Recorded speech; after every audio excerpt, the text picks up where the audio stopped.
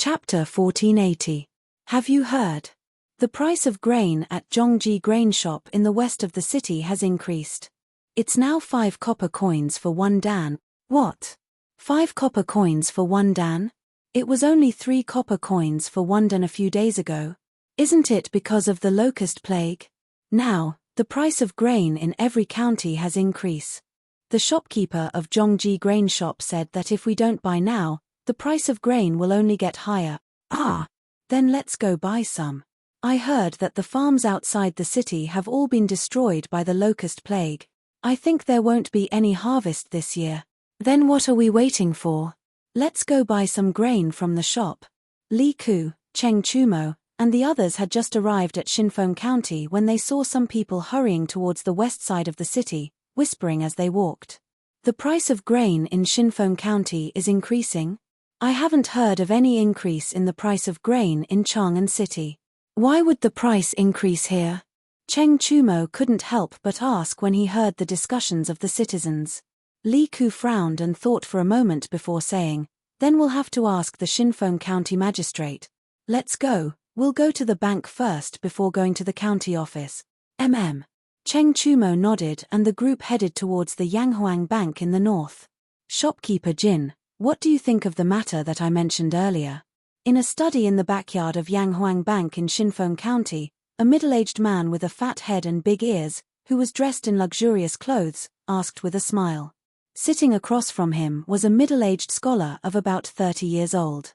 That person frowned and said, "Boss Zhong, the Yellow Flame Bank can indeed provide loans to private merchants, and you have indeed provided sufficient guarantees. However, you must explain to this Jin the reason why you want to borrow so much money. Otherwise, this Jin will not lend you so much money." The man with the surname Zhong narrowed his eyes and said, "Shopkeeper Jin, the Yanghuang Bank is also a business. I am willing to borrow 6,000 strings of coins at double the interest rate of the bank. You have no reason to reject me, right?" When Shopkeeper Jin heard this, he remained unmoved. Boss Zhong is right. The Yellow Flame Bank is no different from any other shop. We all need to make money. However, the Yanghuang Bank has its own rules. Every sum of money that is lent out must be used for a specific purpose. I do not dare to break the rules. So, if Mr. Zhong wants to borrow the money, please state your purpose." The man surnamed Zhong frowned, and there was a trace of displeasure in his expression. His fingers tapped on the table rhythmically. Dong dong dong. Dong dong dong. After a moment of silence, he opened his mouth and said, "Don't worry. Since Shopkeeper Jin is so eager to know, there is no harm in me telling you. Recently, this Zhong's grain store is in urgent need of a sum of money. That's why this Zhong has come to the Yanghuang Bank. I hope that Shopkeeper Jin can help us out." Shopkeeper Jin's face revealed an expression that said he had expected it. Then, he asked in a low voice, "In my opinion, Mr. Zhong is planning to borrow money from the Yellow Flame Bank and then buy a large amount of food. He's going to take advantage of the locust plague to make a fortune, right?"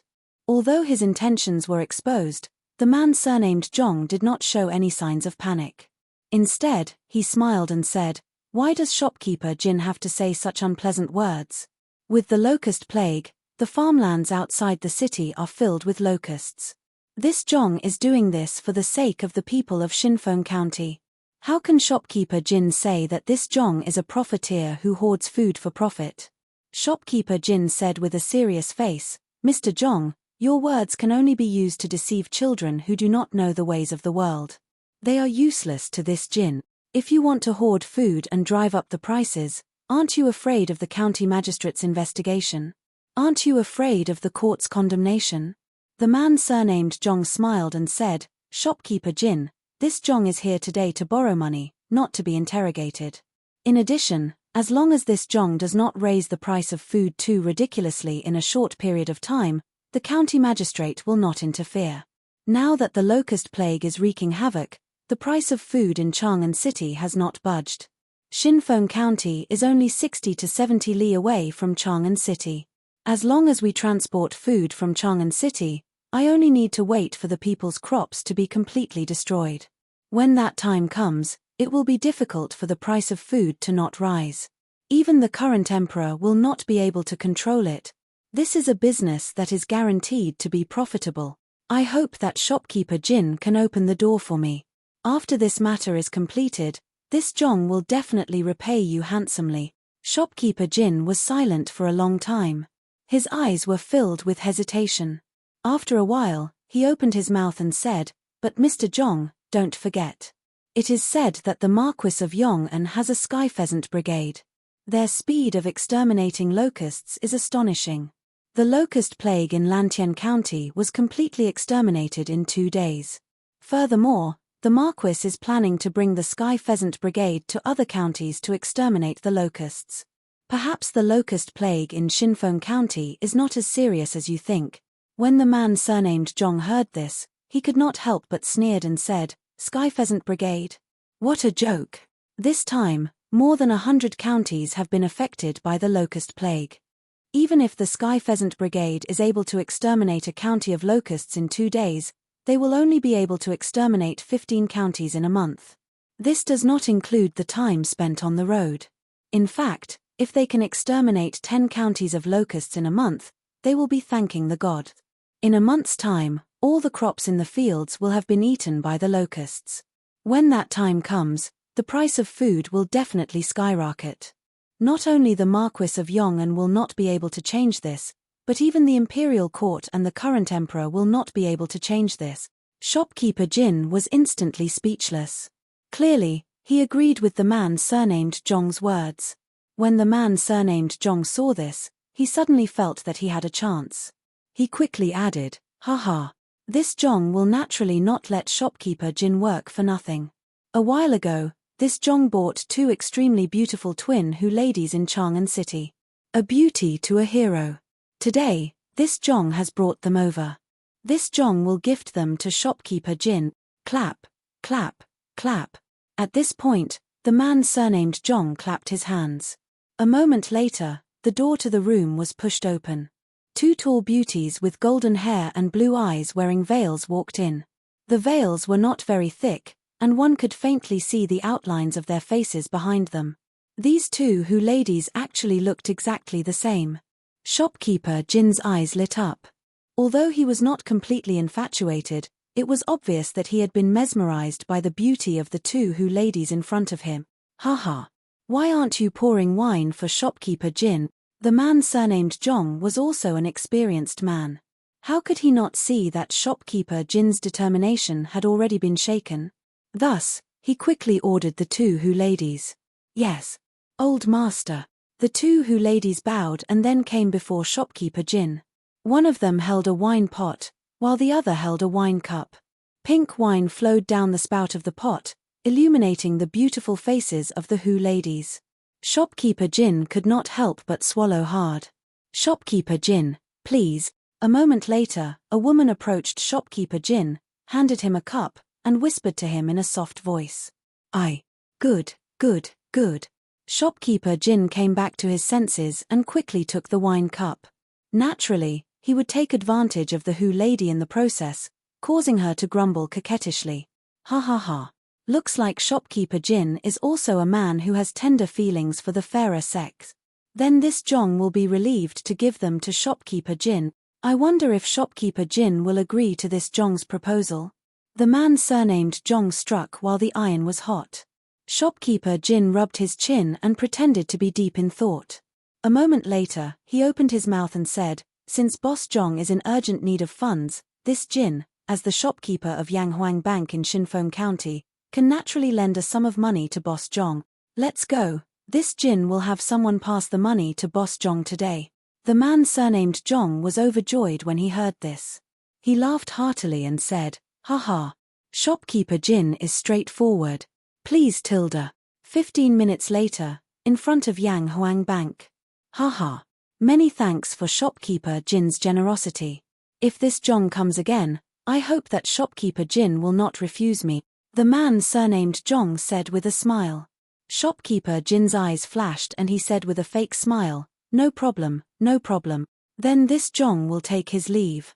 The man surnamed Jong clasped his hands and turned to leave. "Ouch. Who is that?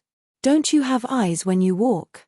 Who knew that when he turned around, he would bump into a towering figure and almost fall to the ground. He rubbed his forehead and could not help but feel annoyed. Hey! Does this road belong to your family? You're the one who walked with your eyes closed. How can you blame others? A young man beside him could not help but mock him. The man surnamed Zhong was instantly enraged and said, Where did this wild kid come from?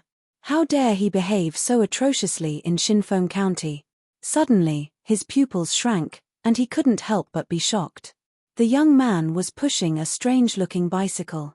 If he wasn't mistaken, that was the latest limited edition variable speed bicycle from the Strange House workshop. There were only 3 of them in the entire market, and the young man in front of him and the young man beside him each had one. What did this mean? This meant that this group of people in front of him were either rich or powerful. He might not be able to afford to offend them. Haha. This Zhong has offended all of you. I'm really sorry. This Zhong still has things to do, so I'll take my leave first. In line with the principle of avoiding unnecessary trouble, the man surnamed Zhong apologized and hurriedly left. Hey! Why did this old bastard suddenly change his attitude? Me. At least he knows what's good for him. Otherwise, I'll definitely beat him up until even his mother can't recognize him. The tall young man looked in the direction that the man surnamed Zhong left and snorted. That's right. This group of people in front of him was Li Ku, Cheng Chumo, Pang Feiji and the rest. Li Ku and Cheng Chumo rode bicycles into the county town, while Pang Feiji rode a horse. Chumo, forget it. We're new here. Let's not cause any trouble. Disaster relief is more important, Li Ku said sternly. Cheng Chumo snorted and said, It's not like I'm the one causing trouble. He's the one who ran into me. Do I have to praise him for running into me? Li Ku shook his head helplessly and said, all right, let's go in quickly. After saying that, he parked his bicycle in the empty space outside the bank and walked straight in. He was not worried about his bicycle being stolen because Pang Feiji would be outside looking after it. Seeing this, Cheng Chumo quickly parked his bicycle and followed. Young masters, are you here to exchange money or to borrow money? Shopkeeper Jin had seen the scene outside the house. He had also seen the 2 bicycles that Li Ku and Cheng Chumo rode in. Thus, when he saw the 2 enter the bank, he personally went up to greet them. Speaking of which, the bank in Shinfeng County only had 2 businesses, exchanging copper coins for Tang Yuan and lending Tang Yuan. It was unlike the Yanghuang Bank in Lantian County, which also had a deposit business. Ask your shopkeeper to come out. We have something to talk to him about. Cheng Chumo raised his head and said arrogantly. Li Ku wanted to stop him, but it was too late. He could only shake his head helplessly. He had originally wanted to observe the attitude of the servants in the Yanghuang Bank in Shinfeng County, but after being yelled at by Cheng Chumo, he had no choice but to lay his cards on the table. I am the shopkeeper of the bank. May I ask what the 2 young masters need? Shopkeeper Jin guessed that Cheng Chumo and Li Ku were nobles from Chang'an, so he did not dare to offend them. Thus, he spoke politely. You're the shopkeeper of this bank. TSK, you don't look like one. Your belly is not even as big as that old man at the door. Cheng Chumo glared at him and looked him up and down. Then, he ridiculed him. Li Ku's face darkened. In order to prevent Cheng Chumo from continuing to spout nonsense, he quickly took out a fish talisman and showed it to shopkeeper Jin. He said, We're here today to check the accounts. Please cooperate with us, shopkeeper Jin. When he saw the dragon pattern on the fish talisman and the 2 words King of Shu, shopkeeper Jin was shocked. He quickly bowed and said, Your Highness, King of Shu. The servants in the room were stunned for a moment before they reacted. They bowed to Li Ku together and said, Your Highness, King of Shu. Li Ku waved his hand and said, I'm not here in the name of King of Shu. I'm here in the name of Deputy Manager of the Yanghuang Bank. Shopkeeper Jin, quickly go to Shinfeng County and retrieve the accounts of the Yanghuang Bank for the past 3 months. Li Zhuan was the head manager of the Yanghuang Bank, and Li Ku was now the deputy manager. This matter had been sent to the various branches of the bank in the form of an internal document. Shopkeeper Jin was naturally aware of this, but when he heard that Li Ku was here to check the accounts, he could not help but feel his heart skip a beat. However, he did not dare to refuse and could only bow and say, "Yes, Your Highness, please wait for a moment. This subordinate will go and get it. Your Highness, please take a seat in the side hall." Moments later, shopkeeper Jin walked over with a thick book of account books in his arms. Handing it over to Li Ku, he said, "Your Highness, these are the accounts of Shinfeng County Bank for the past 3 months. Please have a look." Li Ku nodded and said, You can go and do your work first. I'm just going to take a look." Shopkeeper Jin was flustered, but he did not dare to show any flaws on his face. He nodded and said, "Yes, Your Highness. This subordinate will take his leave." After shopkeeper Jin left, Cheng Chumo could not help but say, "Little Ku, how long will it take you to finish reading such a thick account book?" "We still have to go to the county yamen." Li Ku smiled and said, "Who said I'm going to finish reading? I'm just checking some of the accounts. Moreover, the bank's accounts are now recorded using double-entry bookkeeping. It's easy to check. As long as there are no problems, we'll go to the county yamen immediately." Cheng Chumo scratched his head and said, "Oh, that's fine.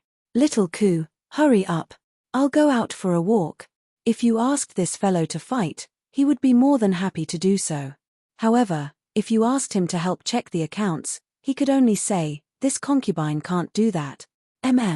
Li Ku also knew that Cheng Chumo could not sit still, so he nodded and replied. Chapter 1481. Shopkeeper Jin, we haven't had the time to record Boss Zhong's loan in the account book. Should we inform His Highness King of Shu about it? In Shinfeng County, at the front counter of the Yanghuang Bank, a servant dressed in green saw shopkeeper Jin walk out from the back room and asked nervously, "Shut up." Hearing this, shopkeeper Jin panicked. He hurriedly turned his head to look behind him. When he saw that there was no one around, he let out a sigh of relief.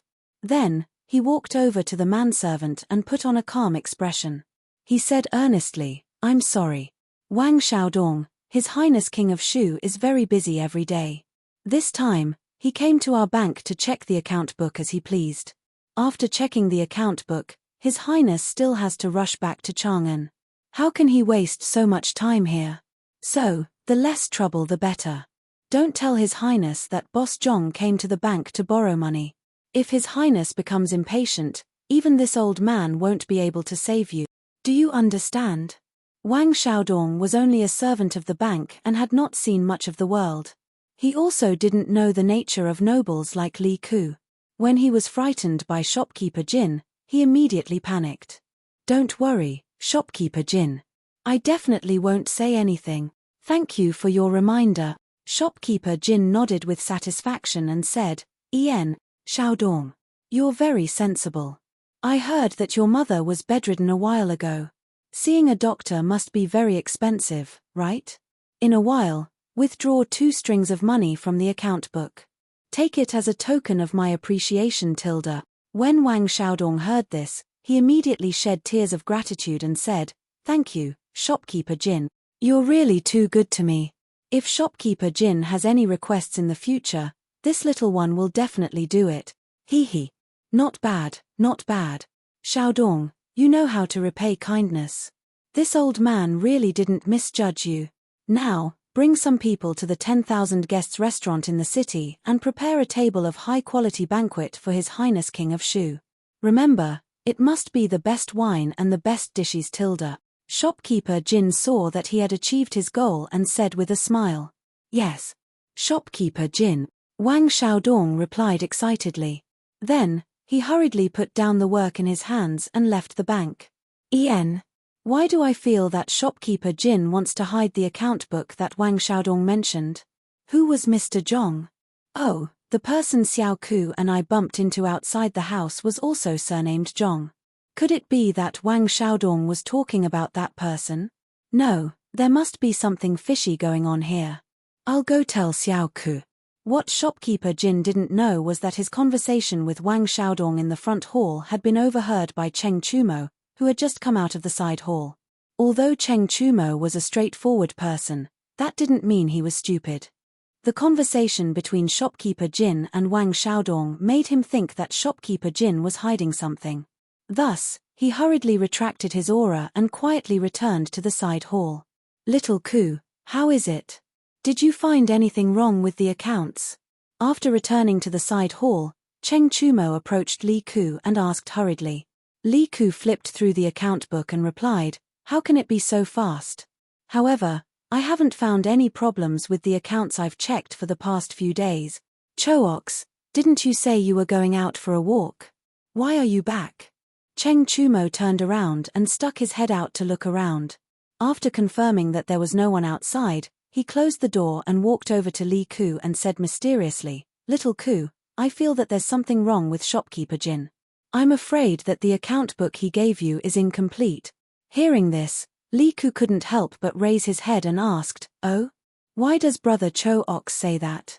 I was just about to go out for a walk when I accidentally overheard shopkeeper Jin talking to the manservant in the front hall about an account. Cheng Chumo lowered his voice and told Li Ku what he had seen and heard. After listening, Li Ku couldn't help but frown deeply. Chooks, from what you said just now, it seems that there's something wrong with shopkeeper Jin. If we want to get to the bottom of this matter, we need to find out who this Mr. Zhong is and how much money Wang Xiaodong was talking about. Cheng Chumo laughed softly. That's simple. That Wang Xiaodong went to prepare a banquet. I'll stop him halfway and scare him. I'm not afraid that he won't tell the truth. Li Ku pondered for a moment and nodded, that's good. But we still need to do it secretly to avoid alerting the enemy. Cheng Chumo nodded, Little Ku, don't worry. Leave this matter to me. Bang bang bang. Not long after the two of them finished their discussion, there was a series of knocks on the door. Li Ku asked, who is it? Your Highness, it's me. It's Jin Wanfu. Your Highness must be tired from the long journey. I have prepared a banquet for Your Highness in the city's 10,000 guest restaurant to welcome Your Highness. I hope Your Highness will do me the honor. Just as Li Ku finished speaking, Jin Wanfu's voice came from outside the door. The two of them looked at each other. Li Ku stood up and opened the door. He then said to Jin Wanfu, shopkeeper Jin, to be honest, this prince is following Marquis Yong and Sky Pheasant Brigade to Shinfeng County to exterminate the locusts. Checking the bank's accounts is just a convenient thing to do, so this prince can't have lunch at 10,000 guest restaurant. I'm sorry to disappoint shopkeeper Jin. When Jin Wanfu heard this, he was stunned and said in surprise, what? Marquis Yong and Sky Pheasant Brigade is coming to Shinfeng County? If the Sky Pheasant Brigade really came to Shinfeng County, then the locusts in Shinfeng County would be completely eradicated in less than 2 days. By then, Shinfeng County would become the second county after Lantien County to completely exterminate the locusts. The price of food in the city would also stop increasing. And the 6,000 strings of coins that Zhong Xiongfei borrowed from the bank would not only not make a huge profit, but he would also suffer a loss. Li Ku's eyes flashed and he asked with deep meaning, why?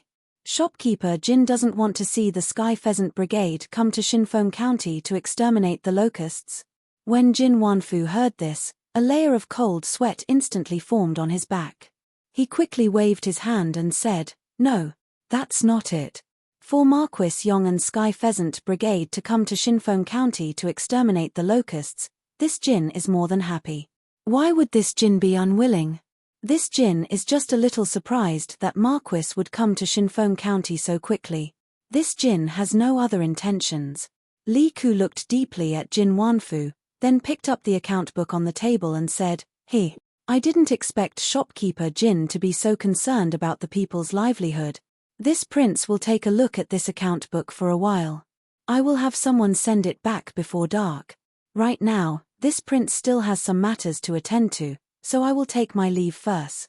Although Jin Wanfu was extremely unwilling, he did not dare to raise any objections. He could only cup his hands and said, Your Highness, please take care. If Your Highness has any orders, just say the word and this Jin will be at your beck and call. Cho Nyo, let's go. Li Ku nodded and called out to Cheng Chumo. The two of them then left. Could it be that King Shu found something in the account book? That shouldn't be the case. This account book follows the rules and regulations.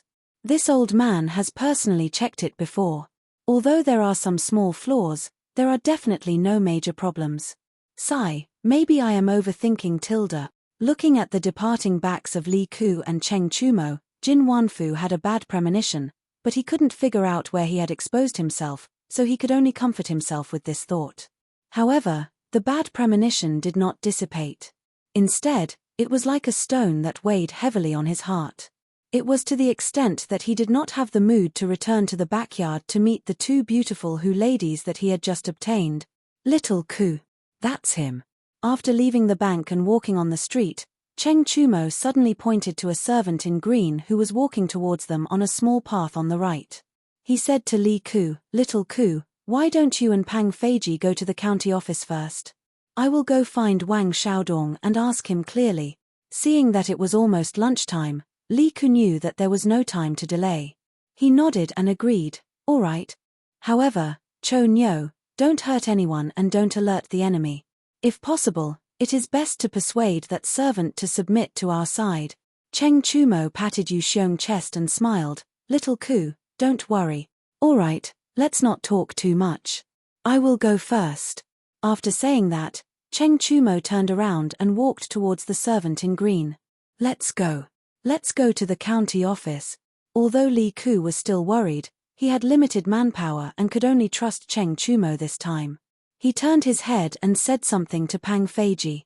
Then, the two of them went straight to the county office of Shinfeng County. Haha.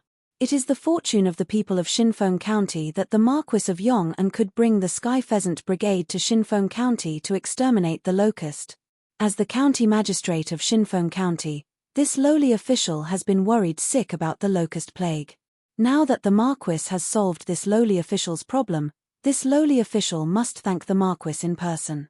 Otherwise, my heart will not be at ease. In the county office of Shinfeng County, after Li Ku stated his identity and purpose, County Magistrate Wang Dezheng cupped his hands and said excitedly. Li Ku said calmly, "If County Magistrate Wang wants to thank Marquis Yong'an in person, that is fine. However, the most important thing now is to prepare food for the 100 people who came with us. I hope that County Magistrate Wang can arrange it as soon as possible. The food does not need to be luxurious. It just needs to have meat. Other than that, prepare a pot of throat-soothing soup and a pot of green bean soup. When the time comes, send them to the farmlands outside the city." Wang Dezheng said in surprise, "Your Highness, Marquis Yong'an and the children of Lantian County are not going back to the county to eat?" Li Ku shook his head and said, "Eating back in the city is too much of a waste of time. County Magistrate Wang, quickly send someone to prepare food. All the expenses will be paid by this prince. This is the throat-soothing soup that Divine Doctor Sun prescribed. Get someone to brew it carefully. There must not be any mistakes. Otherwise, this prince will hold you accountable." Wang Dezheng's face turned solemn. He received the prescription with both hands and said, "The Sky Pheasant Brigade is here to help Shinfeng County exterminate locusts.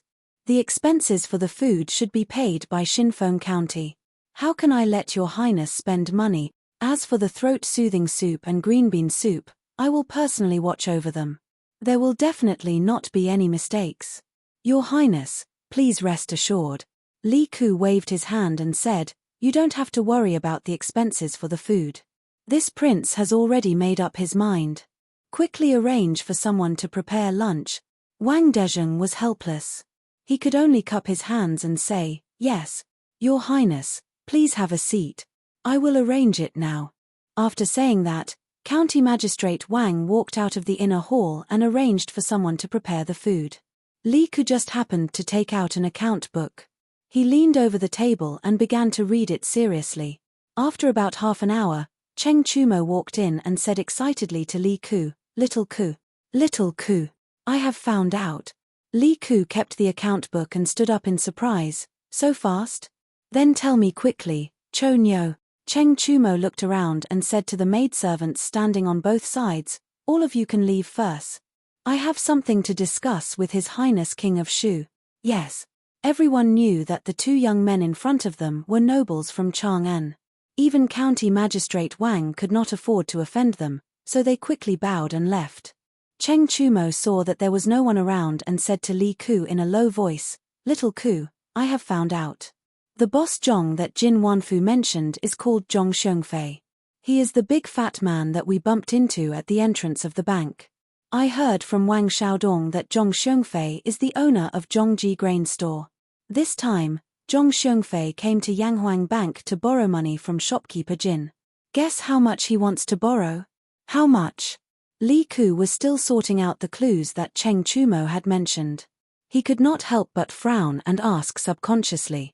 6,000 strings of cash, and it is at an annual interest rate of 16%. Cheng Chumo lowered his voice and said, 6,000 strings of cash? 16% interest rate? Li Ku couldn't help but exclaim. First of all, 6,000 strings of cash might not be worth mentioning to a nouveau riche like Li Zhuan, but to a small county like Xinfeng County, 6,000 strings of cash was definitely a huge sum of money. The number of people who could take out 6,000 strings of cash could be counted on one hand. Another thing that surprised Li Ku was the interest rate of the 6,000 strings of cash. A 16% annual interest rate was indeed considered cheap in the past. However, Yanghuang Bank had just recently implemented a standard annual interest rate of 8%. Shopkeeper Jin had directly lent 6,000 strings of cash to Zhong Xiongfei at a 16% annual interest rate. Li Ku wouldn't believe that there wasn't something fishy going on here.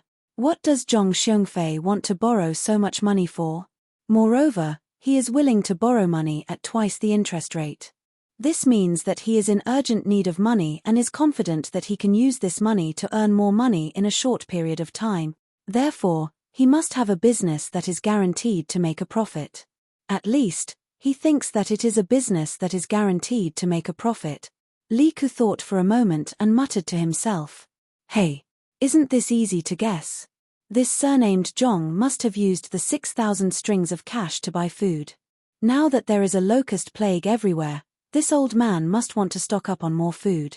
When the people's crops have been destroyed by the locust plague, he will take the opportunity to drive up the price of food and make a fortune. Little Ku, do you remember when we first entered the city, the people said that the price of food in Zhongji Grain Store in the west of the city increased again? Doesn't this mean that this old bastard is up to no good? Cheng Chumo laughed. Yes, Chumo, your analysis is very reasonable. Li Ku heard this and nodded his head in agreement. Suddenly, he looked at Cheng Chumo strangely and said, that's not right. Cho Nyo, when did your brain become so flexible? This is not like you, Tilda. Cheng Chumo's old face suddenly froze. At this moment, he probably had tens of thousands of alpacas galloping through his heart. F***CK. Little Ku, you are not being kind. I worked so hard to get money and then help you investigate the case, and you are insulting your brother Tilda. Li Ku laughed and said, I was just joking with you. But then again, Cho Nyo, how did you make Wang Xiaodong tell you the truth willingly? Chapter 1482. Haha. What's so difficult about this? That Wang Xiaodong's mother has been suffering from chest pain for a long time. I told him my identity and told him that I am familiar with Sun Daozhong and he can treat his mother's illness. Then I told him that shopkeeper Jin broke the rules by lending money and is currently being investigated by the imperial court. If he cooperates with us, he will be fine and can even get Sun Daozhong to treat his mother's illness. If he insists on following shopkeeper Jin to the end, then he will go to jail with shopkeeper Jin. In the back hall of the Lantian County Yamen, Cheng Chumo smiled proudly when he heard Li Ku's question. Then, he briefly explained the cause and effect of the incident. Hearing this, Li Ku couldn't help but praise, Cho Ox, you moved him with emotion, reason, and even offered him benefits. Not bad, not bad. With this, that Wang Xiaodong should be on our side and we will have enough time to gather more evidence. If you ask me, what evidence do we need to gather? Let's just capture Jin Wanfu and Zhong Xiongfei and interrogate them. They will definitely confess. Tilda. Cheng Chumo curled his lips and said disdainfully. Absolutely not. Li Ku shook his head. We left the capital this time to exterminate the locusts. My imperial father did not give us the right to arrest people without permission. Even if we find out that Jin Wanfu broke the rules by lending money to Zhong Xiongfei who wanted to hoard food and inflate the price of food, we still need to borrow the power of Xinfeng County Yamen. Let's wait for a while and ask for Yamacho's opinion. Cheng Chumo shrugged his shoulders indifferently and said, "All right. It's up to you." "Oh, someone is coming." Towards the end, Cheng Chumo's expression changed slightly because he heard footsteps coming from outside. Hearing this, Li Ku sat down and his expression returned to normal. "Your Highness, the food and soup are all prepared. Do you want to send it over to Marquis Yong-en and the children now?" Wang Dezheng walked in and saw that there was another Cheng Chumo in the room. He was stunned for a moment before he cupped his hands and reported to Li Ku. Li Ku nodded and said, Send it over now. County Magistrate Wang, take the Yamen runners and follow me to deliver food outside the city." Wang Dezheng bowed and said, "This official obeys." Not long after, 5 ox carts drove out of the Shinfeng County Yamen. Each cart carried a large wooden bucket filled with food prepared by County Magistrate Wang. Li Ku led County Magistrate Wang and a dozen Yamen runners straight to the South City Gate. At this moment, the atmosphere in the city was completely different from when Li Ku and the others had first arrived. The news of the Sky Pheasant Brigade coming to Shinfeng City to exterminate the locusts had already spread. After the citizens heard the news, they immediately rejoiced. The oppressive atmosphere caused by the locusts suddenly disappeared without a trace. "Have you heard? The Marquis of Yong'an has brought the Sky Rooster Brigade to our Shinfeng County to exterminate the locust." "Really? How could it be fake?" "Go to the farmland outside the city and take a look. There are countless flocks of chickens brought over by the Marquis of Yong'an everywhere." "Good boy. That's great. Our Shinfeng city's crops can be saved. I heard that the Sky Pheasant Brigade used less than 2 days to exterminate all the locusts in Lantien City. Doesn't that mean that the locusts in our Shinfeng city will also be exterminated in 2 days?" No. It should be even faster. I just heard a kid from the Han family village say that the Sky Pheasant Brigade brought a total of 310,000 chickens. It's more than double the previous number. That means that the locusts in our county will be exterminated today. Ah, that's great. The price of food in the city has risen these past 2 days. I thought that a food shortage was coming. Let's see how those unscrupulous grain merchants in the city will continue to raise the price of food. That's right. Sigh. Let's not talk about it anymore. I still have a dozen chickens at home. I'll go back and chase them out of the city to help the Marquis of Yong'an and the rest exterminate the locust. I have 30 chickens at home. I'll go and chase them out too." Although the citizens were overjoyed, there were some who were upset. What? The Marquis of Yong'an brought the Sky Pheasant Brigade to Lantien City? And the size of the Sky Pheasant Brigade has doubled from before. West of the city, in the back hall of Zhongji Grain Store. After listening to the servant's report, Zhong Xiongfei's old face suddenly became extremely gloomy. He slammed the table heavily and stood up. "Yes, Master. Now that the news has spread in the county, should we still go to Chang'an City to buy food?" The servant said carefully with a bitter face. "By my ass." Zhong Xiongfei's face darkened. "The locust plague is about to be exterminated. Buy so much food to feed the rats. Get out. Yes, Master." Seeing that Zhong Xiongfei was angry, the servant hurriedly scrambled out of the room. 300,000 chickens. That means that the Sky Pheasant Brigade will be able to exterminate all the locusts in Shinfeng County in less than a day. In some small counties, they can even clear 2 counties in a day. Even if there are hundreds of affected counties, the Sky Pheasant Brigade will be able to clear at least 20 of them in half a month. There will definitely be no more locust plague near Chang'an City. If we want to sell our food at a high price, we can only go to other places. That's too much of a loss. Inside the room, Zhong Xiongfei muttered to himself with a gloomy face. After a moment, he suddenly remembered the 2 girls that he had given to Jin Wanfu in the morning. He slapped his thigh and said angrily, "It's over. This old man had just borrowed 6,000 strings of cash from the Yanghuang Bank at double interest. I thought that I could use this money to make a huge profit. Now, does this count as losing the wife and losing the army? Sigh. My 2 delightful beauties. What a pity. Saying that, Zhong Xiongfei hammered his chest with a face full of heartache. He did not know that there was an even bigger problem waiting for him. This official greets Marquis Yong'an, for Marquis to bring the Sky Pheasant Brigade to exterminate the locusts in Xinfeng County. This official and the 50,000 people in the county are extremely grateful to Marquis. In a village outside of Xinfeng County, after Li Ku and his group found the main army, they hurriedly distributed food to the children. Wang Dezheng came before Li Zishuan and bowed sincerely. Li Zishuan nodded expressionlessly and said, "This Marquis brought the Sky Pheasant Brigade to exterminate the locusts. Firstly, it was because of the Emperor's orders. Secondly, it was because I could not bear to see the common people being poisoned by the locusts. However, this Marquis heard that the price of grain in Xinfeng County has recently reached 5 copper coins per dan. County Magistrate Wang, can you explain this?" Saying that, he stared at Wang Dezheng with a burning gaze. Clearly, Li Ku had already told him everything that they had found in Xinfeng County. County Magistrate Wang's face was instantly covered in a few drops of sweat. It was unknown whether it was because the weather was too hot or because he was too nervous. He hurriedly cupped his hands and said, "This official did not manage the county well and caused the appearance of profiteers who took advantage of the locusts to raise the price of grain. This official has let down the imperial court and the emperor. After returning to the city, this official will write a letter of apology to the imperial court."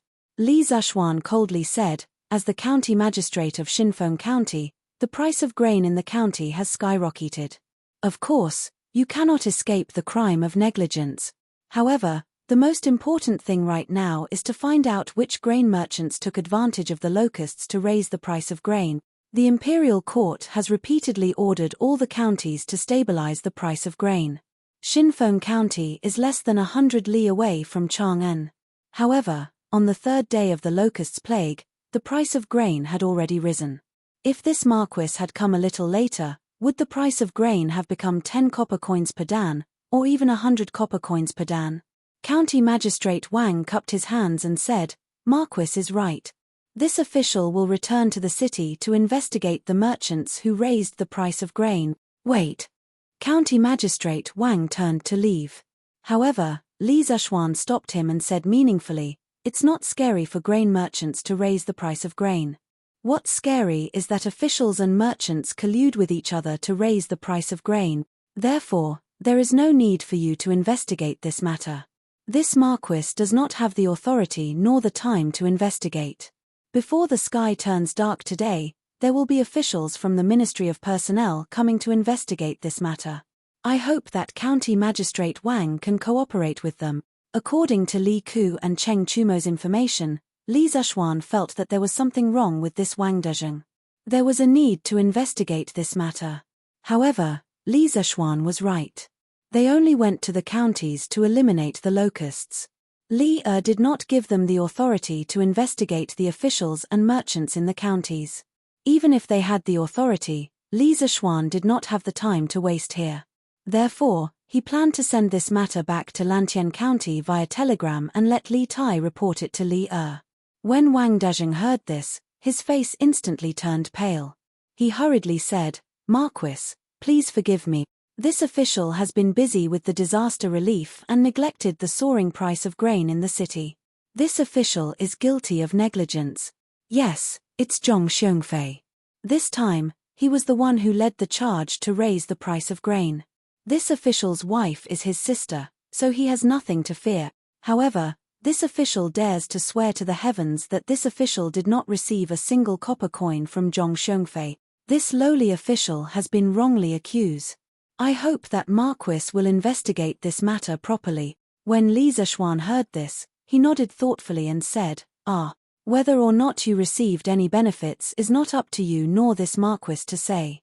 The officials from the Ministry of Personnel will investigate this matter thoroughly. However, since you are willing to tell this Marquis all this, you are quite honest. This Marquis will pass on your words to the imperial court. As for whether you are guilty or not, that will be up to the emperor to decide." Wang Dezheng cupped his hands and said, "Thank you, Marquis." At this moment, Li Ku quickly walked over and said, "Yamacho, there are many villagers over there, saying that they want to see you." Li Zishuan raised his eyebrows and asked, "See me? What do they want to see me for?" Li Ku smiled and said, "Some of them are here to deliver food, some are here to thank you in person, and some are here to deliver chickens." Deliver chickens? Li Zishuan could understand delivering food and thanking him in person, but the delivery of chickens made him unable to react. Oh. What Ku means is that the villagers want to send their chickens to the Sky Chicken Brigade to help catch locusts. When we are done with them, we will return them to them. Seeing Li Zishuan's puzzled expression, Li Ku quickly explained. Oh. There is such a thing. Let's go and take a look. When Li Zishuan heard this, he was very surprised. Although there were 90,000 chickens in the Sky Chicken Brigade that came from the villages of Lantian County, Xinfeng County was not Lantian County. The villagers here did not trust him as much as the villagers of Lantian County. Now that someone was willing to lend their chickens, it really surprised him. The two of them walked towards the villagers not far away. County Magistrate Wang thought for a moment and followed them. Marquis is here. This is the Marquis of Yong'an, so young. No wonder he is the son of a deity, he is so handsome. If it was not for the Marquis of Yong'an, my crops would have been ruined by the locust. I want to kowtow to the Marquis of Yong'an. When they saw Li Zishuan walking towards them, the villagers immediately became excited. Greetings, Marquis. When Li Zishuan was only 4 or 5 steps away from them, the villagers all bowed and greeted him. Li Zishuan took a look. Good heavens, there were over 1,000 people. It was currently noon, and these people most likely did not even have lunch before coming over to deliver food, chickens, and express their gratitude. He never thought that he would be so popular in Xinfeng County, and for a moment, he was overwhelmed by the unexpected favor. Don't be so courteous. Please rise. Li Zishuan hurriedly raised his hands and said in a clear voice. Marquis, you brought these children to help us exterminate the locusts, and we are extremely grateful. We just want to use some food to reward these children for their hard work. We hope that Marquis will not reject us. At this moment, a white-haired old man carrying a food basket stood out and said sincerely to Li Zishuan. As soon as he said that, the rest of the villagers immediately shouted excitedly. That's right. Marquis. This is the chicken stewed by my wife. I hope it can nourish the children's bodies. We also stewed eggs. Marquis saved my crops, which means he saved my family of 7. This old man will kowtow to Marquis. I hope that Marquis will be safe and prosperous for the rest of his life. I will also kowtow to Marquis. Thank you Marquis for saving my family's 35 mu of crops. Marquis, I have 30 chickens at home. Do you think we can join the Sky Chicken Brigade to exterminate the locusts? Marquis, I have 50 chickens at home, and I'm willing to lend them to you. It doesn't matter if we lose them. Please, Marquis, don't reject us. The villagers were all talking at once, and soon, there was a crowd of villagers kneeling in front of Li Zishuan. Among them, there were children of 7 or 8 years old, middle-aged people in their 30s and 40s, and even old people in their 60s and 70s. They were all people who had been in danger during the locusts plague, and today, they were saved by Li Zishuan. No one could understand the joy and gratitude in their hearts. At this moment, they were willing to do anything for Li Zishuan. Li Zishuan didn't like people kneeling to him. When the first old man was about to kneel to him, he had already reached out to stop him. However, he could only stop one person, but he couldn't stop hundreds and thousands of villagers. Seeing that more and more people were kneeling to him, and the scene was getting noisier and noisier, Li Zishuan hurriedly circulated his vital energy and shouted, "Villagers, listen to me." His loud and clear voice entered everyone's ears, and the excited villagers immediately quieted down. Li Zishuan continued, "Villagers, please get up first. This kid has just turned 20 years old. Many of you can be considered my elders. How can this kid bear such a big gift from all of you? You are not repaying me, you are shortening my lifespan. So, villagers, please get up quickly. Let's stand up and talk slowly." Hearing this, the villagers who were kneeling on the ground couldn't help but look at each other. After a while, they all stood up. Seeing this, Li Zishuan couldn't help but heave a sigh of relief. To prevent the villagers from kneeling again, he quickly struck while the iron was hot and said, Villagers, I am very grateful that you sent food to the children of Lantien County. However, as you can see, the children already have food. To avoid wasting it, I would like to ask the villagers to bring back the food you brought. How can we do that? That's right. The children have already eaten, they can eat more. The moment Li Zishuan finished speaking, the villagers were instantly dissatisfied. Seeing this, Li Zishuan directly took a loudspeaker from old who beside him and used his zhenqi to suppress the voices of the common people. He only heard him say loudly, "This is the first time I've heard of this." He shouted, "I have extra food prepared. Villagers, please bring back the food you brought. However, you can keep the chickens you brought. Please mark the drumsticks of your chickens and register them with County Magistrate Wang. After that, they will be incorporated into the Sky Chicken Brigade. This marquis will take them to other provinces and counties to exterminate the locusts. After the locust plague is quelled, this marquis will definitely return all the chickens that I borrowed from you. If any of them are lost, this marquis will pay double. On behalf of the people of other counties, I thank all of you for your help." Chapter 1483. According to Li Zishuan's original plan, he only wanted to bring these 300,000 chickens to sweep through the various provinces and counties. However, since the people of Xinfeng County were willing to lend their chickens to him, there was no reason for him to reject them. There were more than 8,000 households in Xinfeng County. If each household lent 30 to 40 chickens, they would be able to gather more than 20,000 chickens. This was a significant increase in the overall scale of the Sky Pheasant Brigade.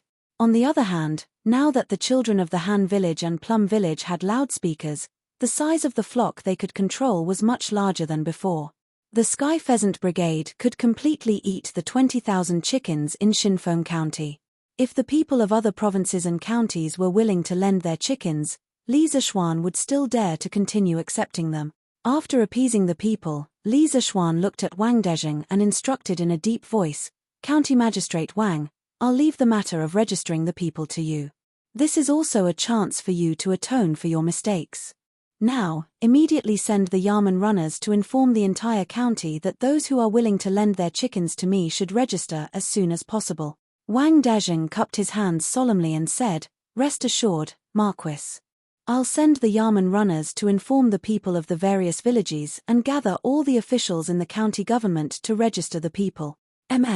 It's best if the people register before the hour of the afternoon. After that, we might have to head to Weinan County to exterminate the locust." Li Zishuan nodded and said, "Marquis is leaving Xinfeng County with the Sky Pheasant Brigade today?" Wang Dezheng was shocked when he heard this. He thought that Li Zishuan's Sky Pheasant Brigade was going to stay the night in Xinfeng County. Li Zishuan nodded and said, "Based on the speed of this morning, all the locusts in Xinfeng County will definitely be exterminated before the hour of the afternoon. Now that the locust plague is everywhere, the people are living in an abyss of suffering. Time waits for no one. If the Sky Pheasant Brigade can head to the next place as soon as possible, the people there will suffer less losses." Hearing this, Wang Dezheng couldn't help but feel deep veneration. He bowed deeply to Li Zishuan and said, "Marquis is devoted to the country and loves the people as if they were your own children. Your noble character and unquestionable integrity has earned my admiration and shame. No matter how the imperial court deals with me, even if I can only be a small official in the future, I will remember Marquis's admonition today and be a good official who benefits the people." Seeing Wang Dezheng's sincere face, Li Zishuan's impression of him changed greatly. Even if County Magistrate Wang couldn't absolve himself from the blame for the soaring grain prices, it was undeniable that County Magistrate Wang was a magnanimous person. Generally speaking, although Wang Dezheng had flaws and neglected his duties as an official, he wasn't so bad that he couldn't be saved. He could still be saved. County Magistrate Wang, last year when the Kui clan was exterminated, I once said to His Majesty, "The ruler is a boat, the commoners are water. Water can carry a boat, but it can also capsize it." The Kui clan thought that the people were weak and powerless, so they wantonly oppressed the people and harmed the servants. They had no respect for the people and in the end, they died in the sea of people. In fact, the same principle applies to an official. County Magistrate Wang, if you don't care about the people and don't care about the people's livelihood, then one day when the people can't live anymore, that's when you, as an official, can no longer be an official. You must know that when an ordinary man is angry, blood will splash 5 steps away. There was no need for Li Zishuan to say these words. It was mainly because Wang Dezheng could still be saved that he said a few more words. What if because of his words, there was another good official in this world? Wang Dezheng obviously understood this principle. Hearing this, he bowed to Li Zishuan gratefully and said, "Thank you, Marquis, for your admonition. I will remember it for the rest of my life." "Yes. Go and do your work." Li Zishuan waved his hand and said, "Beep tilde beep tilde beep tilde beep beep." Lantian County, Strange Interest Pavilion's new workshop.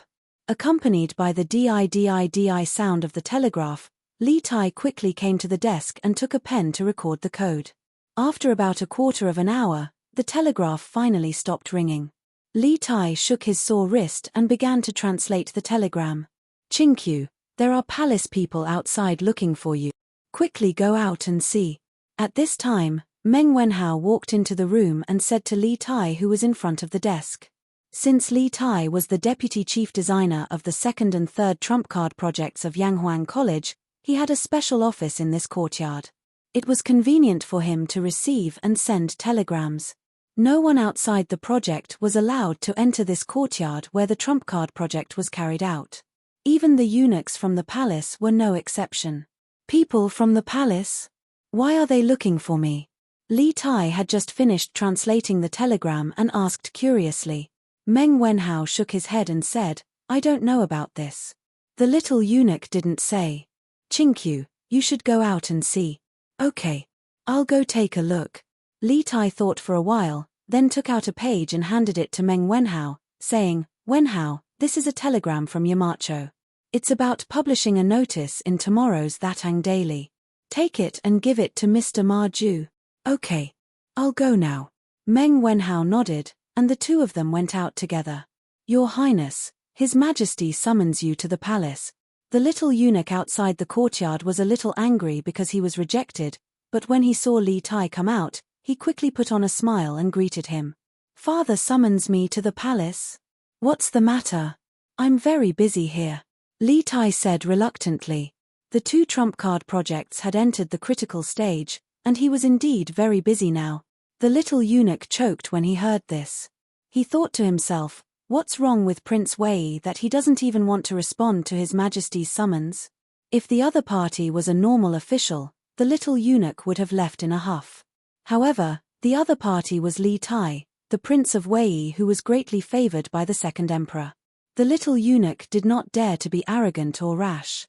He smiled and said, "Your Highness, His Majesty only said that he summoned you back to the palace for an important matter, but he didn't tell us what it was. Your Highness, do you want to go back to the palace to take a look?" Li Tai thought for a while, then nodded and said, "Okay. I also have something to talk to His Majesty about." The little eunuch heaved a sigh of relief and said, "Your Highness, this way please. The carriage has been prepared for you." "What carriage? Don't you know that my time is precious? Ride back to Chang'an." Li Tai glared at the little eunuch and said angrily. The little eunuch was stunned at first, then quickly bowed and said, "Yes, yes, yes. I will go and prepare a horse for your Highness." Speaking of which, Li Tai used to ride a carriage when he went out. After all, riding a carriage was much more comfortable than riding a horse. Today's abnormal behavior really made the little eunuch unable to understand. "Your son pays his respects to His Majesty." Sweet Dew Hall. After being notified by the chamberlain, Li Tai walked in and bowed to Li who was reading memorials. You may dispense with the formalities." Li put down the memorials and raised his head to look at Li Tai. After a while, he frowned and said, "You've lost weight. Chinkyu, why haven't you returned to the palace to pay your respects to me and your mother for so long? Even if you have classes on weekdays, you should still have time to return to Chang'an during the weekends at Yanghuang College. Your mother has already talked about you in front of me more than once." When Li Tai heard this, he said with some guilt, "Your son is unfilial and has caused His Majesty and mother to worry. In the future, when your son has time, I will definitely return to the palace to pay my respects to His Majesty and Mother. Li narrowed his eyes and said, "What? From what you're saying, you haven't had time recently. Is there something important that you have to deal with?" This. Li Tai was a little dumbfounded.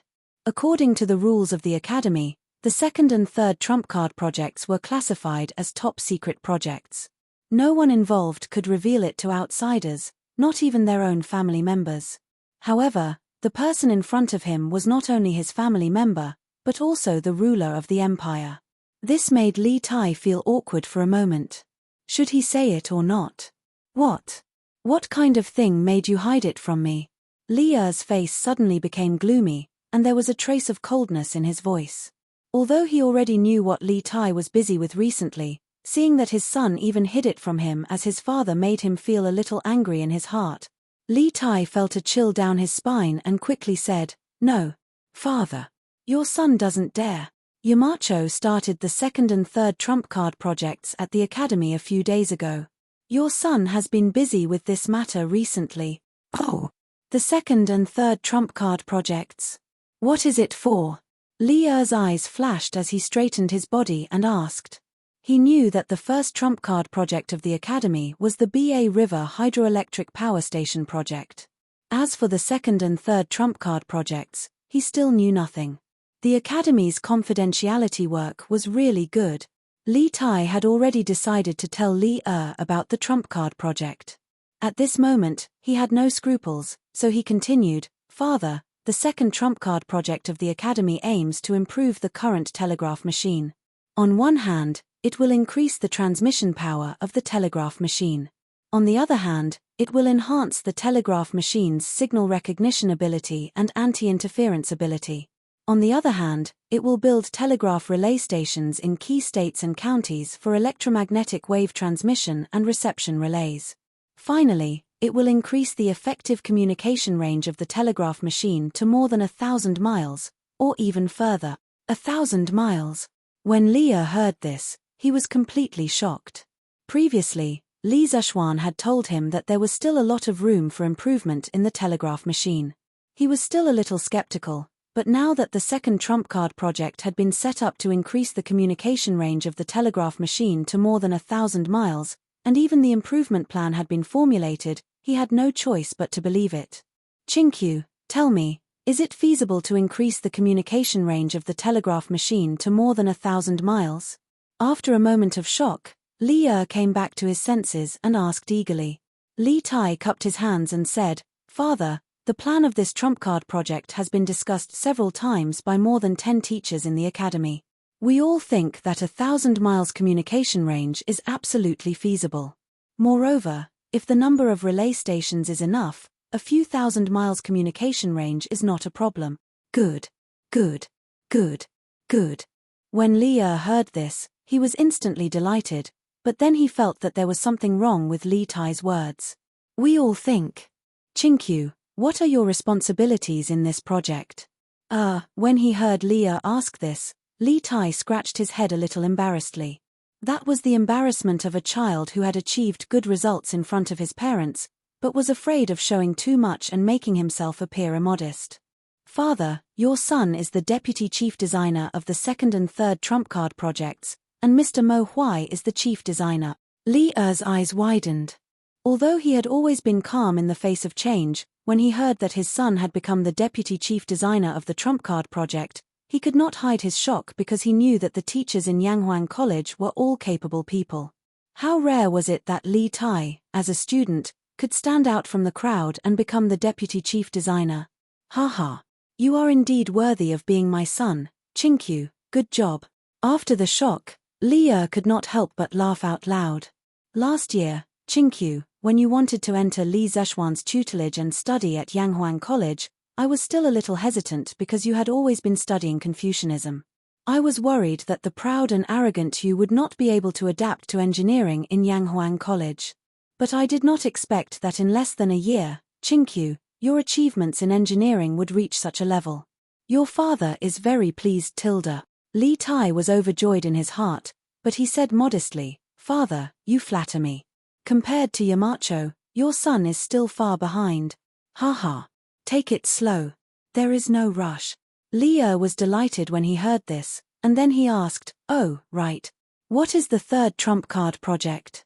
Li Tai cupped his hands and replied, "Father, for the third trump card project, Yamacho wants to create new units of measurement, standards, and measuring instruments. In addition, Yamacho has also created new units of length to facilitate the precision production of the later stages of the workshop. Compared to improving the telegraph, these tasks are not difficult." Li Er nodded thoughtfully and said, "When will the second trump card project be completed?" Li Tai replied, "Within half a year. The deadline for these two trump card projects is half a year. Yamacho wants us to reach the target within half a year." "Half a year. Good. I will wait for you for half a year. Once you are done, I will reward everyone handsomely," Li Er said excitedly. Just think about it, if the telegraph was successfully improved and could achieve long-distance communication, then the Tang Empire's territory would expand by several times. He, Li Er, would also have the ability to control the country's affairs and military affairs. This was an achievement that even Qin Huang and Hanwu could not achieve. Li Tai suddenly thought of something and said, "Father, we have already made some initial improvements to the telegraph. It is estimated that the distance of communication can reach up to 400 to 500 miles. This time, when Yamacho went to another county to exterminate locusts, they brought along the telegraph that we have just improved. This time, we can test its maximum effective range." "Oh, right. Yamacho just sent back a telegram regarding Shinfeng County. Father, please take a look tilde."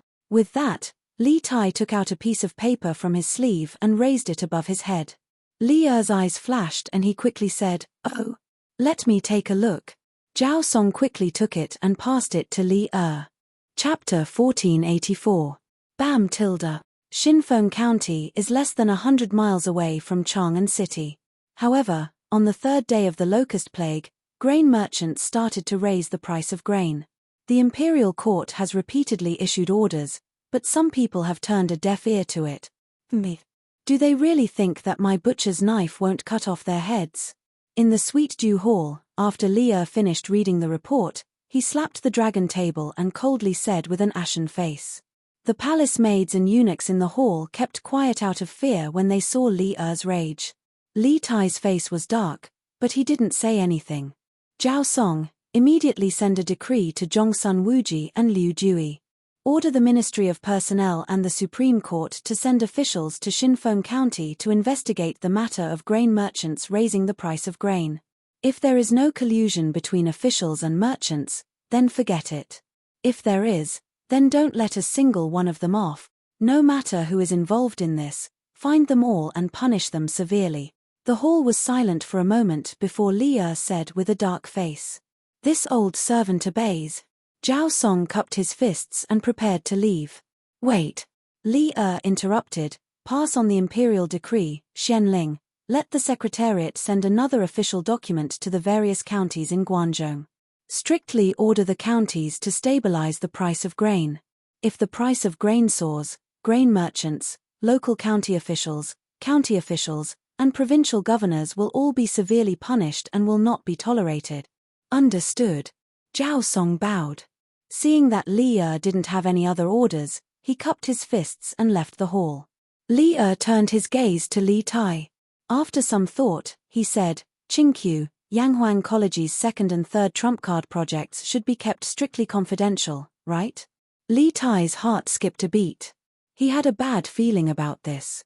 He cupped his fists and said, "Father, the reason why Yamacho wants us to keep it a secret is to prevent the college's core technology from being stolen by those with ill intentions toward Tang dynasty." "I didn't say that it was wrong, but if you are guarding against outsiders, don't tell me you are also guarding against me tilde." Li Er's eyes turned cold as he interrupted Li Tai's words. "If I hadn't interrogated you today, I wouldn't have known what your second and third trump card projects are for. Li Zishuan may be thinking for the benefit of the Tang Empire, but don't forget that I am the master of this country." As monarchs, they didn't like the feeling of being deceived because it made them feel that the matter was beyond their control. Even though Li Er was a wise monarch, he was no exception when it came to this. Even though it was currently midsummer, Li Tai still felt a trace of coldness in the sweet nectar hall. At this time, he recalled that his imperial father was never a soft-hearted and mediocre ruler. Instead, he was a decisive person who could conquer the world and kill his brother and imprison his father. Imperial father, this son is terrified. This son has never thought of hiding this matter from you. It's just that the college has been busy recently and this son has no time to worry about this. This son didn't mean to deceive imperial father. I believe that Yamacho is the same. Recently, there has been a locust plague in the Guangzhou area. Yamacho was busy with disaster relief and didn't report this to imperial father Tilda. Furthermore, this son has heard from Yamacho that Yamacho has improved the telegraph system. He has already mentioned it to you before, so this son didn't rush to report it to you. Imperial father, please don't hold a grudge against Yamacho because of this. Little Fatty's mind spun quickly as he explained. He knew that if he didn't explain this matter clearly to Li Zishuan today, not only would he be unlucky, but Li Zishuan might also be unlucky. Since ancient times, when there was a grudge between a ruler and his subjects, the unlucky ones were usually the ministers. Hearing this, Li Er's expression softened. After a long silence, he finally said, Li Zishuan has indeed mentioned the improvement of the telegraph system to me before. I let him do it freely. I will give him the manpower and resources he needs. This time, the locust plague happened in the Guangzhou area, so I can't blame you. Forget it. Forget it. I'm not a narrow-minded person, so I won't blame you for this matter. However, if something similar happens again next time, don't lie to imperial father. Li Tai heaved a huge sigh of relief. When Li was silent just now, he had already prepared himself to be punished. At this moment, his hanging heart finally settled down. Many thanks, imperial father. Imperial father is broad-minded and will definitely become a benevolent ruler like Qin Huang and Hanwu. Li looked at Li Tai with a smile that wasn't a smile and said, Ah, Qingqiu, you also know how to flatter imperial father now? However, imperial father couldn't tell that you are actually so protective of Li Zishuan now. He was naturally talking about how Li Tai pleaded for Li Zishuan when he was angry just now. Li Tai was stunned. Not long ago, he and Li Zishuan were sworn enemies. Moreover, he had always been looking for trouble with Li Zishuan. But now, not only had he become Li Zishuan's student, he was even willing to take the risk of being punished by his imperial father to plead for Li Zishuan. How did things become like this? Scenes of the past flashed through Li Tai's mind. After a long time, Li Tai cupped his hands towards Li and said with a serious face, Imperial father, not only is Yamacho knowledgeable, he is also a person worthy of respect. This son feels that the Tang Empire needs someone like Yamacho. Seeing his beloved son praising another person in front of him, Li felt a little jealous. However, for the sake of his face, he was embarrassed to show it. Moreover, Li Tai's words were generally correct. Thus, he waved his hand dispiritedly and said, Qingqiu, you have grown up. Go and pay respects to your imperial mother, then go and do what you want to do Tilda. Yes. Imperial father. Li Tai cupped his hands and was about to leave when he suddenly turned around and said, Imperial father, this son will not be by your side. Please take care of your dragon body Tilda. Li heart warmed as he chuckled and said, Imperial father knows. Go. Go. Li Tai nodded and turned to leave. The next day. On the front page of the Thatang Daily, there was an eye-catching piece of news. Whose fault is it for the soaring grain prices? 108 official letters issued by the Secretariat, strictly ordering the affected counties to stabilize the grain prices. This piece of news described how Zhong Xiongfei of Xinfeng County had hoarded grain and inflated the grain prices. Furthermore, just yesterday evening, Zhong Xiongfei had already been detained by the Xinfeng County Yamen. Li had personally ordered that he would be executed 3 days later. One must know that ever since the Five Barbarians' Rebellion, the population of the Central Plains had sharply decreased. After experiencing the chaos at the end of the Sui dynasty, the Tang Empire had always pursued a policy of recuperation. Under such circumstances, the local Yamen rarely sentenced criminals to death. Even if they did, They had to report it to the higher levels and obtain the emperor's personal approval before the death penalty could be carried out. In the Zhongguan dynasty, even if Li Er wanted to sentence someone to death, he had to obtain the approval of the court officials. It was recorded in the history books that when Taizong ascended the throne, he discussed with the court officials how to enforce justice. According to Wang Gui's suggestion, a righteous, kind, and impartial judge person would be appointed as a judge. After Zhong Yonggu was killed, Taizong immediately remembered that this young judge was a loyal follower of his cautious punishment policy and was dedicated to reversing the previous generation's practice of excessive punishment. He played chess with prisoners and exempted mentally ill people from punishment. These were all implementing the cautious punishment policy. When he was killed, he did not have the chance to defend himself. This was truly regrettable. Thus, Taizong ordered that in the future, even if the emperor ordered the death penalty to be immediately executed, there had to be 3 overturned memorials. Only after the overturned memorials could the death penalty be carried out. Not long after, he ordered that the 3 overturned memorials were changed to 5 overturned memorials in the capital, 3 overturned memorials outside the capital, and 1 overturned memorial for an evil traitor or a servant who killed his master. Of these, 5 overturned memorials were to be overturned once 2 days before the execution, once a day before the execution, and 3 overturned memorials on the day of the execution. On the day of the execution, there was to be no alcohol or meat, and all entertainment activities were to be stopped. According to the law, death can be pardoned cases were to be brought up in a timely manner. Such a complicated system of overturning the death penalty greatly reduced the number of people sentenced to death in the Zhongguan dynasty. According to historical records, in the 3rd year of the Zhongguan dynasty, there were only 29 people sentenced to death in the country. Of course, this was because Li Er had no choice but to do so to preserve the limited labor force in the country. However, the social order of the Zhongguan dynasty did not become chaotic because of this.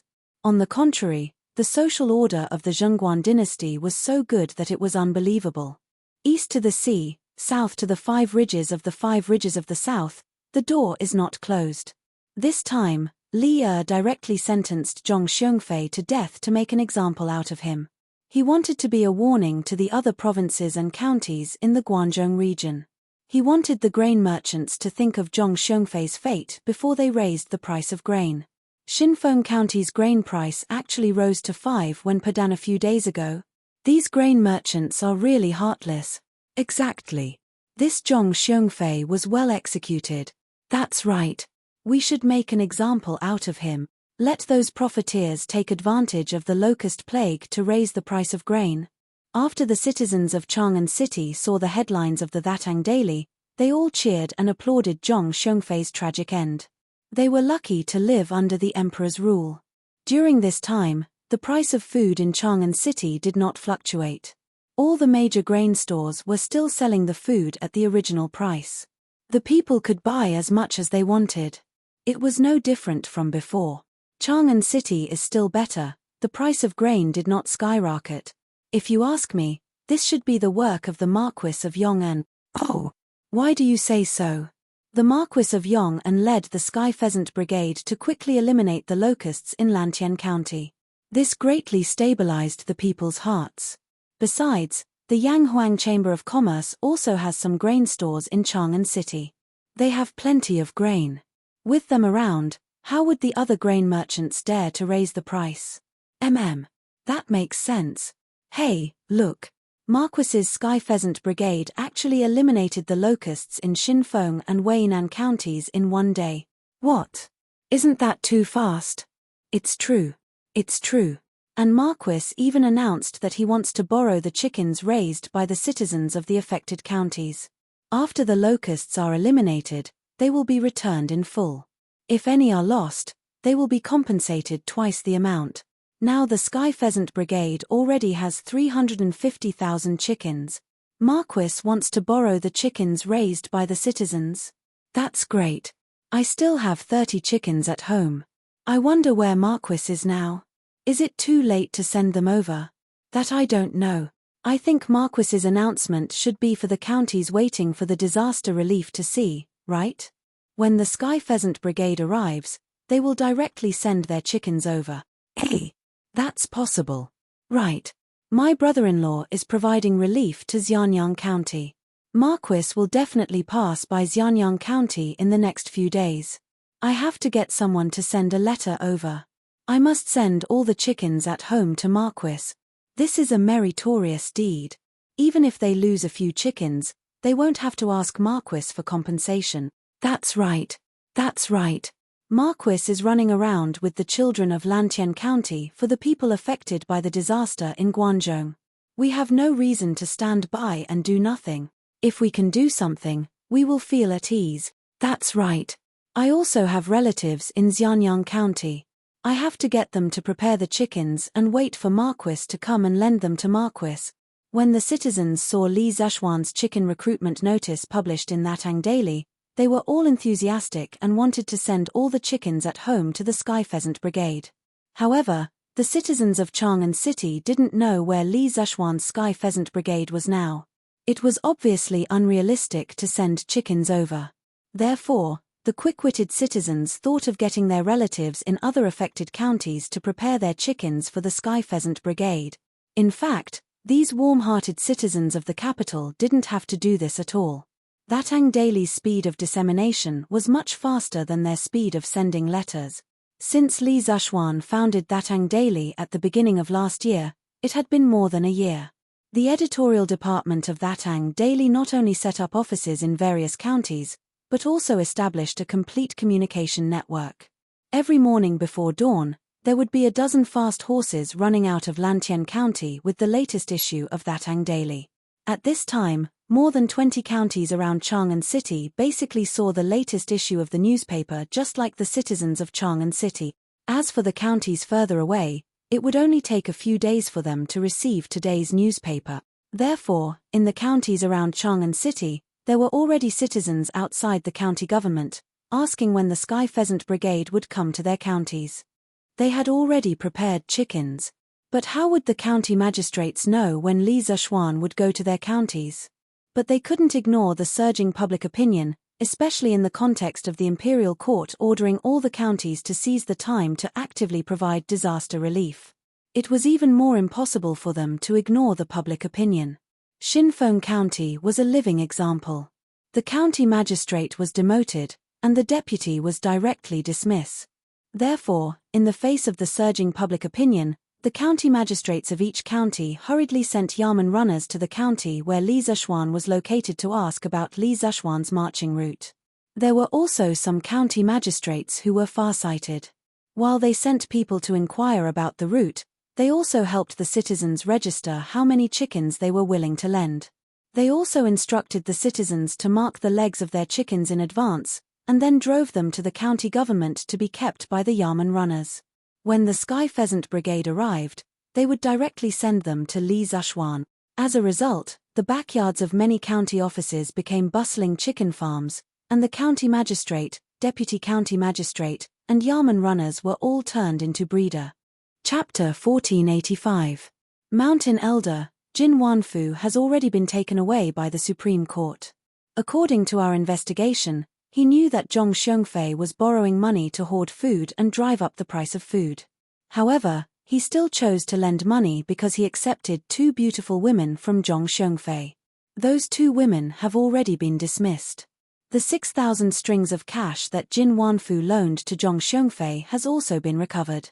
I've sent someone to quickly send a letter back to the headquarters of the Yanghuang Bank to transfer a gentleman who is both virtuous and skilled to Xinfeng County to be the manager of the bank. Li Ku came to Li Zishuan's side on the fields outside Liang County and cupped his hands. They spent the night in Weinan County after exterminating the locusts yesterday and set off at dawn this morning to exterminate the locusts in Liang County. Along the way, they borrowed more than 20,000 chickens in Xinfeng County and more than 10,000 in Weinan County. After seeing the Thatang Daily today, the people of Liang County had spontaneously started to send their chickens to the county government. It was estimated that Li Zishuan and the rest could absorb another 20,000 chickens after exterminating the locust. This was the snowball effect. The Sky Chicken Brigade was like a snowball. Not only did they exterminate the locusts in the disaster-stricken counties of Guangzhou, But they also grew stronger as they absorbed the chickens sent by the people along the way. The more fertile the soil, the easier it is to breed corruption. The Yanghuang Bank manages countless silvers, and the manager of the bank is a lucrative job in the eyes of countless people. Today, we can punish one Jin Wanfu, but in the future, there will be hundreds and thousands of Jin Wanfu.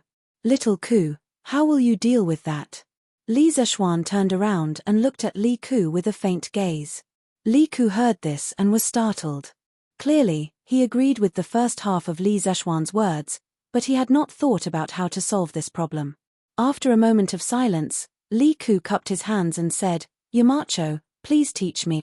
Li Zishuan sighed and clasped his hands behind his back. "We can't always find a corrupt manager of a money house and punish him. You and I don't have the time to do that. It's like His Majesty and the officials of the imperial court. His Majesty is usually busy, so how can he have the time to investigate whether the civil and military officials are corrupt? But will my great Tang allow corrupt officials to run rampant because of this? No. This was because the imperial court had an imperial censorate.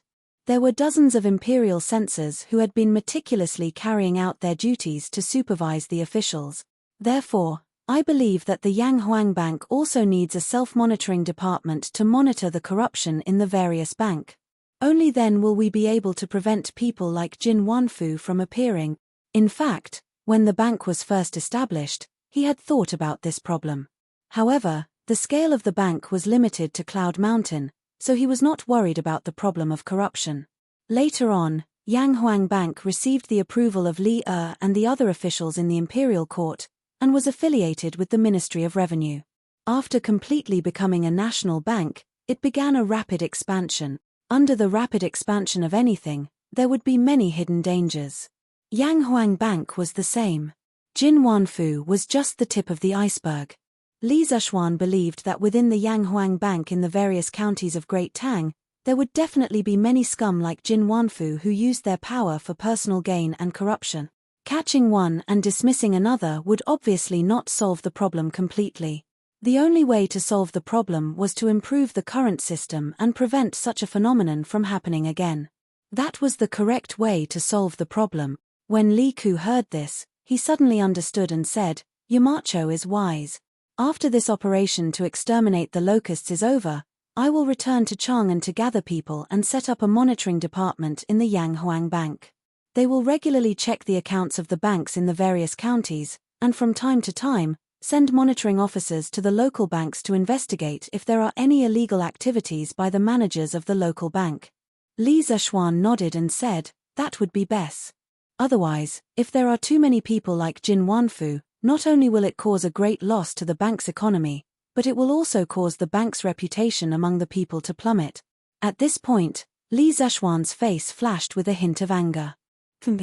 Colluding with grain merchants to drive up the price of grain. Fortunately, this matter was not blown out of proportion and was nipped in the bud.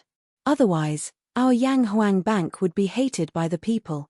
Little Ku, immediately use Jin Wanfu's example as a model and issue an internal notice in the Yanghuang Bank. Let all the bank managers take note of this. Otherwise, they will end up like Jin Wanfu. Not only will their reputation be ruined, but they will also be imprisoned. The Yanghuang Bank was founded by Li Zishuan. Seeing someone destroy his hard work, of course he would be heartbroken and angry. Li Ku's expression turned serious as he cupped his hands and said, "Yamacho, don't worry. I have already released the internal notice yesterday. The managers of the various banks should have received it in the next few days. Also, what should we name the internal supervision department of our bank?" Li Zishuan pondered for a moment and said, "The bank is involved in gold and silver. Let's call them the gold-robed guards. The gold-robed guards not only need clerical personnel who are good at investigating and analyzing accounts, but also military personnel who are good at arresting and fighting. This department must be well versed in both the pen and the sword. Because in the future, the scale of the Yanghuang Bank will be bigger and bigger." When Li Ku heard this, he opened his mouth wide in shock. Obviously, he didn't expect Li Zishuan to play with such a big game. "Yamacho, this matter involves the military. I'm afraid we will need father's permission to proceed." Li Zishuan nodded and said, "That's natural. Yanghuang Bank is, at best, a financial institution. Of course, it does not have the authority to set up an armed force. However, it is precisely because the bank is a financial institution that it needs a strong military force to ensure its internal and external security. Therefore, I will leave this matter to you, Xiao Ku, to consult His Majesty. The future gold-robed guards will not only be able to ferret out the corrupt scum within the bank, but also protect the bank from external criminals." He definitely didn't set up the gold-robed guards for fun. The daily cash flow of the Yanghuang Bank was very impressive. Money could move people's hearts. Everyone liked money. The people inside the bank might think of embezzling money, while the criminals outside the bank might think of robbing the bank. If they didn't take precautions early, something bad would definitely happen one day. For example, modern banks not only had supervision banks like the CBRC, financial asset management companies, trust and investment companies, and other deposit-taking financial institutions, but also bank security guards to protect the safety of the bank. The Yanghuang Bank was similar to modern banks. Of course, it also needed a corresponding supervision and security department. When Li Ku heard this, he seriously pondered in his heart for a moment. Then, he cupped his hands and said, "Yamacho's words are reasonable. When we return to Chang'an, Ku will personally report this matter to Father." Li Zishuan nodded and said, "The most important thing now is to eliminate the locust. The scale of the Sky Pheasant Brigade is getting bigger and bigger. Little Ku, you have to coordinate and arrange tasks for each team in advance to ensure that we eliminate the locusts faster and faster. Otherwise, wouldn't the chickens that the people lent us be in vain?" For the Sky Pheasant Brigade, the increase in the number of chickens wasn't entirely a good thing. The expansion of the scale required the commander to have higher requirement. For example, previously, a team of 5,000 chickens was required to eliminate the locusts in 1,000 mu of fertile land in half a day. But now, the total number of chickens had increased, and each team would be allocated more chickens. If they still divided the tasks according to the previous speed, there would be a waste of resources. But if there were too many tasks, it would also affect the progress of the Sky Pheasant Brigade. The actual commander of the Sky Pheasant Brigade was Li Zishuan. That was why Li Zishuan said this. Li Ku cupped his hands and said solemnly, "Yamacho, don't worry. I will definitely weigh all the factors and assign tasks to each team. That's the best. After we eliminate the locusts, we will make some preparations and go directly to the next county, Jingyang County. Let the county magistrate of Liang County send over the chickens that the people lent us." "Yes, Yamacho." On the first day of the Sky Pheasant Brigade's expedition, they eliminated the locusts in 2 counties and the scale of the flock grew to 350,000. On the second day of the Sky Pheasant Brigade's expedition, they eliminated the locusts in 2.5 counties. The reason why it was 2.5 counties was because the locusts in the 3rd county were only half cleared when the sky turned dark. Li Zishuan and his team had to stay there and wait until dawn to continue eliminating the locusts. On the 3rd day, the scale of the flock grew to 410,000. On the 3rd day of the Sky Pheasant Brigade's expedition, they eliminated the locusts in 3 counties and the scale of the flock grew to 470,000. At noon on the 4th day, after the Sky Pheasant Brigade had eliminated the locusts in Xianyang County, the Sky Pheasant Brigade made up of 500,000 chickens split into 2 groups. 200,000 chickens were led by Li Zishuan and set off to the west. The other 300,000 chickens were led by Li Ku and Cheng Chumo and set off to the east. They followed the Yellow River and eliminated the locusts in the disaster-stricken counties along the way. As the good news spread out, the scale of the Sky Rooster Brigade was also increasing exponentially. The people in the disaster area who had been in desperation and helplessness because of the locust plague were immediately ignited with infinite fighting spirit after they read the good news about the Sky Rooster Brigade on the Tang Dynasty Daily. All the states and counties in the Guangzhou area that were affected by the disaster began to carry out large-scale relief operations. At the same time, the various departments of the imperial court had already begun to move. The 12 imperial censors had been sent by Li to the 12 disaster-stricken counties to investigate the officials who had failed to provide disaster relief and had even used the locust plague to make money. Moreover, behind each imperial censor was a long transport team. Some of the transport teams even borrowed the power of the Yanghuang Chamber of Commerce. This could be considered the second time in the history of the Great Tang that officials and merchants had openly cooperated with each other. The first time was when the imperial court had sent a fleet south to trade for grain last year, and many private merchants had participated. As for the source of the grain, it all came from Chang'an's largest granary, Taizong. Taizong was considered the granary of the imperial family. Its main function was to provide for the imperial family's consumption, rewards, the salaries of officials, military supplies, and the government's financial aid. Although Taizong's main function was to serve the ruling center, it also had some positive functions. For example, whenever there was a famine, Taizong would take out grain to replenish Chongping's granary and suppress the soaring price of grain. It would also sell some grain at a low price to provide relief to the victims. Last year, the imperial court had sent a fleet south to trade for grain, and directly filled Taizong to the brim. Now, Taizong had a total of 600,000 dan of grain, and Luang's Hanjia granary had more than 1 million dan of grain stored. It could be said that the Great Tang had enough resources to deal with this locust plague. As the locust plague had started, the effects of the shortage of grain had not yet appeared. The imperial court had sent a portion of the grain to the various provinces and counties mainly to tell the affected people in the Guangzhou region that the imperial court had the strength and ability to help them through this difficult time. In the face of such a huge natural disaster, sometimes, it was better to take out white rice than 10,000 words to make the people feel more at ease. Thus, the grain in Taizong was not only for disaster relief, but also to stabilize the people and stabilize the price of grain. Li not only had to stabilize the price of grain with his words, but also with his actions. On the evening of the 5th day of the Sky Rooster Brigade's expedition, Li Zishuan's group and the roosters arrived at Yong County. Li Zishuan also finally saw his old friend whom he had not seen for many days, Wang Runbiao. Haha. Little Xian, I haven't seen you for nearly half a year. I didn't think that we would meet again under such circumstances.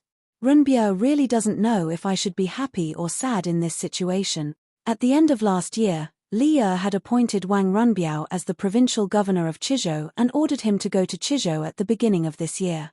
Chizhou belonged to Jiangxi province and was also known as Fengxiang province. It had 9 counties under its jurisdiction, and the administrative center was Yong County, where Li Zishuan and the others were now. A natural disaster should be sad for the people, and a meeting should be happy for friends. There is no conflict between the two. Li Zishuan smiled and said. Wang Runbiao's eyes lit up and he could not help but sigh. Little Xian, you are still as cheerful and open-minded as before. After sighing, his expression suddenly turned solemn. He bowed solemnly and said, Today, as a mere provincial governor, I welcome your Sky Rooster Brigade on behalf of the 400,000 people of Chizhou. Li Zishuan quickly helped him up and said, You and I are brothers, there is no need to be so polite. Besides, it is the Sky Rooster Brigade's duty to kill locusts and provide disaster relief. We are just following the route that we planned before we set off. Even if you are not the provincial governor of Chizhou, the Sky Rooster Brigade will still come to Chizhou. Wang Runbiao shook his head and said, No matter what, I have to support you, Little Xian. Little Xian, you must be tired after such a long journey. Follow me back to the provincial governor's mansion to rest. Li Zishuan thought about it and refused. No, it is more important to kill the locust. Actually, I am not very tired along the way. After all, I have martial arts. The ones who are most tired are these children. Wang Runbiao could not help but look at the children in the field who were holding loudspeakers and directing the chickens. They were all sweating profusely. However, they were still as enthusiastic as before. He could not help but sigh with emotion. Lantian County is really a place with outstanding talents. With a virtuous and knowledgeable marquis like you, Little Xian, these children will definitely be able to do well in the future. I have already ordered people to prepare meat, throat-soothing soup, and summer soup. How about I treat the children tonight? Li Zishuan wanted to refuse, but he was interrupted by Leng Yuyao, who was beside him. Marquis, don't refuse.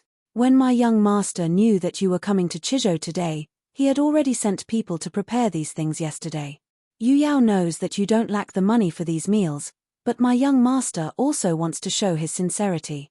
Please fulfill his wish. Li Zishuan was helpless. After thinking for a moment, he could only nod and agree. All right, Ranbiao, you have to spend money. Actually, Ranbiao, you are now the provincial governor of a province.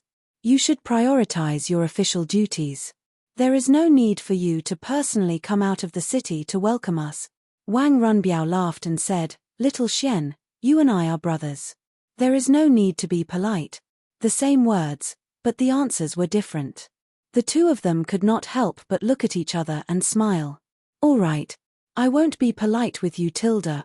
Prepare 20 watermelons for the children tonight. Haha. No problem. I will send people to buy them now. Chapter 1486. Haha. Eat. All of you eat more. Little guys, you've worked hard all the way here. At night, in Yong County, the provincial governor's mansion held a banquet and invited guests. The entire back garden of the provincial governor's mansion was decorated with lanterns and colored banquets. It was very lively, as if it was the new year. Wang Runbiao walked back and forth between the tables in high spirits and said loudly to the children around the table. Slurp. Oh, this official is really generous. He even gave us watermelons to eat. Nyo muttered as he ate the delicious watermelon. Nyo rolled his eyes and said, Heh, he's the provincial governor of Chizhou. How can he not be generous? Although he was talking, Nyo's mouth did not stop. Although Li Zishuan had also treated them to watermelon, this thing was not enough for the children. Moreover, they were almost scorched during the day. Eating some watermelon now could cool them down. Hey, big brother, this watermelon is not cheap.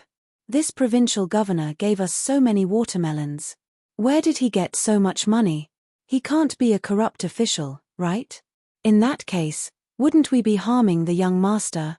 As Nyo ate, he suddenly said something for no reason. Nyo tilted his head and thought for a while. He also felt that what his second brother said made sense. He quickly spat out the watermelon in his mouth. Bah! I didn't eat the watermelon of the corrupt official. I didn't harm the young master. Pa! I say, can the two of you not be so imaginative? This provincial governor of Chizhou is master's best friend. Moreover, he is the eldest young master of the Wang family of Taiyuan. It's just treating you to a watermelon meal. Is there a need for him to be corrupt because of this? Iron Egg, who was sitting at the side, could not listen anymore. He slapped Nyo's shoulder and said angrily, Today, more than 100 people were only notified by Li Zishuan to come here for a meal. Not many people knew about Wang Runbiao's identity. However, as Li Zishuan's disciple and brother-in-law, Iron Egg still knew the inside story. This provincial governor of Chizhou is young master's good friend, and he is the eldest young master of the Wang family. Nyo opened his mouth wide and was instantly dumbfounded. Swish, swish.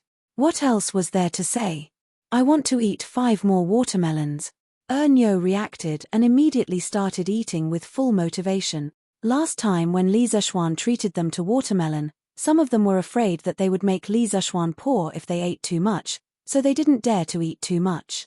Today, eldest young master Wang treated them to watermelon, so what reason did they have to not eat as much as they wanted?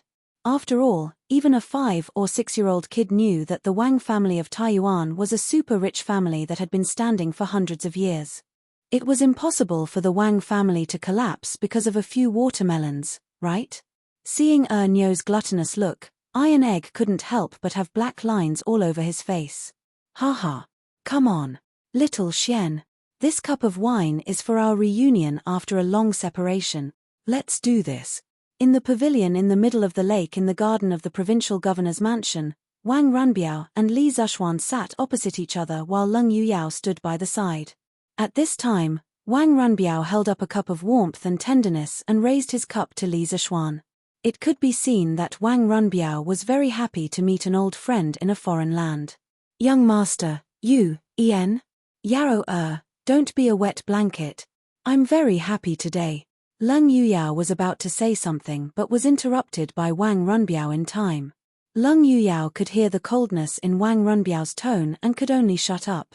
Wang Runbiao shook the wine cup in his hand and urged Li Zishuan, "Little Xian, come on, let's have a toast." Although Li Zishuan felt that the atmosphere was a little wrong, he was too lazy to think too much at this moment. He raised his wine cup and clinked it with Wang Runbiao. "I haven't seen you for half a year, Runbiao, your alcohol tolerance has improved." After 3 rounds of wine, Li Zishuan said half-jokingly, "Hee. Little Xian, you've been living in a bustling place like Chang'an for a long time and have a lovely wife as your companion. Naturally, you don't know that in a desolate county like Chizhou, only good wine is the best sustenance. Wang Runbiao's face suddenly became a little dejected and he seemed to be a little drunk as he muttered. Li Zishuan's eyes flashed. At this time, he could finally conclude that Wang Runbiao was indeed problematic. Oh, no, to be precise, Wang Runbiao should be hiding something in his heart. "Runbiao, if you have something in your heart, just say it. As long as it's within my ability, as a brother, I'll definitely do my best to help you." Li Zishuan put down his wine cup and said with a serious face. Hee.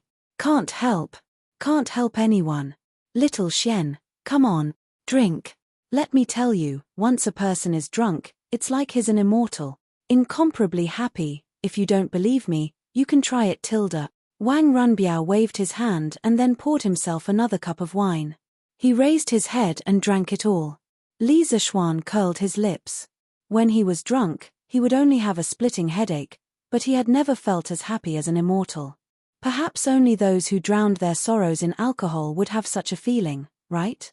Because the air they breathed in reality was bitter. Only when they were drunk and entered a dream would they forget the bitterness. "Young master, you can't drink anymore." Lung Yuyao, who was standing at the side, couldn't hold it in anymore. She went up and took the wine pot from Wang Runbiao's hand and shook her head. Lung Yuyao, are you going to disobey me too?" Wang Runbiao's voice suddenly became incomparably cold, causing Lung Yuyao's body to tremble. At this time, she saw that his hair had unknowingly become messy. With his disheveled appearance, he looked like a drunken arrogant scholar, but also like a lonely lovelorn. Li Zishuan had never seen Wang Runbiao like this before. He couldn't help but advise, "Runbiao, you've drunk too much. Go and rest first. If there's anything, we'll talk about it tomorrow. Miss Lung, quickly help your young master to rest. Lung Yuyao looked at Li Zishuan gratefully and then went up to help Wang Runbiao up from the chair. However, Wang Runbiao twisted his body and broke free. He snorted, I'm not drunk. Who dares to pull me? Little Xian, come, it's rare for us brothers to meet. Let's get drunk tonight. Cough, cough. Cough, cough, cough. At the end, he actually coughed. Moreover, this cough was completely unstoppable. His shoulders couldn't help but tremble violently. Lung Yuyao panicked and quickly took out a white silk handkerchief from her sleeve. Young master, quickly go back to your room and lie down. Yarrow will send someone to call Dr. Zhong over right now. Cough, cough, cough. Wang Runbiao's entire body arched as he coughed. Suddenly, his expression changed. He quickly snatched the handkerchief from Lung Yuyao's hand and coughed heavily.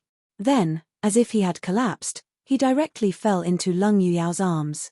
That white and flawless handkerchief was now dyed bright red. As Wang Runbiao fell, that handkerchief slowly fell to the ground. Someone, quickly go to the west of the city and call for Dr. Zhong. Lung Yuyao's face instantly turned pale. At this moment, she couldn't care about anything else. She directly helped Wang Runbiao up and anxiously said to the servants in the courtyard. Li Zishuan's expression changed. He quickly got up to help Lung Yuyao support Wang Runbiao and said to Hu Hanyun in the courtyard, Uncle Hu, let the children go back to rest. Today's banquet is over. Yes. Young master. Old Hu also knew that something urgent had happened in the provincial governor's residence and couldn't be delayed. He responded and called a group of stunned children out of the provincial governor's residence. Miss Lung, Quickly help Runbiao lie down on the bed. Let me take a look at him first, Tilda. Li Zishuan looked at Leng Yuyao, whose face was full of tears, and said in a deep voice. Leng Yuyao, who had always been a cold-faced swordswoman, was not only crying like a pear blossom in the rain, she was also a little confused. After Li Zishuan's voice fell, it took her a while to realize that Li Zishuan also seemed to know medical skills. Thus, her eyes suddenly burst forth with infinite splendor. Marquis, you must save my young master Tilda. Leng Yuyao supported Wang Runbiao into the room and said to Li Zishuan with a face full of expectation. Li Zishuan nodded and said, Runbiao is my good brother, I will do my best, Tilda. While the two were talking, they had already helped Wang Runbiao into the side room and laid him down on the bed. Li Zishuan grabbed Wang Runbiao's wrist, and a pure and gentle Daoist true qi slowly entered Wang Runbiao's body. From his wrist to his arm, then to his internal organs, limbs, and bones, Li Zishuan's brows were knitted deeper and deeper. Leng Yuyao was trembling with fear as she watched from the side. She was so anxious that tears fell down drop by drop, but she didn't dare to make any noise. Miss Leng, Dr. Zhong is here. After an unknown period of time, a servant's shout came from outside the room. Come in. Leng Yuyao saw that Li Zishuan didn't speak for a long time and was at a loss. When she heard the servant's shout, it was as if she heard a voice from the heavens and hurriedly said. But then she realized that this was disrespectful to Li Zishuan and hurriedly said, Wait, don't come in first. But her words were a little too late. A white-haired old man carrying a medicine box had already walked in. The old man couldn't help but say with an awkward expression, Miss Leng, should this old man come in or go out? Leng Yuyao couldn't help but be embarrassed. She froze there and didn't know what to say. Since you're here, come forward and take a look at Provincial Governor Wang. At this time, Li Zishuan, who was taking Wang Runbiao's pulse by the bed, finally stood up and said to the old man, This. The old man had a troubled expression. For a moment, he didn't know what to hear. Because he knew Leng Yuyao, but he didn't know Li Zishuan. Leng Yuyao first looked at Li Zishuan apologetically, then said to the old man, Marquis Yong'an wants you to take a look at my young master, why aren't you going? You are Marquis Yong'an? Pardon my disrespect, Tilda. The old man opened his mouth in shock. Li Zishuan wasn't just famous in martial arts and engineering, he was also extremely famous in the medical field. After all, other than the Imperial Physician Bureau, the best medical institution in Great Tang was on Mount Yunshan. This old man will take Provincial Governor Wang's pulse now, Tilda. The old man wiped the sweat on his forehead and suddenly felt a little pressured. After all, he had heard of Li Zishuan treating Qin Qiong's illness. In his opinion, Li Zishuan's medical skills definitely wouldn't lose to him. Marquis, I'm sorry. Yu Yao lost her composure just now and let Physician Zhong in. At the door, Leng Yuyao said softly with an apologetic expression. Li Zishuan waved his hand and said, This Marquis isn't a petty person.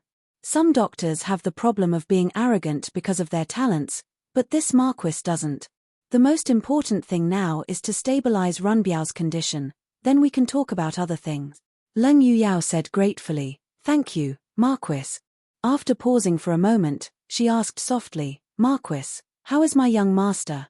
Li Zishuan shook his head and said in a deep voice, Let's talk about it after Physician Zhong is done, Tilda. Although Leng Yuyao was anxious, she couldn't persuade him anymore.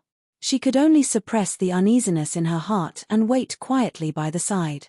15 minutes later, Physician Zhong stood up and walked toward Leng Yuyao and Li Zishuan. How is my young master, Physician Zhong? Leng Yuyao couldn't wait to welcome him and asked. Physician Zhong sighed and said, Miss Leng, the provincial governor is still suffering from his old illness. This old man has already told him not to let the provincial governor drink anymore, but why? At this point, he looked at the tear-stained Leng Yuyao and thought that the other party wouldn't be able to persuade Wang Runbiao to drink, so he sighed helplessly and said, Sigh. To the provincial governor, alcohol is a poison that penetrates the intestines. Miss Leng, if it's for the sake of the provincial governor, please don't let him drink any more, Tilda. Leng Yuyao's tears fell to the ground and she nodded repeatedly, I will definitely not let my young master drink any more in the future. Physician Zhong, When do you think my young master will wake up?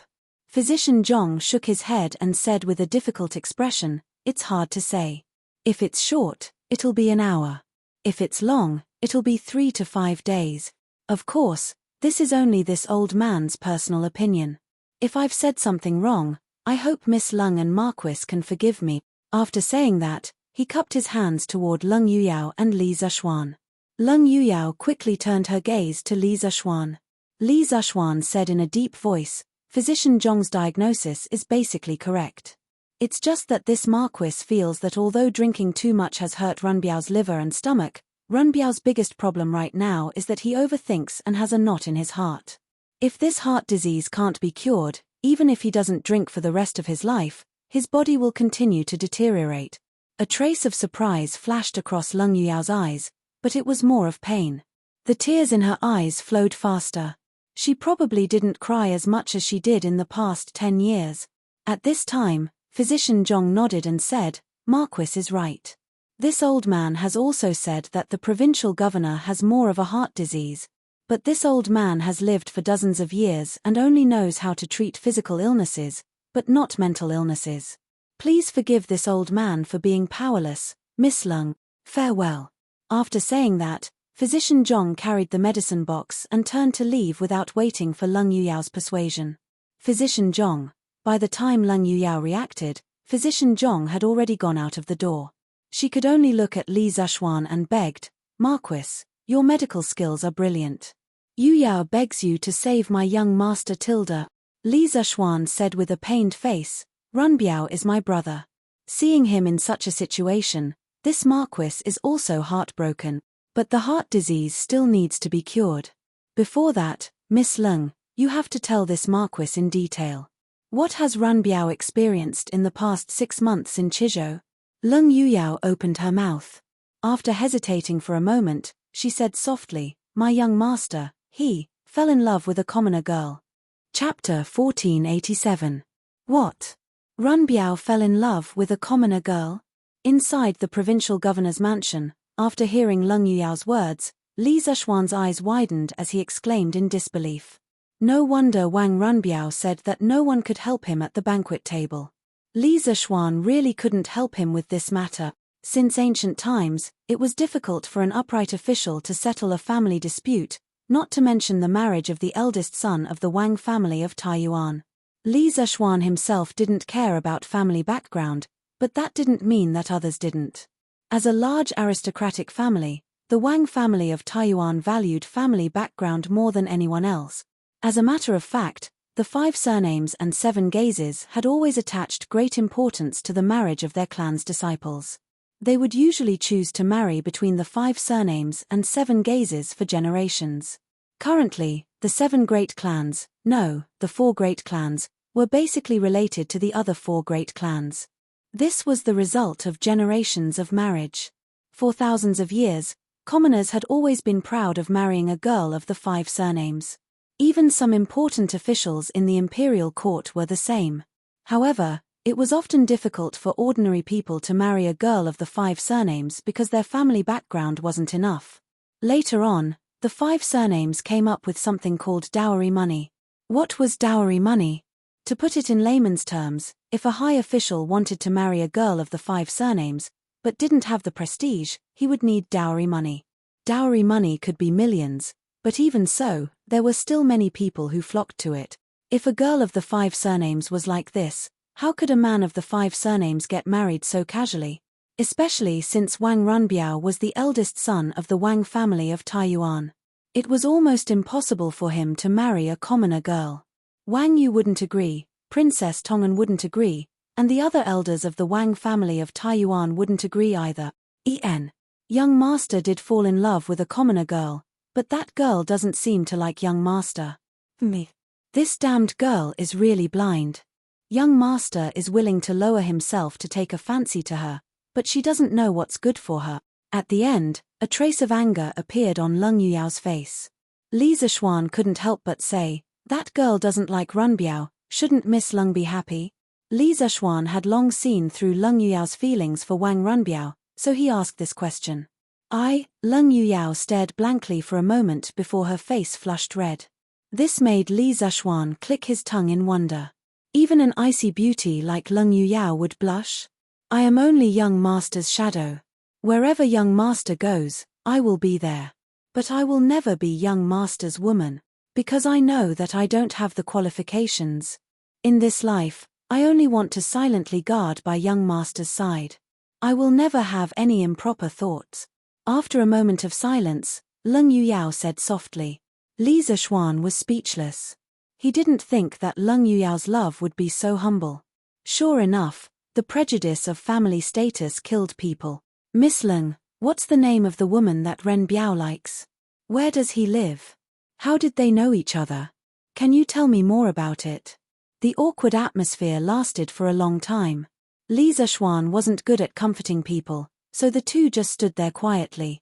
After a long time, Li Zishuan opened his mouth and asked faintly. He was really curious about the woman that could make Wang Ren Biao fall head over heels for her. Who was she? Leng Yuyao's face turned cold. She paused for a moment and recalled, at the beginning of this year, young master was ordered to take up his position in Chizhou. When he arrived at Yong County, the people of Yong County lined the streets to welcome him, but there was one exception. Just as young master was about to enter the city, a white-clothed woman in mourning clothes and two servants carrying a coffin blocked the city gate. Wearing mourning clothes and blocking the gate with a coffin, could it be that there was an unjust case in Yong County? Li Zishuan couldn't help but interject when he heard this. Leng Yuyao nodded expressionlessly and said, there was indeed an unjust case. At that time, young master also didn't expect to encounter such a thing. But young master was kind and didn't blame her for it. Instead, he went up and asked the woman if there was an unjust case. After some questioning, he found out that the woman's name was Li Jingchu. Her father's name was Li Xingyun. Li Xingyun had owned a carriage shop when he was alive. It was the largest carriage shop in the Chizhou. He bought goods from the members of the Yanghuang Chamber of Commerce and specialized in selling carriages and bicycles from the Strange Taste Pavilion in the Chizhou. But by chance, the former county magistrate of Yong County, Zhong Liang, took a fancy to Li Jingchu's beauty and wanted to take her as his concubine. Although Li Jingchu was the daughter of a merchant, she had her own pride. Of course, she wouldn't marry a man in his 40s and would rather die than become his concubine. Zhong Liang couldn't be forced, so he could only set his sights on Li Xingyun. He first invited Li Xingyun to the county office and tried to persuade him. But Li Xingyun wasn't willing to use his daughter's happiness to climb up the social ladder, so he tactfully refused. Zhong Liang was furious and threatened to make Li Xingyun unable to do business in Yong County. From then on, the Li family's carriage shop had local ruffians causing trouble every few days. Li Xingyun reported it to the officials a few times, but in the end, nothing was done. What was more serious was that one night, a large group of bailiffs suddenly surrounded the Li family's residence. Zhong Liang said that there was a treasonous item in the Li family's residence and wanted to search it. When Li Xingyun heard the news, he immediately came out of his bedroom. But he couldn't stop the bailiffs from searching the residence. The entire Li family was in chaos. The women were also alarmed. They all put on their clothes and left their rooms to avoid being violated. Li Xingyun thought that Zhong Liang was just trying to scare him, but who knew that the bailiffs really found a treasonous item in the Li family's residence? It was a gold medal. Gold medal? What gold medal? Li Zishuan was curious. Leng Yuyao paused for a moment and said softly, that gold medal came from the Eastern Palace, and it was engraved in the Wuda era. Hidden Crown Prince. Li Zishuan sucked in a breath of cold air. He secretly thought that the county magistrate was really King Ruthless. He actually used King Shi Li Jiancheng to frame Li Xingyun. This was playing with fire. Leng Yuyao nodded and said, that's right.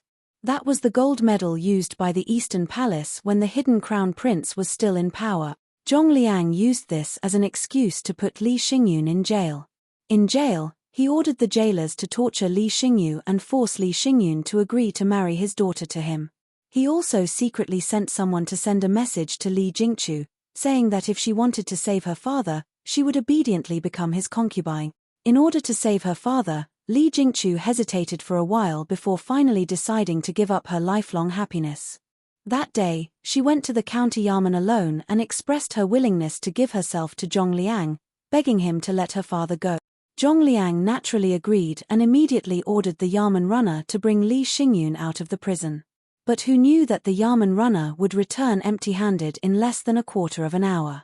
It turned out that Li Xingyun was worried that Li Jingchu would do something stupid in order to save him. Coupled with the fact that he couldn't endure Zhongliang's torture, he used a wooden chopstick to pierce his throat and committed suicide. Li Zishuan's eyes flashed with a trace of anger. He couldn't help but say, "Bastard. How can such a scum be worthy of being a county magistrate?" "Miss Leng, what happened after that? Where is that Zhongliang now?" Leng Yuyao sighed softly and continued to narrate. When Li Jingchu heard that Li Xingyun had committed suicide in the prison, she was extremely sad. She immediately pulled out the knife in the yamen runner's hand and was about to slash at Zhongliang, but Zhongliang narrowly dodged it. Zhongliang was naturally shocked and furious that his head was almost chopped off. He quickly ordered his men to capture Li Jingchu. But right at that moment, a yamen runner came to report that my young master was about to enter the city. In order to leave a good impression in front of my young master, Zhongliang quickly turned around to prepare a carriage and went out of the city to welcome him. Li Jingchu took the opportunity to escape. Logically speaking, if Zhongliang had sent someone to chase after her, he would definitely have been able to catch up with her. But in order to welcome my young master, he didn't want to create unnecessary trouble at such a crucial time, so he didn't send anyone to chase after her. After Li Jingchu returned home, she immediately asked the servants to prepare mourning clothes for her and went to a coffin shop to buy a coffin. Then, she put on her mourning clothes and led people to carry the coffin to the city gates of Yong County. Coincidentally, she blocked my young master's path. Thus, the scene just now happened. It's actually an empty coffin. This woman is quite quick-witted. Li Zishuan couldn't help but sigh. Me. Leng Yuyao sneered and continued, at that time, Li Jingchu told my young master that if my young master could make a decision for her, this coffin would be prepared for her father who died unjustly in prison. If my young master and Zhongliang were in cahoots, then this coffin would be prepared for her. What the F***ck, so ruthless. Li Zishuan couldn't help but take a deep breath. This woman was so ruthless. She was even tougher than most men. Isn't she very special? Leng Yuyao asked without rhyme or reason. Li Zishuan nodded subconsciously. Then, he realized that something was wrong and quickly shook his head. Leng Yuyao smiled bitterly and said, at that time, my young master also saw Zhong Jingchu in a new light because of this sentence. In my impression, my young master had never looked at other women with that kind of gaze. There was gentleness and pity in that gaze, and there was even some indescribable and inexplicable feelings. Now that I think about it, it should be love. Li Zishuan pursed his lips and didn't say anything. Usually, the best choice at such a time was to stay silent and be a quiet and pure listener. After a moment's pause, Leng Yuyao continued, after hearing Li Jingchu's statement, my young master immediately ordered the arrest of Zhongliang. However, Zhongliang was long gone by then. My young master had no choice but to order a search in the entire Chizhou. And then, did you find this Zhongliang? Li Zishuan asked. Leng Yuyao shook her head and said, no. After searching for nearly half a year, Chizhou was almost turned over by the state government's bailiffs. My young master even mobilized the family's secret guards, but he still couldn't find Zhongliang's shadow. It was as if this person had evaporated into thin air. There's actually such a strange thing. Li Zishuan couldn't help but frown. In his heart, he felt that this matter revealed a trace of strangeness. Regarding the secret guards of the aristocratic families, he had already heard about it during the rebellion in Guan City. Even the Black Armored Army would suffer relatively large casualties when facing them head-on. It was enough to show that the secret guards of the aristocratic families were definitely not ordinary. The entire Chizhou's army, plus some of the Wang family's secret guards, couldn't find Zhongliang after half a year. Leng Yuyao nodded and said, my young master and I also feel that it's very strange. Although it's said that finding a person in a vast sea of people is like finding a needle in a haystack, it's impossible for my young master to not find him after mobilizing so many people and searching for half a year. Unless this person can fly and escape from Chizhou in a short period of time. Li Zishuan was silent for a moment, then shook his head and said, "Forget it, let's not talk about this first. Let's talk about Ren Biao and Li Jingchu. What happened after that? What happened between them?" At this time, Li Zishuan was like a woman who liked to gossip. He was actually a little addicted to listening to other people's affairs. Leng Yuyao pursed her lips and said, "Later on, Li Jingchu transported Li Xingyun's corpse out of the prison and buried it in a low-key manner. My young master attended Li Xingyun's funeral and told Li Jingchu that if she needed anything, she could go to the provincial governor's mansion to find her. From then on, I already felt that my young master did indeed treat Li Jingchu differently from others, but that Li Jingchu was unmoved by my young master's good intentions. Her birth mother passed away early, and Li Xingyun remarried a few years ago. After Li Xingyun committed suicide, the Li family's huge assets were all seized by her concubine mother because her younger brother was born from her concubine mother. When Li Jingchu was in poverty, my young master sent people to give her money more than once, but she didn't accept it. When she was chased out of the house by her concubine mother time and time again, my young master extended a helping hand time and time again, but was rejected by her every time. Why is that? Ren Biao is young and has a high position. Moreover, he is a talented person. Why does Li Jingchu keep him at a respectful distance? Hearing up to here, Li Zishuan couldn't help but wonder. The more he listened, the more he felt that this story was like the story of Cinderella and the prince. However, although Li Jingchu was a Cinderella who was tortured by her stepmother, Wang Runbiao wasn't the prince who could win Cinderella's heart.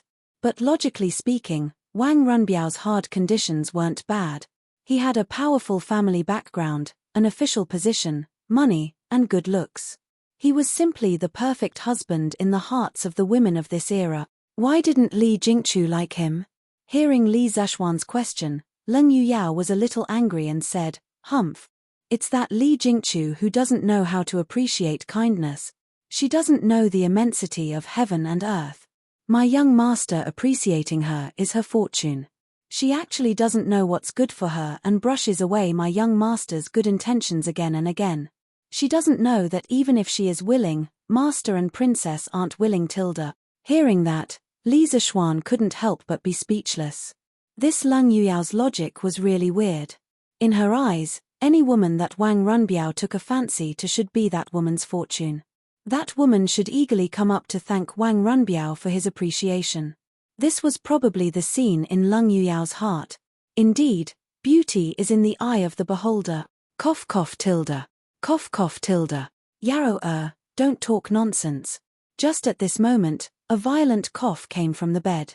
It turned out that Wang Runbiao, who was in a coma, actually woke up at this moment. Young master, you're awake. Are you thirsty? Do you want to drink water?" Leng Yuyao was shocked and hurriedly walked to the side of the bed. She squatted down and asked with both joy and concern. Chapter 1488. I'm fine. In the side room of the provincial governor's residence, Wang Runbiao finally calmed down after coughing for a while.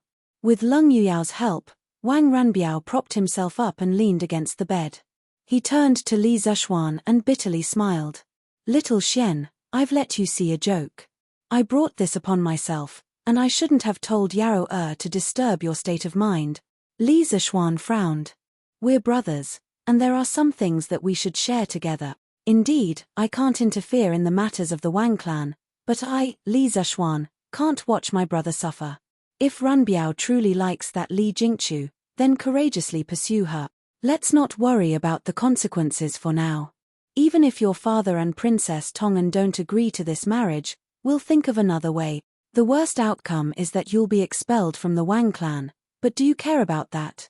Li Zishuan vaguely remembered that Wang Runbiao's son was called Wang Fengyi, a famous general of the Great Tang during the Gaozong era. His mother's surname seemed to be Li, and she might be the Li Jingchu that Leng Yuyao spoke of. Bringing this pair of fated people together was not only to follow the trend of history, but also to help Wang Runbiao fulfill his wish. If Wang Runbiao continued in this state, he might not be able to live for long. This was definitely not an exaggeration. When he took Wang Runbiao's pulse earlier, He could feel that the latter's pulse was weak, and there was an extremely dense gloomy aura in his body. Furthermore, Wang Runbiao also died at an early age, so Li Zishuan couldn't help but be cautious. At this moment, as long as he could resolve the knot in Wang Runbiao's heart, Li Zishuan was willing to do anything, let alone persuading him to fall out with Wang Yu and Princess Tong'an. This was because he felt that Wang Runbiao was a good person, and he valued this friendship. Leng Yuyao, who was standing by the side, couldn't help but stiffen. What did he mean by the worst outcome is that he'll be expelled from the Wang clan? When did the title of the eldest son of the Wang clan become so worthless? Furthermore, who would persuade someone to betray the clan? Was he trying to persuade him? Just as she was about to say something, Wang Runbiao, who was lying on the bed, said, "Of course I don't care about these empty titles.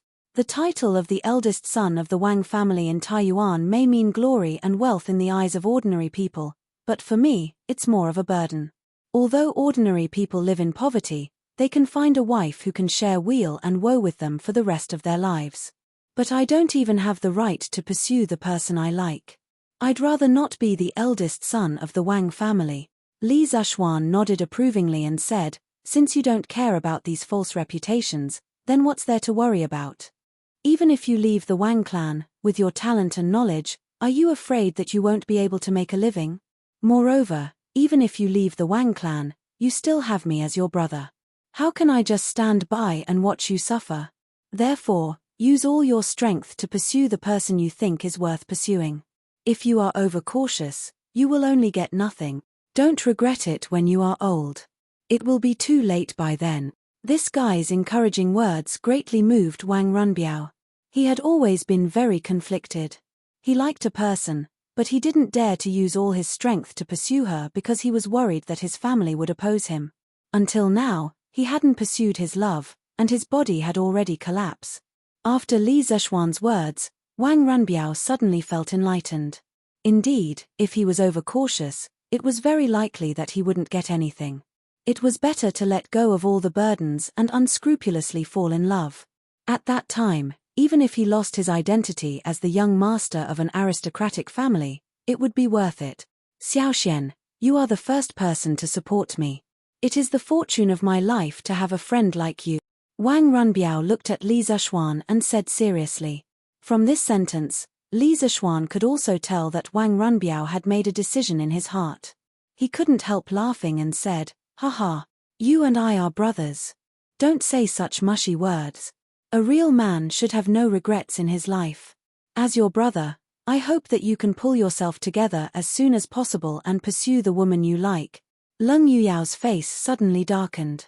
She bowed and said, "Young master, you just woke up from a serious illness. You must be hungry. I will go to the kitchen and get someone to cook some porridge for you." After saying that, without waiting for Wang Runbiao to respond, Leng Yuyao turned and left the room. Her back view was very bleak. Li Zishuan looked at Leng Yuyao with a complicated gaze.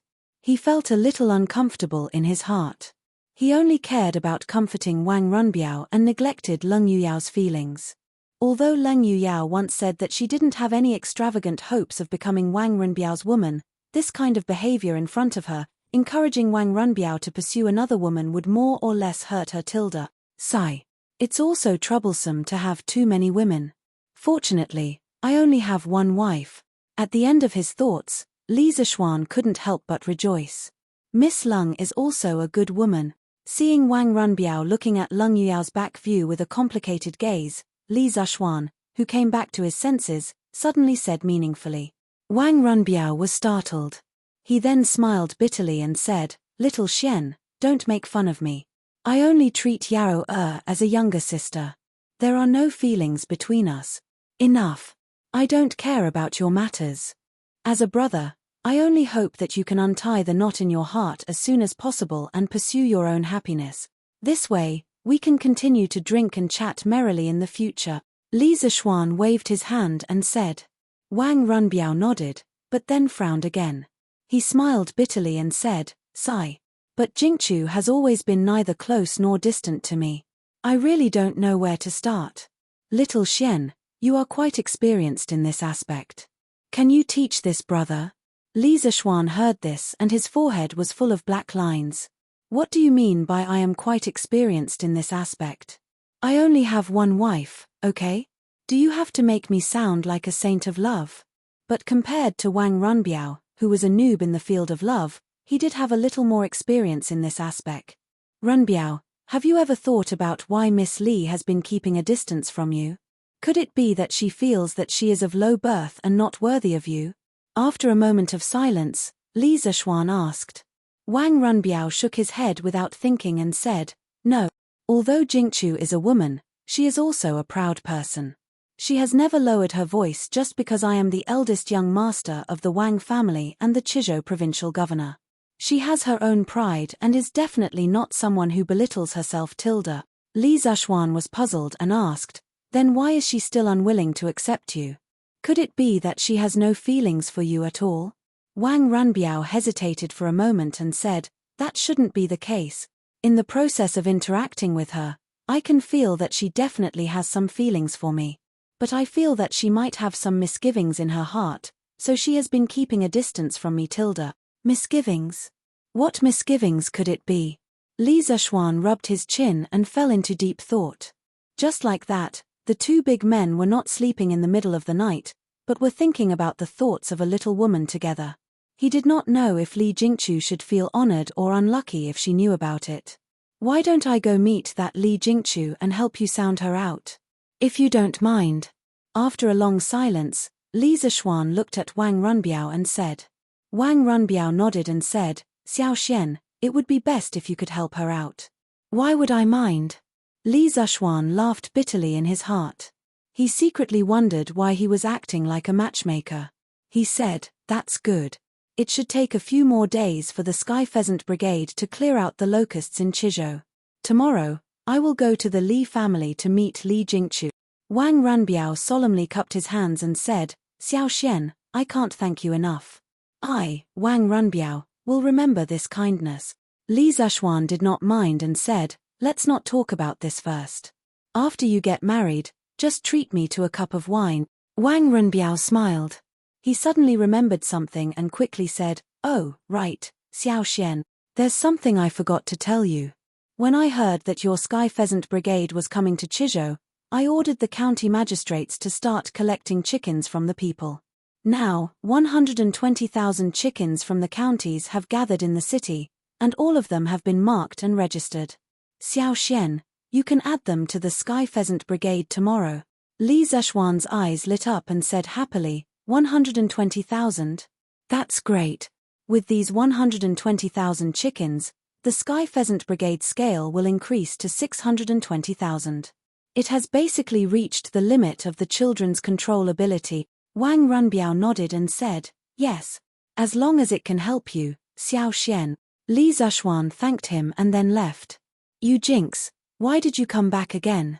Do you want to kill everyone in your family before you are satisfied?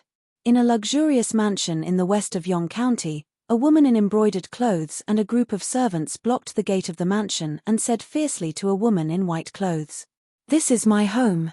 Why can't I go back? The plain-clothed woman, however, remained fearless as she retorted with a cold expression. Hey! You damn girl, how dare you talk back? If it weren't for you Jinx, how could Master be harmed by that corrupt official Zhongliang? How can you still have the face to step into this house? The woman in embroidered clothes said with a sharp voice. My father. Me. You still have the face to mention my father? The plain-clothed woman's expression turned cold, and the temperature around her dropped to freezing point. She said coldly, back then, before my father's body was even cold and he was buried, some people were already in a hurry to divide up the family property. They replaced the shopkeeper and accountant of the carriage shop with their own family members. Liu Yuerong, do you dare to say that you have a clear conscience in front of my father's memorial tablet? You rebelled. You wild girl, you're really rebelling. No matter what, I'm still your concubine. How dare you call me by my name? You're really a wild girl who didn't have a mother to teach you. The woman in embroidered clothes pointed at the woman in white clothes with trembling hands and feet, and her voice became sharp. The woman in plain clothes had a cold glint in her eyes. She coldly stared at the woman. If looks could kill, then the woman would have been cut into 1,000 pieces. If my mother was still alive, how could a vicious woman like you be so arrogant? I came back today just to burn incense for my father. I don't want to argue with you. Burn incense? Don't even think about it. Men. Get this jinx out of here. The woman in embroidered clothes glared and ordered the servants around her. Let me see who dares. The woman in white clothes shouted, my father treated all of you well when he was alive. You all know very well whether the Li family is thriving or declining under this woman's hand. Normally, I can't be bothered to argue with this woman. Today, I, Li Jingchu, just want to burn incense for my father. If any of you dare to stop me, my father's spirit in heaven will not forgive you. As soon as she said that, the servants around the madam looked at each other and hesitated. That's right, this woman was Li Jingchu, whom Wang Runbiao had been thinking about. Who else could the woman be but Li Jingchu's second concubine? You guys, quickly stop this jinx. Otherwise, don't even think about getting your salary this month. When the woman saw that the servants in the residence didn't listen to her orders, she almost fainted from anger.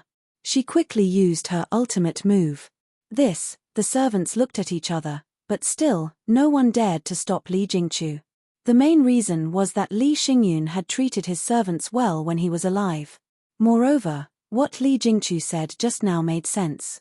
The Li family was deteriorating day by day under Liu Yuerong's management. At this rate, Li Xingyun's family business would be squandered away by Liu Yuerong sooner or later.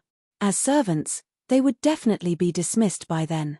Rather than that, they might as well form a good relationship with Li Jingchu and also comfort Li Xingyun's spirit in heaven. Liu Yuerong, let me give you a piece of advice. Disasters can be forgiven, but disasters brought on by oneself are the hardest to bear. Li Jingchu looked at Liu Yuerong coldly, then snorted and walked into the Li residence. Heh. She's really a woman with character. Opposite the Li residence, Li Zeshuan sat beside a tea stall and looked at Li Jingchu's back as he muttered to himself. He had come to the Li residence early in the morning to wait. Originally, he just wanted to try his luck. He didn't expect to actually meet Li Jingchu.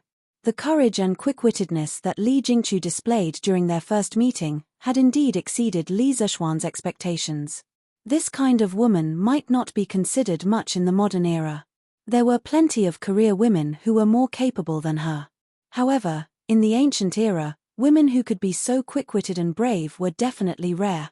No wonder Wang Runbiao saw Li Jingchu in a different light. Fighting alone against the evil woman and her servants, Miss Li is really brave. Half an hour later, Li Jingchu left the Li residence. Not long after she left, she heard a man's praise behind her. Li Jingchu quickly turned around and saw a rather handsome man looking at her with a smile on his face. Li Jingchu's heart instantly became vigilant. Who are you?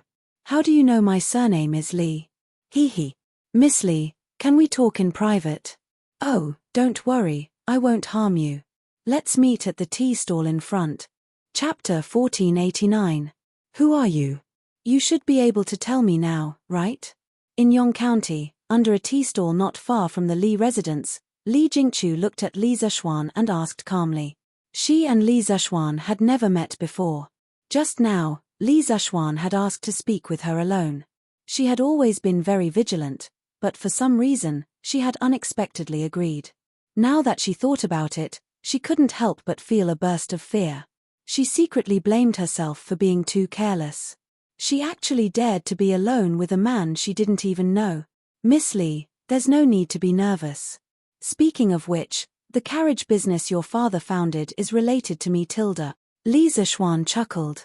Related to the carriage business my father founded?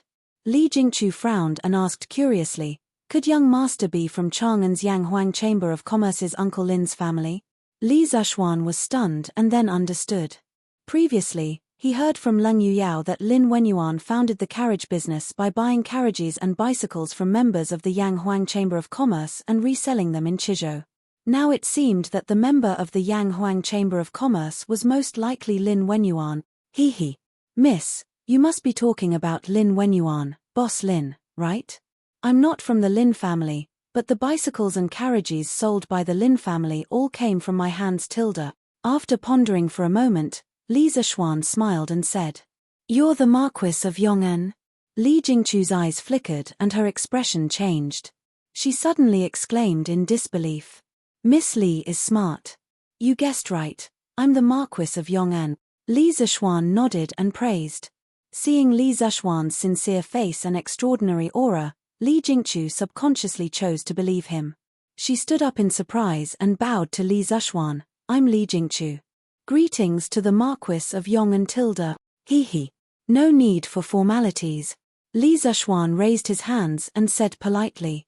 He didn't expect the conversation with Li Jingchu to go so smoothly, but Li Jingchu was willing to believe his identity, and the current situation showed that Li Jingchu didn't have any bad feelings towards him. This was a good start. What Li Zishuan didn't know was that due to his long years of cultivation in Daoist techniques, his temperament had long been different from that of ordinary people. The natural aura of Daoist techniques on his body had a special attraction to the living beings of the world, making them subconsciously feel a sense of familiarity. It was a mysterious feeling, but it was also a real phenomenon. "Yesterday, I heard that the Marquis of Yong'an led the Sky Pheasant Brigade to Chizhou. Jingchu has admired Marquis's reputation for a long time, but yesterday, I had no chance to see Marquis's real face because of the mundane affairs I had to attend to. To be able to see Marquis today is truly Jingchu's good fortune," Li Jingchu said excitedly. The previous vigilance in her heart had now turned into joy. Facing the suddenly enthusiastic Li Jingchu, Li Zishuan was not used to it. He waved his hand and laughed dryly. "Miss Li, you're exaggerating. I'm just an ordinary person. What reputation do I have? At most, I've done some things for the people. But for my position and politics, those are all what I should do." Li Jingchu shook her head and said, "Marquis treats the people well. Everyone in the world knows that. First, there was the curved yuan plow, and then there was the Sky Pheasant Brigade going to the counties to exterminate locusts today. The people of the world have all received Marquis's kindness. If this is only for his position and politics, then I don't know how many officials in the dynasty are incompetent. The person my father admired the most when he was alive was you, Marquis. It's a pity that my father didn't have the chance to see Marquis until his death." At this point, Li Jingchu's face suddenly became sad. Li Zishuan couldn't help but comfort her. "Miss Li, the dead can't be brought back to life. I already know a thing or two about your father. I'm very sorry. Before this, although I didn't know your father's character, your father would rather die than submit for your lifelong happiness. Just based on this point alone, he was a good father worthy of respect. I believe that if your father's spirit is in heaven, he will definitely hope that you can live a happy life and not be sad for him all day." No. Li Jingchu's eyes were red and swollen. She shook her head fiercely and said, "If possible, I'd rather marry Zhong Liang than let my father commit suicide. Liu Yuerong is actually right. I'm indeed a jinx. I'm the one who caused my father's death." At this point, a teardrop fell from the corner of Li Jingchu's eye. When Liu Yuerong was making things difficult for her, she could force the other party to be speechless with just a few words. But now, she couldn't help but cry after saying a few words to Li Zishuan. From this, it could be seen that her strength was just for others to see. Under her strong appearance, there was a fragmented and fragile heart on the verge of collapse. Seeing this scene, Li Zishuan felt a little uncomfortable. After a moment of silence, he said, "Miss Li, your father's death can't be blamed on you no matter what. Saying that you're a jinx is even more nonsense. It's like a group of people walking on the road being hit by a carriage. Could it be that you want to blame him for going out today? The only person to blame for this matter is Zhong Liang. Such a treacherous person doesn't deserve to be a magistrate of a county, much less a person. Thank you, Marquis, for speaking up for Jingchu. But it's a pity that the wicked person didn't get his retribution and is still at large." Li Jingchu wiped the tears from the corner of her eyes and whispered softly. Li Zishuan said with a resolute expression, "Miss Li, the net of heaven has a long arm, but it never escapes. As long as Zhong Liang is still in the Tang Empire, I firmly believe that he will be brought to justice sooner or later, because wicked people are not tolerated by the heavens. Li Jingchu's eyes flashed. After pausing for a moment, she said, I hope so. Although she said this, she didn't have much hope in her heart. Li Zishuan also knew that it was impossible to convince Li Jingchu with just words. After all, she was burdened with the hatred of her father's death. How could a few words resolve this kind of monstrous hatred? He didn't pursue the matter further and asked, why did Miss Li insist on returning to the Li residence to burn incense for your father today? Li Jingchu said with a sorrowful expression, today is my father's birthday. I know that if I don't come back to pay my respects, Liu Yuerong and the others won't remember this at all. I originally wanted to go to the temple to invite the 49 masters back and pay my respects for 49 days, but Liu Yuerong definitely wouldn't agree. Secondly, I'm no longer the Li family's eldest daughter. I can't even afford to donate the incense money. How could the masters in the temple be willing to pay their respects for my father? The so-called birthday of the dead referred to the birthday of the deceased. It was a custom derived from celebrating the birthday of the deceased. In terms of its nature, it was a filial and commemorative event for the ancestors by the family and the family as a unit. It was meant to be cautious and loyal to pursue the distant and bright and generous to enhance the family's glory. The birthday of the dead was first done at home and second at the temple. There was no ceremony at home. It was done on land and water. It could be done for 1 to 3 days or even 7 days. The day of completion was the official day. The most solemn ceremony was to invite the 49 monks back and pay their respects for 49 days. After the ceremony, the memorial tablets could be placed in the main hall of the temple to receive the incense. Although there was no specific time limit for the birthday of the dead, it was still mostly done by newly deceased people. Grandparents and parents had died less than 3 years ago, and their descendants had yet to mourn. Or less than 10 years ago, their descendants inherited their elders' property, business, and even titles, out of gratitude for the grace of the heavens. When Li Zishuan heard this, he couldn't help but sigh with emotion. Miss Li's filial piety is commendable and admirable. I'm willing to step forward to help you regain control of the Li family. This way, Miss Li can openly celebrate your father's birthday. What do you think, Miss Li? Li Jingchu was suddenly startled. Obviously, she didn't expect Li Zishuan to propose such an idea. After hesitating for a moment, she shook her head and said, thank you for your kindness, Marquis. However, I, Li Jingchu, only want to take back what I've lost. I want everyone to be convinced. I want the Li family to flourish in my hands. Only in this way can I comfort my father's soul in heaven. When he heard this, Li Zishuan couldn't help but raise his opinion of Li Jingchu. He nodded and said, Miss Li is very bold. Your father can be considered to have a smile in the underworld for having a daughter like you.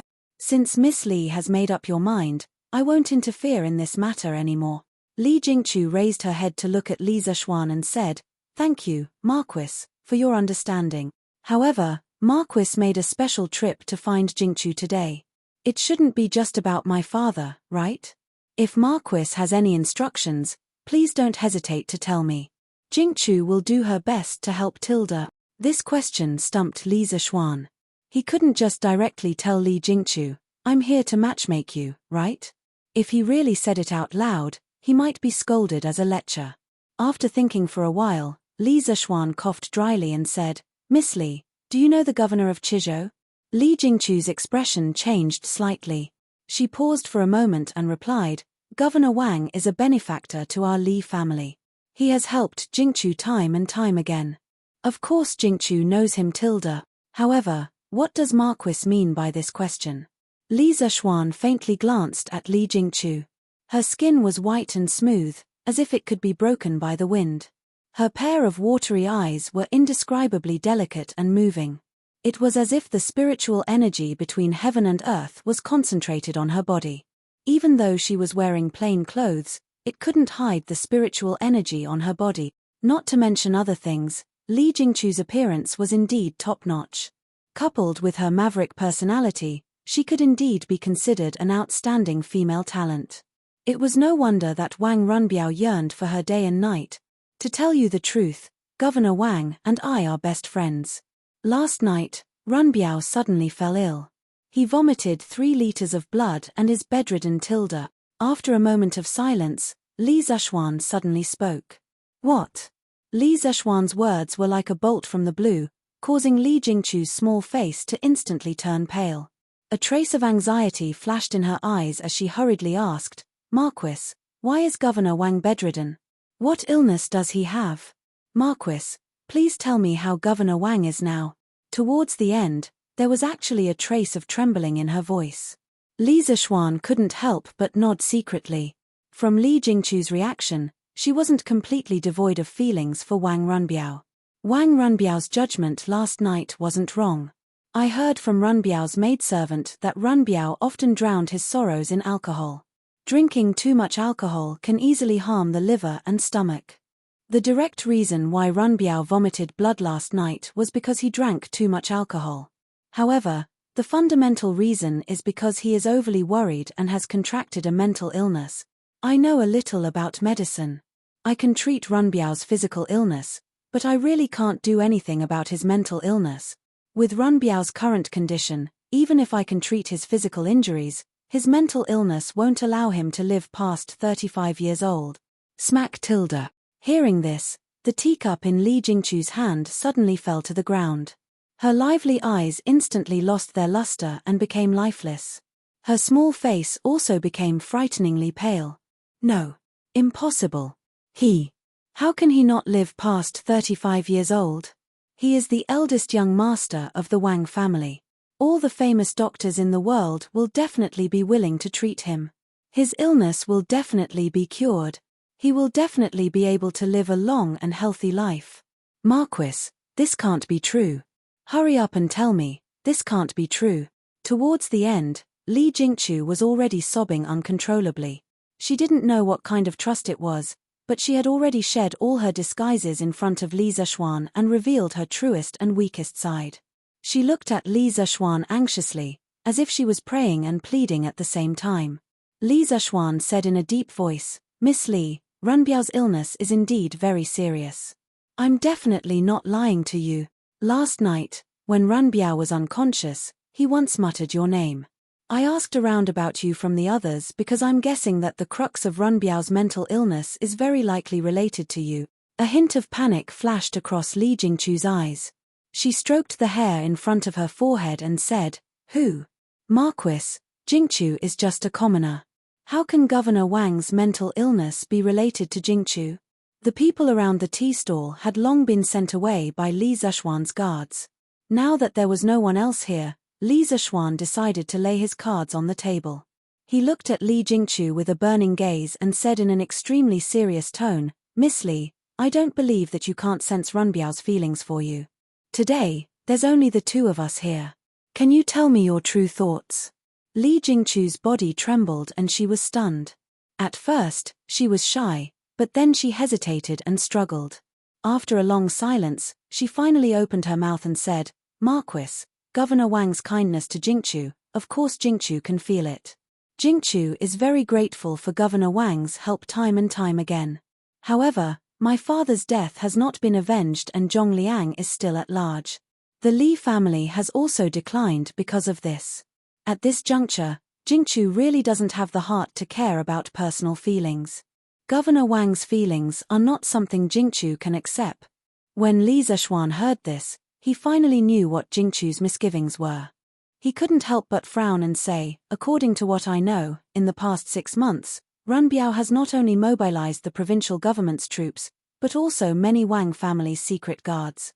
He almost turned the entire Chizhou upside down, but he still couldn't find any traces of Zhongliang.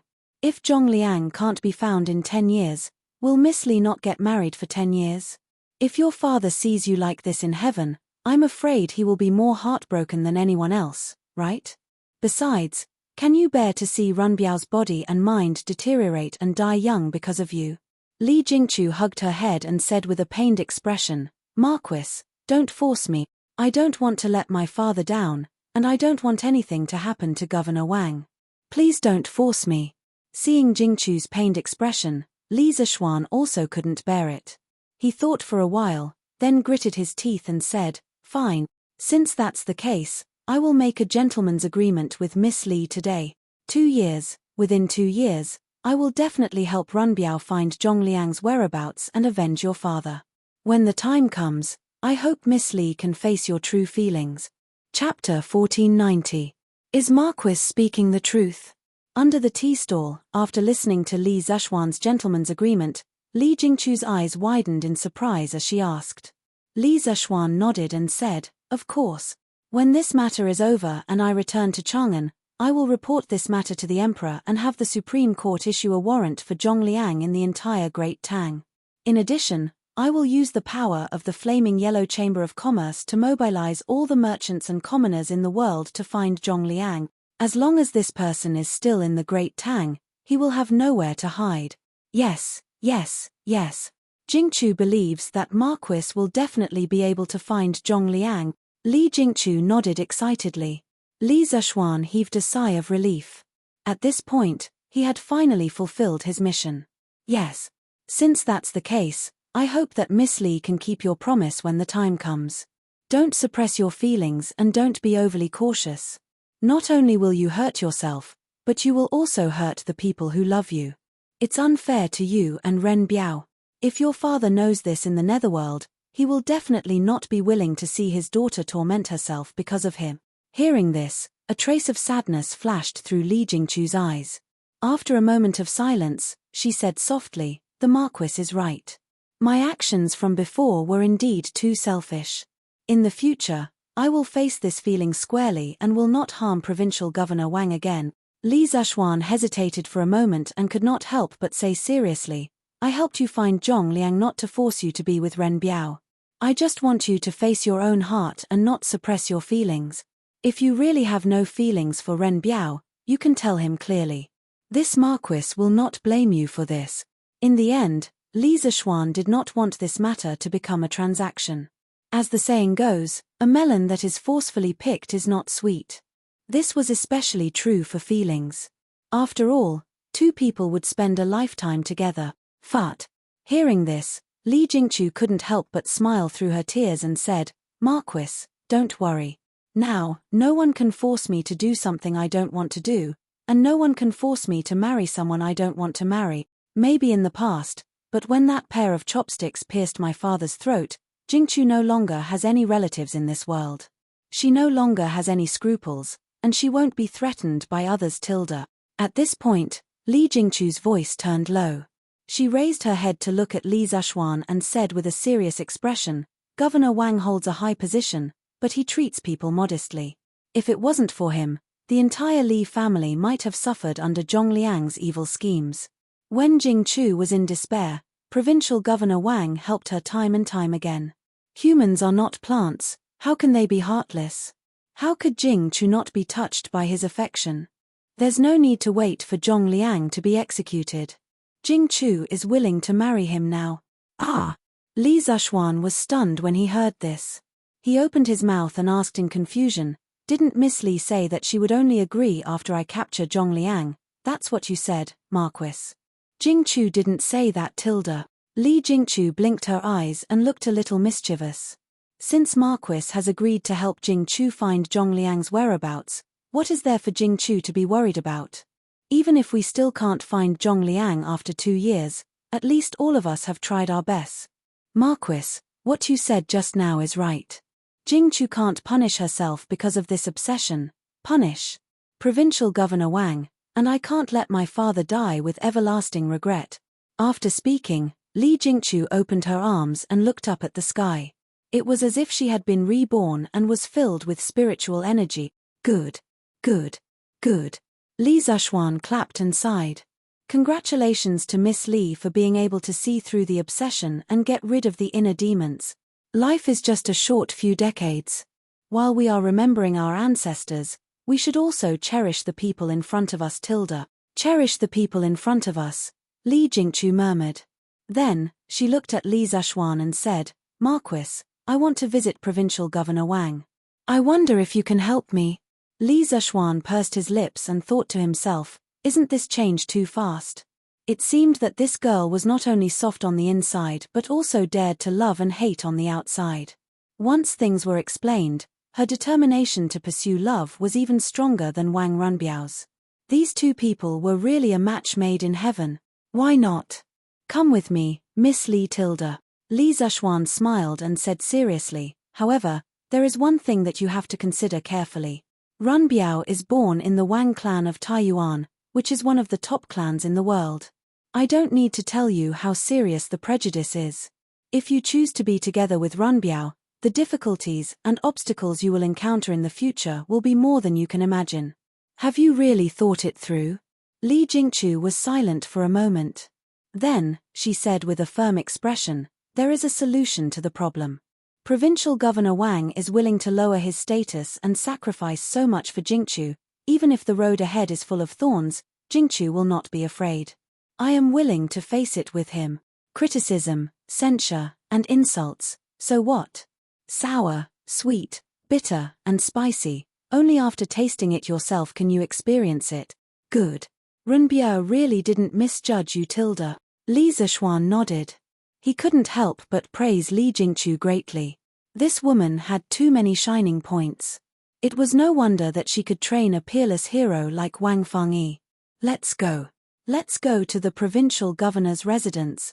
If Runbiao knows that you are here to visit him, I reckon his illness will be half healed in an instant. Marquis, you're back. Why are you here? In the front courtyard of the provincial governor's residence, Leng Yuyao saw Li Zishuan walking in and quickly went up to greet him. However, when she saw Li Jingchu behind Li Zishuan, Leng Yuyao's expression instantly turned cold. Miss Leng, I heard that Provincial Governor Wang is seriously ill. This little girl has received many favors from Provincial Governor Wang, so I specially came to visit him today. Li Jingchu didn't shrink back or get angry because of Leng Yuyao's cold expression. She first bowed respectfully to Leng Yuyao and then spoke in a natural and unrestrained manner. Leng Yuyao's beautiful eyes narrowed. Clearly, she didn't expect Li Jingchu's attitude to change so quickly. There was a voice in her heart telling her not to let Li Jingchu in, but her rationality told her that Li Jingchu could speed up the recovery of Wang Runbiao's illness and could completely dispel Wang Runbiao's heart disease. She had to let Li Jingchu in. In the end, her rationality won over her selfishness. Leng Yuyao took a step to the side and gave way. Then, she said indifferently, go in. Young master just woke up not long ago. Thank you, Miss Leng. Li Jingchu looked at Leng Yuyao gratefully and then walked towards the side room. Li Zishuan thought about it and didn't want to join in the fun or be a third wheel. He looked at Leng Yuyao and wanted to say a few words of comfort. However, he realized that he couldn't because he wasn't Wang Runbiao. His comfort was pale and powerless. Marquis, you don't have to worry about Yuyao. Yuyao said before that I don't dare to have extravagant hopes of becoming young master's woman. I only hope to be able to protect young master for the rest of my life. Leng Yuyao seemed to have sensed Li Zishuan's thoughts and said softly. Li Zishuan heaved a sigh and said, sigh. I hope all the lovers in the world can find their way together. Take good care of Runbiao and let him get better as soon as possible. The 400,000 people of Chizhou are counting on him. This Marquis can't stay here for long. I have to leave in 2 days. After that, he clasped his hands behind his back and turned to go out. As for the progress of Wang Runbiao and Li Jingchu, he was not in the mood to care about it now. Now that Li Jingchu had untied the knot in her heart, there was no obstacle between her and Wang Runbiao. It was only a matter of time before they got together. There was no suspense. On the other hand, Li Zishuan felt that he had brought a couple together, but he had hurt the other person's heart. This made him feel guilty. Wang Runbiao, now you owe me too much. You can't die early. Otherwise, who can I find to collect the debt in the future? After leaving the provincial governor's mansion, Li Zishuan couldn't help muttering to himself. According to the official history, not long after Wang Fangyi was born, Wang Runbiao died of illness. Wang Fangyi was as sad as an adult and was praised as a filial child at that time. Wang Fangyi's mother, Li Jingchu, was ostracized by her mother-in-law, great elder Princess Tong'en, and moved to Fengquan Villa. Wang Fangyi was still young, so he cultivated farmland, planted trees, and repaired walls and houses with other handymen. From this, it could be seen that there was a huge gap between a child with a father and a child without a father. After returning to the inn where old Hu and the children were staying, Li Zishuan took out the telegraph and began to send a telegram to Yunshan. The content of the telegram was very simple. It was to ask Ma Ju to publish a notice in Thatang Daily that the Sky Chicken Brigade had stopped collecting chickens. Because of the addition of the 120,000 chickens from Chizhou, the Sky Chicken Brigade now had 120,000 chickens. In addition to the chickens collected by Li Ku and Cheng Chumo's team along the way, the Sky Chicken Brigade now had no less than 650,000 chickens. This was already the limit of the number of chickens they could control. If there were more, not only would it not have a positive effect, but it would also have a negative effect and slow down the speed at which they killed the locust. After sending the telegram, Li Zishuan breathed a sigh of relief. He did not go to the provincial governor's mansion to see how Wang Runbiao and Li Jingchu were doing. Instead, he directly went out of the city to observe the speed at which the Sky Chicken Brigade was killing locusts for the people on the farm. Now, the cooperation between the various small teams of the Sky Chicken Brigade had become extremely tacit. As a result, with the same number of chickens, the speed of killing locusts had increased by at least 30% compared to the beginning. In addition, the scale of the Sky Chicken Brigade had been greatly expanded. Li Zishuan conservatively estimated that within half a month, the Sky Chicken Brigade could eliminate more than 60 counties of locusts, which was close to 2/3 of the disaster area. The disaster relief operation was in full swing. Seeing that more and more people would be rescued, Li Zishuan did not know that danger had already arrived. Some messages about him were gradually rising in various places. At first, it was just a spark, but as more and more people spread the news, the spark began to have the momentum to start a prairie fire. The rumors had even spread to the vicinity of the capital. Don't sell the locusts to the government. Why? These locusts can be sold for a few coins. Bah! Are you stupid? 2 catties of locusts can only be sold for 1 coin, but the Marquis of Yong'an bought these locusts, fried them by the chef, and sold them at the Drunken Immortal restaurant. A plate can be sold for a few hundred coins. How is this possible? The Drunken Immortal restaurant is a place that sells food and wine. Why would they sell locusts? Who would eat something like that? Why not? Have you heard of the soaring prosperity that the Drunken Immortal restaurant introduced last year? That was made with locust. What? Soaring prosperity was made with locusts? How is this possible? Why is it not possible? I have a relative who works as a waiter at the Drunken Immortal restaurant. He said it himself. His. Then this Drunken Immortal restaurant is really black-hearted. A plate of locusts can be sold for a few hundred coins. I think so. It is not the Drunken Immortal restaurant that is black-hearted, but the Marquis of Yong'an. No wonder he is so rich. This kind of gossip was not too much. What was worse were some conspiracy theorists. In my opinion, the Marquis of Yong'an must have known about this year's locust plague long ago. Where did this come from? Me. Why don't you think about it? Why would the Marquis of Yong'an raise hundreds of thousands of chickens in his own manor last year? Even if old Master Li is rich, he wouldn't let the Marquis of Yong'an waste his money like this, right? Think about the Sky Chicken Corps that is destroying locusts in various places. Everything seems to have been planned. Who dares to say that the Marquis of Yong'an didn't raise chickens for this year's locust plague? So what? If not for the Marquis of Yong'an's Sky Chicken Corps, who knows how many crops would have been destroyed by the locust? That's right. Bullshit. You think the Marquis of Yong'an is doing this for the citizens? Since he knew about this year's locust plague, why didn't he tell everyone in advance? If he did, there wouldn't be a locust plague now. The Marquis of Yong'an wants to use this locust plague to make a fortune. Make money? How can locusts make money? Firstly, the Drunken Immortal restaurant's soaring prosperity is made with locusts. That thing is sold at a high price. A plate costs a few hundred coins. How much does the Drunken Immortal restaurant pay for a catty of locusts? Back then it was 3 coins a catty. Now it's even cheaper, 1 coin for 2 catties. The Drunken Immortal restaurant used this to make a fortune last year. His. The Drunken Immortal restaurant's soaring prosperity is made with locusts. Is this for real? I even ate soaring prosperity last year. The Marquis of Yong'an is really black-hearted. A plate of locusts is actually sold for a few hundred coins. Keek. That's not all. Last year, the price of chicken seedlings in Chang'an City skyrocketed. The Marquis of Yong'an was summoned to the imperial court because of this. At that time, the Marquis of Yong'an claimed that he bought so many chickens to rear a batch of fresh and tender wild chickens so that the drunken immortal restaurant could use them for a full chicken banquet this year. Now you guys have also seen that the Marquis of Yong'an's Sky Chicken Corps is eating locusts all over Guangzhou. When the time comes, they will definitely be plump and tender, perfect for a full chicken banquet. Won't the Marquis of Yong'an make a fortune again? Now you guys should understand why the Marquis of Yong'an knew that there would be a locust plague this year but didn't tell us, right?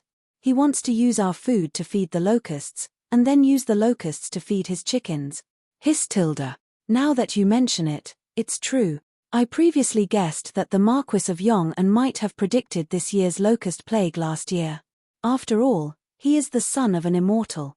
But I didn't expect that there was actually a huge conspiracy behind this. Too black-hearted. I originally thought that the Marquis of Yong'an was a good marquis who empathized with the people. I didn't expect him to be such a selfish and black-hearted person who only cares about profit. That's right. To think that I even erected a longevity monument for him. I'm going to smash it when I get back. Chapter 1491. Bah. You ungrateful villains, how dare you slander Marquis behind his back? Do you still have a conscience? If it weren't for Marquis who created the curved plow last year, many of us would have starved to death. How could we still be alive? Rumors spread everywhere, and under the encouragement of those with intentions, these rumors became more and more perfect, more and more convincing. However, over the past year, the number of people who had received Li Zishuan's kindness numbered in the tens of millions. Even if these rumors spread in an orderly manner, as if they were true, there were still many people with a conscience who chose to believe Li Zishuan. Moreover, they were willing to stand out and speak up for Li Zishuan. When one person stood up, hundreds and thousands of people followed suit. That's right. That's right. Last year, the land on our farmstead was so dry that we couldn't plow it. If it weren't for Marquis who created the curved plow, our land would have been deserted last year. Other things aside, the Tang Dynasty dictionary compiled by Marquis allowed my child to learn how to read in just a year. If this was in the past, if my child wanted to learn how to read, he would have to worship a teacher. However, it would cost a lot to hire a teacher to teach him. Zhao Laroa is right. It's all thanks to Marquis. If it weren't for him, there wouldn't be a single person in our house. We wouldn't even be able to read that Tang daily. I don't care if Marquis knew in advance that there would be a plague of locusts this year. I only know that the locusts in our farmlands in Stone Village were eliminated by Marquis and the Sky Pheasant Brigade. Without Marquis's righteous help, our family of 7 would have had nothing to eat this year. If anyone dares to speak ill of Marquis, I, old Gu, will fight to the death with him. Yes. If anyone dares to speak ill of Marquis, I will fight to the death with him. In the face of the fierce rumors, a large number of people quickly formed a united front to fight against those who were bewitched by the rumors and kept attacking Li Zishuan. The war between the two sides could be said to be on the verge of breaking out. In fact, if it was any other day, there would not be so many people talking bad about Li Zishuan. This was because Li Zishuan had always had a good reputation among the people. But now that the locust plague had broken out in Guangzhou, it was a time when the people were panicking. Someone had coincidentally released such a reasonable and irrefutable statement at this time. Those people who were not firm in their stance and had little contact with Li Zishuan were naturally bewitched. If the Marquis of Yong'an had informed the people of this year's locust plague earlier, then every household would have raised over 100 chickens. Would we still have to wait for the Sky Chicken Brigade to exterminate the locusts for us? We'll destroy them ourselves. The Marquis of Yong'an is clearly a hypocrite. He wants to use our crops to feed the locusts and then feed the locusts to the chickens. Yes. The Marquis of Yong'an is a hypocrite, a selfish villain. Using our crops to feed the locusts and wanting us to be grateful to him, he is a villain who only wants to make money. T. Even if Marquis knew that there would be a locust plague this year, even if Marquis told this news to you, Son Laochi, with your little wealth, how many chickens can you afford? Don't you still have to wait for Marquis's Sky Chicken Brigade to help you exterminate the locusts? You dog thing, you really are an ingrate. A few days ago, when Marquis helped your family exterminate the locusts, you thanked him profusely. Now, at the slightest sign of trouble, you join those evil people in slandering Marquis. Your father has always been highly respected in the Sun family village. How did he give birth to such a disappointing thing like you? I think that you bastard just can't bear to see Marquis doing well. That's right. Son Laochi, you are the one who calls him bastard the most fiercely. When I return, I will tell your father and see if he doesn't beat you to death, you heartless wolf cub. Hearing this, a young man with a sharp mouth and monkey cheeks couldn't help but shrink his neck, not daring to say another word. Everyone, listen to me. At this moment, a young man who looked like a scholar roared loudly. The crowd instantly quietened down. Looking closely at the scholar, who else could it be other than Yu Daijing from the Yu family village of Lantian County? Yu Daijing had originally come to Chang'an City to visit an old acquaintance. When he left the city, he heard a group of commoners discussing and arguing about something. He didn't think much of it at first, but after hearing the contents of the discussion and argument, he instantly realized that the situation was not normal. Thus, he hurriedly stopped in his tracks, intending to dispel the rumors and protect Li Zeshuan's reputation. Fellow villagers, please don't misbelieve the rumors. Saying that the Marquis of Yong'an is using the commoners' crops to feed the locusts is pure nonsense. More than 90% of us have received favors from Marquis. As humans, we cannot forget our roots, and even more so, we cannot be ungrateful.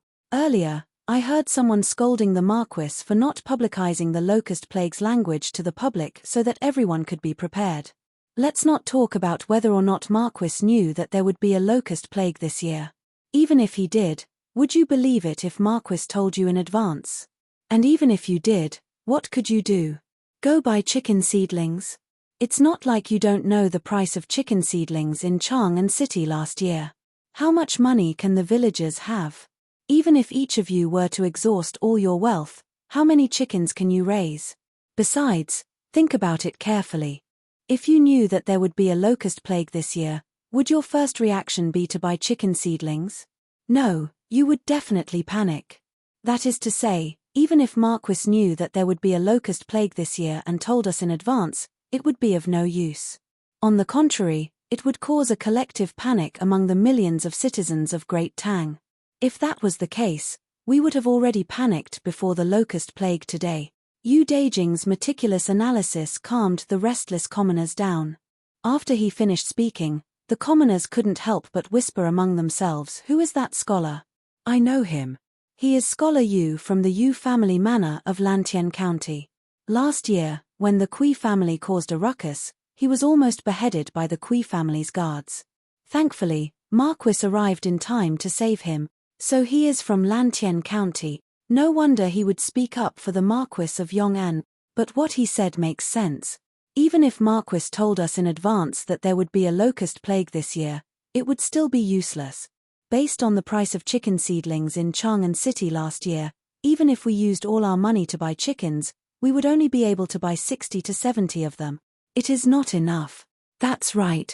It seems like the Marquis of Yong'an really cares about us commoners.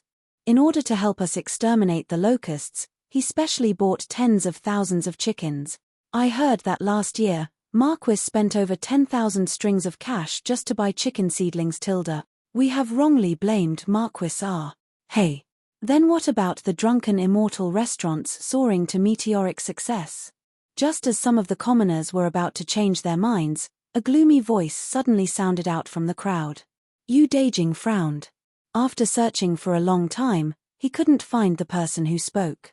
This made him angry. That's right. The Marquis of Yong'an bought locusts at a low price from us and sold them at a high price at the Drunken Immortal restaurant. What about this matter? That gloomy voice successfully attracted the attention of the commoners. Immediately, a large man with a full beard shouted out. Yu Daijing's expression didn't change, but his mind was racing. A moment later, he took a step forward and looked at the large man and asked, "This uncle, this you will say something disrespectful. The drunken immortal restaurant's soaring to meteoric success is a bit expensive, but have you eaten it before? Or have the drunken immortal restaurant forced you to eat it? That large man's face turned red and his imposing manner weakened. He opened his mouth and said, "No, no, that soaring to meteoric success is so expensive, how could I be willing to eat it?" Yu Daijing nodded and said, "That's the logic. Although the price of soaring to meteoric success is expensive, but what does that have to do with us commoners? The drunken immortal restaurant's dishes were originally prepared for those rich people. Not to mention the drunken immortal restaurant, the other restaurants in Chang'an City also don't have cheap dishes. Why don't you go and talk about it? Why only talk about the drunken immortal restaurant? The drunken immortal restaurant is open for business. First, they don't force people to buy or sell. Second, they don't sell shoddy goods. Those who have been to the drunken immortal restaurant all feel that it is worth it. They don't feel that soaring to meteoric success is expensive, so what qualifications do we have to talk about it? After Yu Daijing said this, the commoners couldn't help but nod their heads. Seeing this, Yu Daijing struck while the iron was hot and continued, "In addition, have you heard of locusts being sold for money? No. Now Marquis is willing to buy locusts from everyone. Although the price is a bit cheaper, a family of 4 can catch locusts for a day. If they sell it to Marquis, they should be able to get at least 10 copper coins, right? These 10 copper coins can be exchanged for 3 to 4 stones of grain. Where else can you find such a good thing? This is originally a good thing for all of you and Marquis. Some of you have mistakenly believed in slanderous words, thinking that Marquis is making black-hearted money. Where is your conscience? Enlightening to the deaf." Yu Daijing's 2 reasonable and well-founded words could be said to be enlightening to the deaf. Hearing this, the commoners who had been bewitched earlier all blushed and lowered their heads in shame, not daring to say another word. Scholar Yu is right. This is originally a good thing, but some people are insatiable. They think that the benefits they get are too little. These bastards don't even think about it. Without Marquis, what kind of life would he be living now? He would probably be starving to death. That's right. Since we are indebted to Marquis, we have no reason to slander Marquis. If anyone dares to say anything bad about Marquis, I will beat them to death even if I have to risk my life. Seeing that the commoners had finally come to their senses, Yu Daijing couldn't help but breathe a sigh of relief.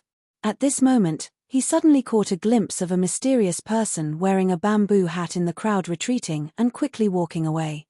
Yu Daijing's intuition told him that there was something wrong with that person. He wanted to chase after him, but before he could take 2 steps, the mysterious person had disappeared. Yu Daijing's heart sank. He felt that this matter wasn't as simple as it seemed. Otherwise, why would there be so many rumors about Li Zishuan out of the blue? There's no smoke without fire. There must be something fishy about this. I have to go to Yanghuang College and tell Mr. Li Gang about this. I'm afraid that someone is trying to harm Marquis. Yu Daijing's eyes narrowed. Almost in an instant, he had made up his mind to go to Yanghuang College. Hey, kid. You've ruined Grandpa's plans. Where else do you want to go? After leaving the official road outside Chang'an City, Yu Daijing stepped onto the cement road to Yun Mountain. When she went around a mountain, 2 masked men in black suddenly appeared in front of Yu Daijing. One of them stepped forward and directly blocked Yu Daijing's path, and said, "Who are you? What do you want?" Yu Daijing's expression changed, and his heart was in his throat. His mind was racing, but he didn't forget to scan his surroundings. There were hills on both sides, so it wasn't convenient for him to escape. If he wanted to escape, he could only run backward. Thinking of this, Yu Daijing took half a step back. Hee. We are the ones who want your life. What do you think we want? The man in black laughed sinisterly. He didn't seem to move, but a cold dagger suddenly appeared in his hand. These 2 people actually wanted to kill Yu Daijing directly. Yu Daijing's heart was instantly nervous to the extreme, but at the critical moment, Yu Daijing forced himself to calm down with strong willpower. He said without changing his expression, "There must be a reason to kill, right? I have no grudges with you. Why do you want to kill me?" He wanted to stall for time because this cement road wasn't unfrequented. There were often farmers who were going to Chang'an City to attend the market passing by here. He wanted to wait for reinforcement. The man in black opposite him seemed to have seen through Yu Daijing's thoughts. He sneered and said, "If you want to blame it on you for being a busybody. I'll send you to hell today. You can continue to be a busybody when you reach the netherworld." After saying that, the man in black flew out and stabbed Yu Daijing's throat with the sharp dagger. The moment the black-clothed man spoke, Yu Daijing was already prepared to escape. So almost at the same time the black-clothed man made his move, Yu Daijing had already finished turning around. At this moment, she was using all her strength to sprint desperately. Bam! Ouch! Yu Daijing was fast, but someone was faster than him. When he turned around, the other man in black had already flashed behind him. Yu Daijing turned around and ran, and directly bumped into the man in black. Sadly, he felt that he had bumped into an iron wall. Then, without any suspense, he was directly shaken to the ground. Yu Daijing hurriedly got up from the ground. Before the dagger of the other man in black was about to pierce his throat, he suddenly pointed at the man in black and said loudly, "You are the man wearing a bamboo hat outside Chang'an City just now.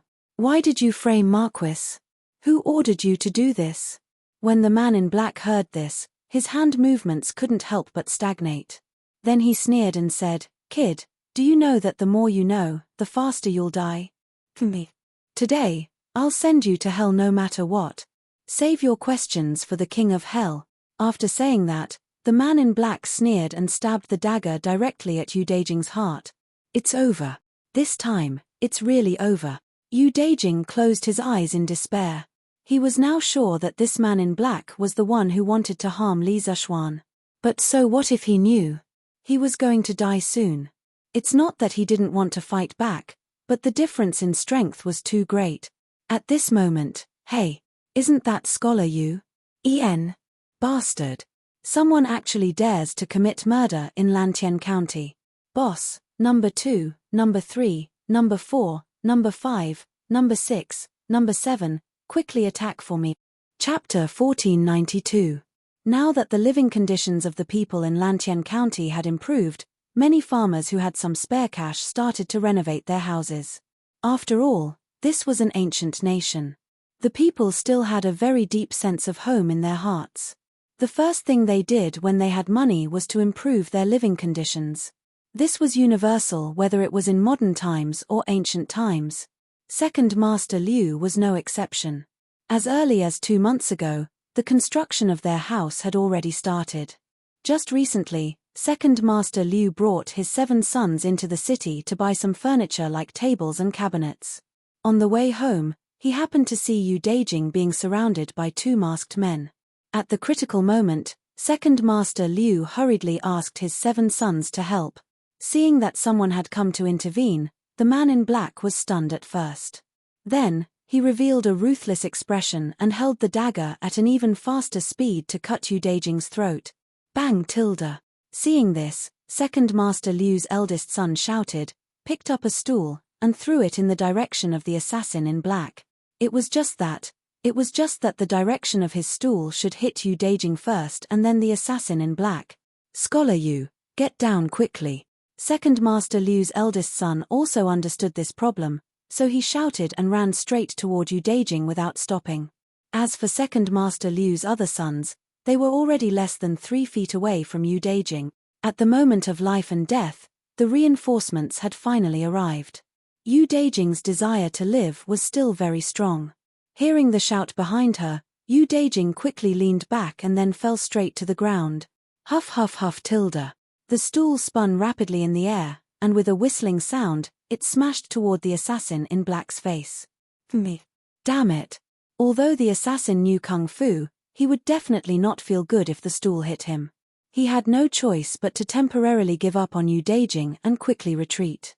In such a short time, the 7 brothers of the Liu family had already surrounded Yu Daijing and shielded her behind them. Retreat. The 2 black-clothed assassins looked at each other and spat out the word retreat. Then, without prior agreement, they flew to the hillsides on both sides. It was not that they could not beat them, but the Liu brothers were all tall and strong. If they really fought, they could win with their kung fu, but it would inevitably take some time. If other people passed by during this time, it would be difficult for them to escape. Ouch! It hurts so much. Yu Daijing, who was lying on the ground, couldn't help but heave a sigh of relief when he saw the assassins escape from the two sides of the hill. However, a sharp pain came from the back of his head. He crawled up from the ground and cried out while rubbing his head. It wasn't a big deal when he rubbed it, but he immediately felt a sticky and wet sensation on his palm. He brought his hand to his eyes and saw that it was covered in blood. Hiss! Yu Daijing couldn't help but suck in a breath of cold air. He didn't expect that the fall just now would cause the back of his head to bleed. "Scholar Yu, are you all right?" Second Master Liu's eldest son asked aloud. "I'm fine. Thank you, Second Master Liu and the uncles, for your help. Otherwise, Daijing would have died today." Yu Daijing hurriedly bowed to the few of them and thanked them solemnly. "Hey, Scholar Yu, who did you offend? Why would anyone want to kill you?" Second Master Liu squinted and asked. "Second Master, I don't know them, but one of them seems to be a mysterious person I met just now outside the city." Yu Daijing rubbed his head and explained briefly. At this moment, he remembered the important matter and quickly said, I don't have time to explain to you. I have to go to the academy to find Mr. Li Gang as soon as possible. Someone wants to harm Marquis." "What? Someone wants to harm young master?" Second Master Liu's eyes immediately widened when he heard this. He wasn't someone who didn't know the severity of the situation. Yu Daijing was just an ordinary scholar from the countryside. Logically speaking, he wouldn't offend anyone. But now, Yu Daijing was being chased by two masked men in black. Therefore, when Second Master Liu heard Yu Daijing say that someone wanted to harm Li Zishuan, he immediately realized the severity of the situation. So, he hurriedly shouted to his sons beside him. "Quick! You guys, quickly escort Scholar Yu to the academy, in case he gets into danger again." One of the young men couldn't help but ask, "Father, what about this cart of things?" Second Master Liu said angrily, "What things? What time is it now? Who has the time to care about these things? Quickly escort Scholar Yu to the academy." "Yes, yes, yes," the young man hurriedly said. Yu Daijing clasped his hands gratefully at Second Master Liu and said, "Thank you, Second Master. I'll explain the details to Second Master later." Then, without waiting for Second Master Liu's response, Yu Daijing turned and left. The group of 8 rushed towards the Cloud Mountain as fast as they could. "Teacher Wenji, there are a few villagers outside the academy. They say that they have an important matter to discuss with you." Li Gang was in the office going through the final exam questions that had been drafted by the various departments. At this moment, Mo Zhong's voice sounded from outside the door. "Come in." Li Gang frowned. After Mo Zhong pushed the door open and entered, Li Gang asked, "Did the villagers say what important matter it is?" Mo Zhong clasped his hands and said, "No, but there's a young man named Yu Daijing among them. Last year, when the people caused havoc in the Kui family, the Yamacho even saved his life.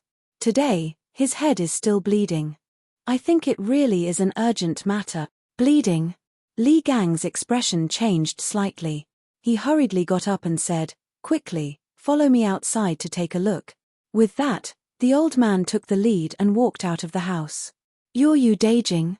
Mo Zhong, quickly send him to the medical hall for treatment. At the entrance of the academy, Li Gang immediately saw a young man clutching his head with his hands covered in blood. The old man hurriedly ordered Mo Zhong, "Teacher Wenji, don't worry about my injury. I have something very urgent to tell you. Please let's talk in private." Yu Daijing heard and hurriedly waved his hand. Li Gang frowned and said, "What can be more important than your life? It won't be too late to talk about it after your injury is treated." Yu Daijing's figure was a little staggered. It was probably the after-effects of excessive blood loss. He steadied himself and said, No. "Teacher Wenji, someone wants to harm Marquis."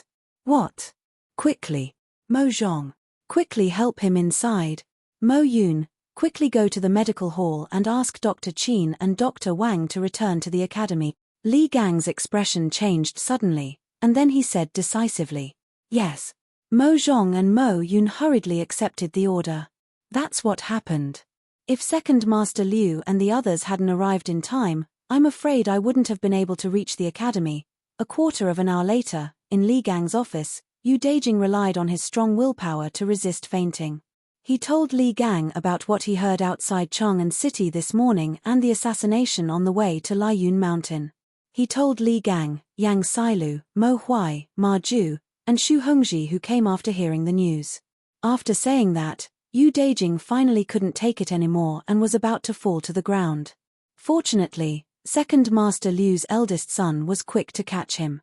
Li Gang hurriedly said, quickly, Mo Zhong, help Yu Daijing down with the Liu brothers.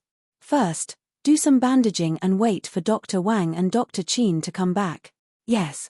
Teacher Wenji. Mo Zhong led the Liu brothers to help Yu Daijing out. Inside the room, Li Gang's expression had become extremely grim.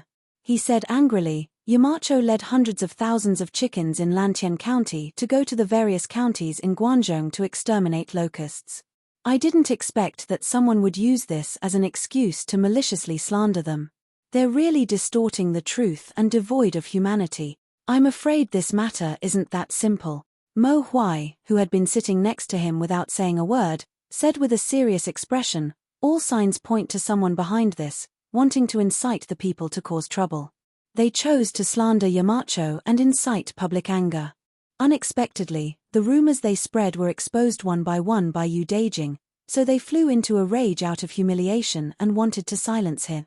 Yang Sailu frowned and said, the question is, who would choose to spread rumors to slander Yamacho at this time? What good would it do them? Ma Ju pondered for a moment and said, Yamacho doesn't attend court all year round and rarely makes enemies in the court. Even if they do have enemies, those people don't seem to be so bold. Mr. Mo is right.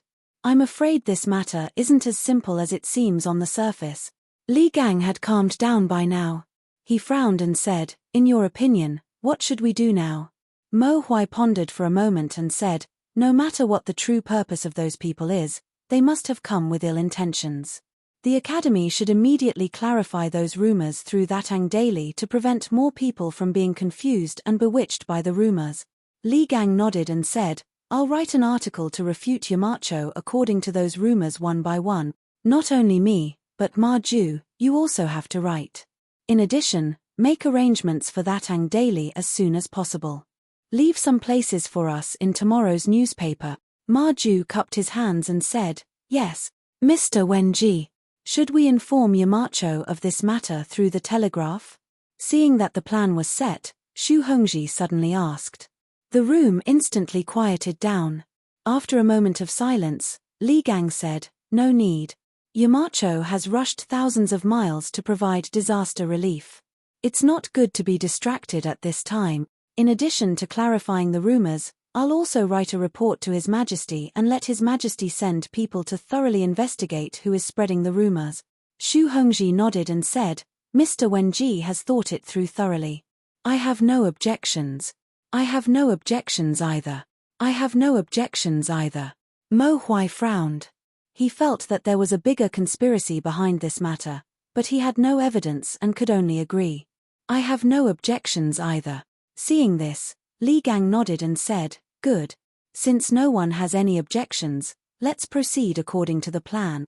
In addition, those criminals dared to commit murder in broad daylight. This means that Lantian County is not peaceful today. Inform all the students not to leave the academy for the time being. Yes. Dragon Head, we have someone outside Chang'an City who instigated the people to be sabotaged by a scholar. He brought people to ambush the scholar on his way home, but they were seen by passers-by and the ambush failed. In a dark thatched cottage in a village in Shinfeng County, a warrior in a tight suit walked in and bowed to a mysterious person wearing a green mask with fangs. Me. Trash. A cracked and hoarse voice came from under the ferocious-looking mask. The warrior could not help but shudder. The mysterious man continued, have their identities been exposed? No. The warrior in tight suit bowed and replied. The room fell into a short silence. After a while, the mysterious person said, we'll spare their lives for now. They can be spared the death penalty, but they can't escape punishment. cut a tendon in each of their hands. Yes. The warrior in tight suit trembled and left to carry out the order. Dragon head, it seems that this Li Zuxuan has the people's heart. At this time, a ghostly figure walked out from the darkness of the room. Upon closer inspection, there was a sinister scar above his eyebrows. He looked like an evil spirit from hell. He said in a gloomy voice, "The more he gets, the more I will make him lose. Only when he has nothing and is notorious, will he be completely useful to me. This is only the first step, the more exciting part is yet to come." Speaking of this, the masked man's voice had a trace of fanaticism. "Have you got the formula for the gunpowder?" The scarred man replied, "No. That Li Zuxuan is cunning and ruthless. There is no place in the Strange Taste Pavilion to produce gunpowder, and no one knows the complete formula. Now we can only use that thing as a substitute. Although it's a little weak, it should be enough. Gunpowder. Logically speaking, only Li Zuxuan and Li knew about gunpowder. Who would have thought that these two people knew about gunpowder?" The so-called dragon head nodded and said, That's the only way. Tell the people below to be careful, don't cause any unnecessary trouble. Don't be like that idiot Jin Wanfu, carelessly ruining this dragon head's plans. Don't worry, dragon head, I will tell the people below to be careful." The scarred man replied, The mysterious dragon head nodded and said after a moment of silence, "Tomorrow, release another rumor. I'd like to see how Li Shimin will react when he finds out." Dragon head, isn't it a little too early? The scarred man asked hesitantly. It's not early. It's not early. The mysterious dragon head smiled and said, "We need to make the Tang Empire fall into chaos as soon as possible. Only then can we do things better. This is called taking advantage of the situation.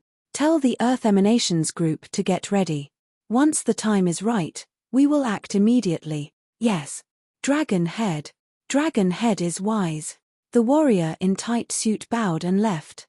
Only the dragon head was left in the room. With his hands behind his back, he looked in the direction of the Southwest Imperial Palace and sneered twice.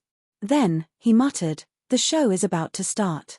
Li Shiming, oh Li Shiming, I want you to become my prisoner." Chapter 1493. Your Majesty, Mr. Li Gang of Yanghuang College has sent a memorial. Afternoon, evening. Zhao Song brought a memorial to the Ganlu Hall and bowed to Li who was sitting at the head of the table. Although Li Gang did not hold any position in the imperial court, the old man was well versed in both ancient and modern times. He had been the teacher of two crown princes, Yong Yong and Li Jiancheng. Last year, he had almost become Li Chengqian's teacher. The old man was an influential figure in the literary world of the Great Tang. Although he was not in the imperial court, he still had the authority to listen to memorials. Li Gang's memorial? Li had just finished reviewing the memorial. Confused, he hurriedly said, "Hurry and present it." Li had a keen sense of smell and sensed that something might have happened at the academy. Otherwise, Li Gang would not have sent him a memorial. "Here." Zhao Song stepped forward and handed the memorial to Li. Li opened it and began to carefully read it. But the more he read, the deeper his frown became. Around 7 minutes later, Li closed the memorial, his face ashen. Truly, demons appear in troubled times. It hasn't even been 10 days since the plague of locusts began, but some people are already unable to hold themselves back. Zhao Song had been listening in on the side, confused. He hurriedly said, "This old servant is here. Take a look as well." Li threw the memorial to Zhao Song. Zhao Song nimbly caught it, but before he could take a closer look, Li coldly ordered, "Pass on the decree to Li Junxian. Order the cavalry to immediately investigate who is spreading rumors and inciting the people. Remember, there is definitely more than one person spreading rumors. You must be careful. It would be best if you could follow the clues and catch the mastermind. To dare to ambush and kill the people in broad daylight, the mastermind must be planning something big." At this moment, Zhao Song had already skimmed through the contents of the memorial. His heart was in turmoil. Spreading rumors, inciting public anger, and silencing witnesses. All these signs indicated that there was a hidden dark force in the empire that was ready to make a move. It could not be ignored. This old servant obeys the decree. Zhao Song bowed and accepted the order, then hurriedly retreated. In the main hall, Li Erdwan sat on the dragon couch. The corners of his mouth suddenly curled into an icy smile, only to hear him muttering to himself, "Come.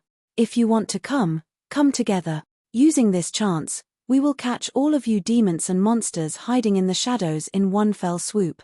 Only then can we rest at ease and fight to the death with the Turks." The rumors that slandered Li Zushwan did not stop at the wise ones. Instead, they spread very quickly among the people. Basically, with Chang'an as the center, they gradually spread outwards. It was estimated that in a few days, it would reach Li Zushwan's current location, Yong County in Chizhou.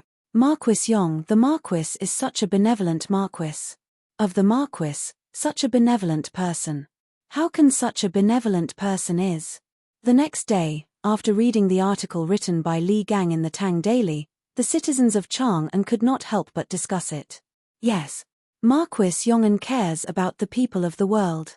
Marquis Yong'an is leading the Sky Pheasant Brigade to provide disaster relief. No matter what, he should not be subject to such baseless slander and accusations. Marquis Yong said that he did not know if Marquis had predicted this year's locust plague last year. But even if Marquis knew in advance, Marquis Yong felt that Marquis should not have made it public. That would cause chaos in the country. The people would not be in the mood to farm, causing thousands of people to lose their homes. That's right. If we had known that there would be a locust plague this year, we would not have farmed at the beginning of the year. Now, we can only wait for the food to run out and starve to death. But although we have encountered a locust plague recently, with the help of the Sky Pheasant Brigade, most of the crops in the fields were saved. We should be grateful to Marquis. Li Gang had personally written an article to refute Li Zushwan's rumors. It was of some use, but that was all. Hey! Marquis Li Gang is the Yamacho of Yanghuang College, and Marquis Yong'an is the Yamacho of Yanghuang College. He is protecting Marquis Yong'an, someone in the crowd said in a sinister voice. Immediately, the rhythm was set in motion. That's right. Mr. Li Gang is openly protecting Marquis Yong'an. Shameless. Marquis Yong'an abandoned his scholarly integrity for his own selfish reasons. He is a disgrace to us scholars. Bah! You dare insult Marquis Yong'an and Marquis Li Gang? You pedantic Confucians are the ones who have no sense of shame. Unlike yesterday, there were many more scholars in Li Zushwan's group. This was not strange. Li Zushwan had created the engineering school, and after a year of development, the engineering school had gradually matured. The members of the engineering school were getting louder and louder in the Great Tang. Those lofty and unshakable Confucians naturally hated Li Zushwan. Now that many people were criticizing Li Zushwan, these Confucians naturally would not let go of this chance to hit him while he was down. The two sides quickly began to quarrel, and it wasn't long before chaos ensued. Hey!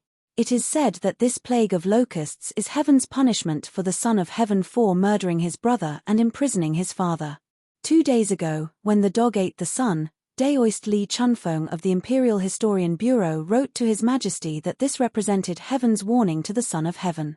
If the Son of Heaven does not practice benevolence and repent for his past mistakes, heaven will send down an even greater calamity. After a long while, someone sinisterly said. The crowd immediately fell silent. After all, it was fine to talk about officials, but if they were talking about the emperor, they had to be careful. What? There's such a thing. After a few moments of silence, someone mustered up the courage to exclaim. Hey! How can it be fake? I heard that Li Chunfeng was even beaten 50 times by His Majesty because of this. Hiss. 50 strikes. It seems that Li Chunfeng's predictions were spot on. Heaven has indeed sent down an even greater calamity, a plague of locusts. Such a large plague was probably extremely rare even in the previous dynasty. Doesn't that mean that His Majesty did not listen to Daoist Li Chunfeng's advice and did not practice benevolence or repent sincerely? With an emperor who killed his brother, imprisoned his father, and infuriated the heavens, our lives are going to be miserable. The imperial army. The Imperial Army is here. Run. Suddenly, someone pointed at a group of armored soldiers that suddenly appeared on the east side of the street and exclaimed, "It's not the Imperial Army, it's 100 riders." The sharp-eyed people recognized the identity of the group of soldiers. Instantly, the group of people who were still discussing fervently scattered like birds and beasts, escaping in all directions. After all, most of them were talking about Leah just now. It was impossible for them not to feel guilty. At the same time, similar rumors were circulating in many places. In the end, this rumor gradually became more and more convincing. It was as if they had seen it with their own eyes. In this rumor, there was a very innocent person who was implicated even though he was lying down. This person was Li Chunfeng. "Father, are the rumors on the streets true? Did His Majesty really allow someone to beat you 50 times? In Yanghuang College, Li Yang took the opportunity to find Li Chunfeng, who was arranging the astrological chart in his office during lunch. He asked worriedly, "What nonsense are you talking about? Son, what are you talking about?" Li Chunfeng was confused. He could not figure out what was going on. "Dad, don't hide it from me. I heard it from the auntie who was sweeping the floor of the teaching building." Li Yang thought that Li Chunfeng was deliberately hiding it from him. He could not help but feel helpless. "Hide it from you? When did I hide it from you? Also, what did the auntie say?" Li Chunfeng frowned. Li Yang saw that Li Chunfeng was going to play dumb, so he said, "Dad, the auntie said that when the heavenly dog devoured the sun more than a month ago, you wrote to His Majesty that it represented God's warning to the Emperor. If the Emperor did not practice benevolence and repent for the mistakes he made in the past, God would send an even greater disaster. Because of this, you were beaten 50 times by His Majesty. Dad, is this true?" "Nonsense." Li Chunfeng's expression changed when he heard this. He stood up and looked at Li Yang. He asked sternly, "Son, where did these rumors come from?" Seeing his father's big reaction, Li Yang quickly said seriously, "Father, these words were heard by the sweeping auntie outside the academy. And she said that now many people in Chang'an City are saying that His Majesty got the throne unjustly and has no intention of repentance. So your prophecy is right. Heaven has sent a bigger disaster, which is the plague of locusts this time." Li Chunfeng's face darkened. He gritted his teeth and said angrily, "This is outrageous. This is outrageous. These people are not only audacious, they even pushed me into the fire. No, I have to go to the palace and explain this to His Majesty." "Dad, since you did not do this, why do you have to go to the palace?" Li Yang quickly asked. Li Chunfeng looked at his son and said, "As the saying goes, gossip is a fearful thing. Moreover, this matter was definitely not as simple as it seemed on the surface. Someone probably wanted to incite the common people to do such a heresy and immoral thing. You stay in the school. I will go to Chang'an City." "Shut up. You ungrateful people. His Majesty loves the people like his own children. Marquis Yong'an went thousands of miles to destroy the locusts for the sake of the people. Not only are you ungrateful, you are even speaking ill of His Majesty and Marquis Yong'an behind their backs. Are you even human?" In Chang'an City, a beautiful young lady shouted angrily at 3 to 5 people. "Hey! Where did this little girl come from? She actually doesn't know the immensity of heaven and earth and is pointing fingers here." A rascally-looking young man was sizing up the little girl with a malicious gaze. The corner of his mouth was currently curled into a wretched smile. "That's right. You're such an insensible little girl. Not only did you eavesdrop on us, you even dared to criticize us. Come, let me teach you how to behave." Another young man, who was slightly fatter, agreed. Then, he stretched out his hand to grab the young lady. "Bastard! I am Li Yu. Don't you dare touch me." The young lady took 2 steps back and shouted angrily. That's right, she was Li Yu. Little Yu came to Chang'an City today to collect literature. Yesterday, when she heard that someone was slandering Li Zhuan, she was very angry. When she found out that Li Gang and Ma Ju had written an article to refute Li Zhuan's rumors in the Thatang Daily, she wanted to see the reaction of the people. As for why she chose to come to Chang'an City and not Lantien County, it was mainly because no matter what happened outside, The people of Lantian County were always grateful and supportive of Li Zishuan. Therefore, she came to Chang'an City to collect literature. When she came to Chang'an City, she found that the number of people slandering Li Zishuan did not decrease because of Li Gang and Ma Ju's articles. Instead, there were more of them. This was because, under the guidance of some people, most of the people thought that Li Gang, Ma Ju, and Li Zishuan were all jackals of the same tribe. Naturally, their words were not convincing. Because of this, little Yu had already reprimanded several groups of people today. With her glib tongue and smart mind, those who were reprimanded by her were all ashamed and said that they did not dare to slander Li Zishuan anymore. When she was riding on the crest of success, little Yu did not expect to meet a tough nut. Li Yu, you're the gold medal reporter of that Ang Daily? The young man who spoke first said with his eyes lit up. How is it? Are you scared? Seeing the other party's surprised face, Li Yu said proudly. Hee. Scared, scared, scared. Of course I'm scared. Hee. Come with me, the gold medal reporter of that Ang Daily. I should be able to sell you for a good price. The young man smiled wretchedly and then pounced on Li Yu. How dare you? What are you doing? I'm going to call for help. Help! Li Yu reacted quickly and dodged the young man's bare hug. She said in shock and anger, and then shouted loudly. Hee. Shout. Shout. Even if you shout until your throat is broken, no one will come to save you. As the young man spoke, he pounced on Li Yu again. The other people also surrounded Li Yu from the front and back. They were in an alley between two old houses in the south of the city. Usually, people would not pass by here. Stop. How dare you act so presumptuously in broad daylight? Coincidentally, at this moment, a loud shout came from the alley. A middle-aged man in a Taoist robe suddenly shouted. Where did you come from? How dare you meddle in our business? Brothers, let's go. The young man was furious that someone had ruined his plan. He waved his hand and the few of them ran towards the Taoist priest. Taoist priest Li, be careful. Seeing that someone had come to save her, especially someone she knew, Li Yu was relieved. However, she was worried again and could not help but shout loudly. That Taoist priest was none other than the unlucky Li Chunfeng.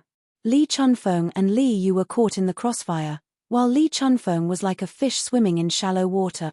Chapter 1494. Although Li Chunfeng was not a Taoist who specialized in combat, he had been cultivating his qi for a long time. His physique and reaction speed were better than the average person's. In comparison, the hooligans were worried that they would attract the attention of the patrolling Marquis, so they did not bother him too much. After a short fight, Li Chunfeng and Li Yu escaped from the deserted alley. Taoist Li, why are you in Chang'an City?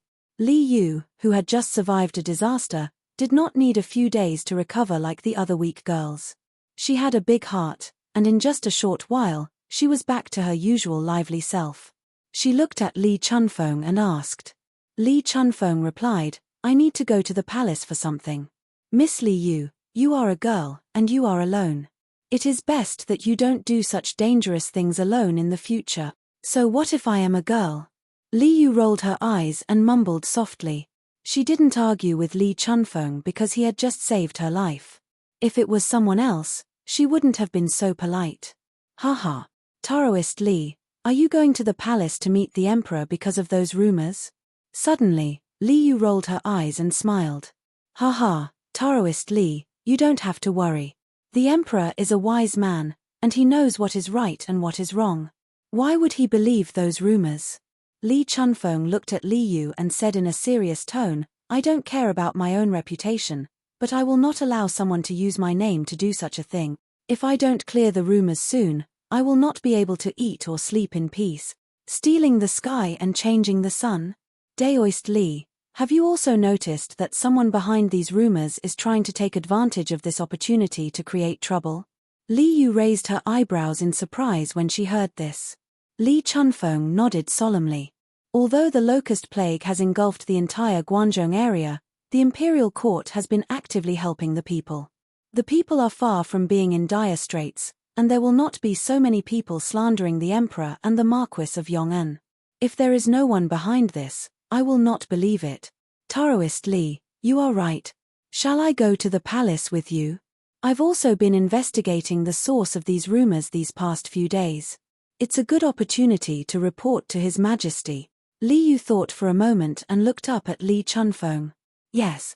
Let's go. Li Yu was the top reporter of that Ang daily. She had the right to go to the Empress palace and have an audience with the emperor. Therefore, Li Chunfeng did not reject her request. The two of them walked towards the imperial palace in the north. Hall Master, why don't we chase after them? If we really fight, that Daoist priest is definitely no match for us.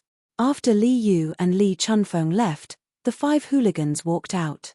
One of them looked at the direction where Li Yu left and asked in confusion. The slightly plump young man frowned and said, if we do our best, we can definitely keep both of them here, but if the commotion is too big, it will definitely attract the attention of the patrolling Marshal Marquis. At that time, how will we escape? Before doing anything, don't forget that we are in Chang'an City. If something happens and the dragon head blames us, none of us can bear the responsibility.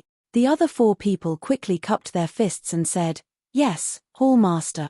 The slightly plump young man nodded and said with a look of pity, but it's a pity that we didn't manage to catch Li Yu. That girl spends all her time in the workshop of Strange Interest Pavilion. She must know a lot of secrets there. If we can catch her alive, it will be a great achievement. A young man with a protruding mouth and ape-like cheeks came forward and said with a fawning face, Hall Master, Li Yu will definitely return to Lantien County before nightfall. Why don't we set up an ambush on her way back and kidnap her? The so-called Hall Master heard this and was tempted. However, he immediately shook his head and said, that's not right. A few days ago, Third Brother ambushed a scholar in Lantien County. After he failed, the dragon head severed the tendons in his hand. The dragon head strictly ordered us not to cause any trouble near Chang'an City. If we don't have absolute confidence, we can't do anything. Yes. Hey. Why are there so many people in front? Could it be that there's a commotion? When they reached Vermilion Bird Avenue, Li Yu saw that there were many people in front of them. She was excited and curious. Li Chunfeng frowned and said, let's get down to business. Miss Li Yu, let's go to the palace first. Li Yu pouted and mumbled, Aya, Master Li, we'll reach the palace after passing through Vermilion Bird Avenue. There's no rush. Let's go and see what's going on. It won't take too much time. As she spoke, she tugged at Li Chunfeng's sleeve and looked at him pleadingly. Li Chunfeng sighed helplessly and said, forget it. Let's go and see. But once we're done, we'll have to go to the palace immediately. Okay. Li Yu quickly nodded in agreement. The two of them walked towards the crowd in front of them. When they got closer, they realized that there were more people than they thought. They could not squeeze in at all. Hey, uncle, what's inside? Li Yu stood on her tiptoes impatiently. However, she could not see anything. She had no choice but to ask the middle-aged man in front of her. Uncle? Little girl, do I look that old to you? The man turned around, pointed at his face, and said in disbelief. Li Yu was so angry that she almost suffered an internal injury. But in order to know what was going on in the crowd, she could only force a smile on her face. She said, no. Big brother, you look so young. Can you tell me what's going on in there? The man was finally satisfied. Hey. Inside. There are 2 godly monks fighting inside. It's so exciting. Godly monks? Fighting? Li Yu's eyes lit up when she heard that. She quickly asked, which 2 godly monks are they? What are they fighting about? The man pouted and said, why do you have so many questions, little girl? I still want to see the fight. If you want to know, go and see for yourself. After that, he turned around and ignored Li Yu. Li Yu opened her mouth. If it was not for the fact that it was inappropriate for a girl to scold someone in public, she would have already yelled at the man. Master Li, can you help me squeeze to the front to see what's going on? Li Yu was amazed by Li Chunfeng's lightness skills when they were fighting with the hooligans in the South Alley. Li Yu believed that Li Chunfeng would be able to help her squeeze to the front in this situation. Li Chunfeng was speechless. He said, The fight between the godly monks is just a smokescreen. What's there to see? Let's just go to the palace. Li Yu tilted her head and suddenly laughed. Master Li, Buddhism and Taoism are at odds. As a Taoist, don't you want to see what these two godly monks are capable of? The art of war says that only by knowing yourself and your enemy can you win 100 battles. If you don't go and see, how can you know yourself and your enemy? Li Chunfeng was stunned. He realized that he could not refute because what Li Yu said was the truth.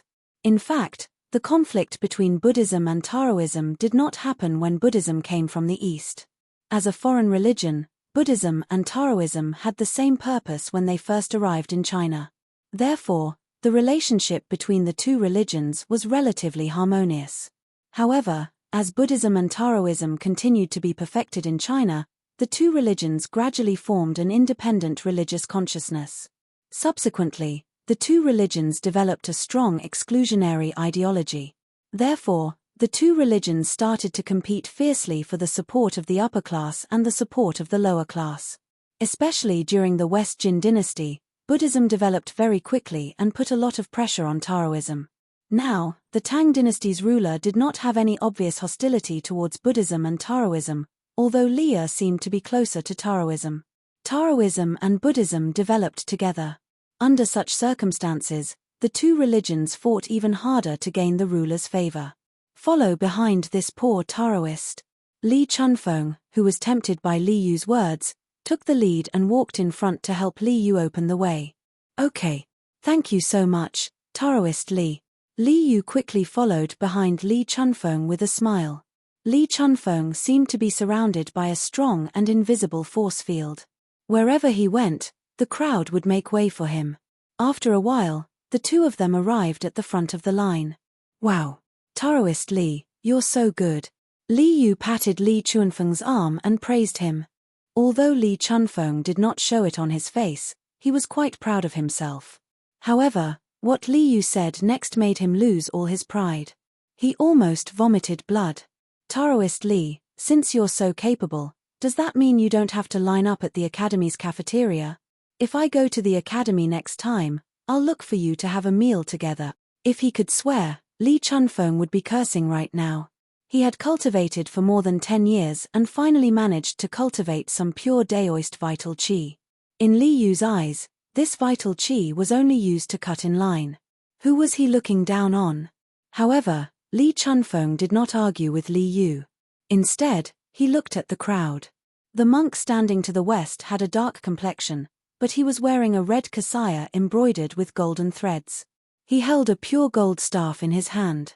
His equipment was fully equipped, almost blinding the titanium alloy eyes of others. The monk standing to the east was about 50 or 60 years old. His eyebrows and beard were white, and his clothes were much simpler. He wore a brown monk's robe and held a fine iron staff in his hand. He stood there motionless. This was a real old monk in meditation. Isn't this Master Huikong, the abbot of Daxing Charity? Why is he here? Li Chunfeng was surprised when he saw the old monk's face.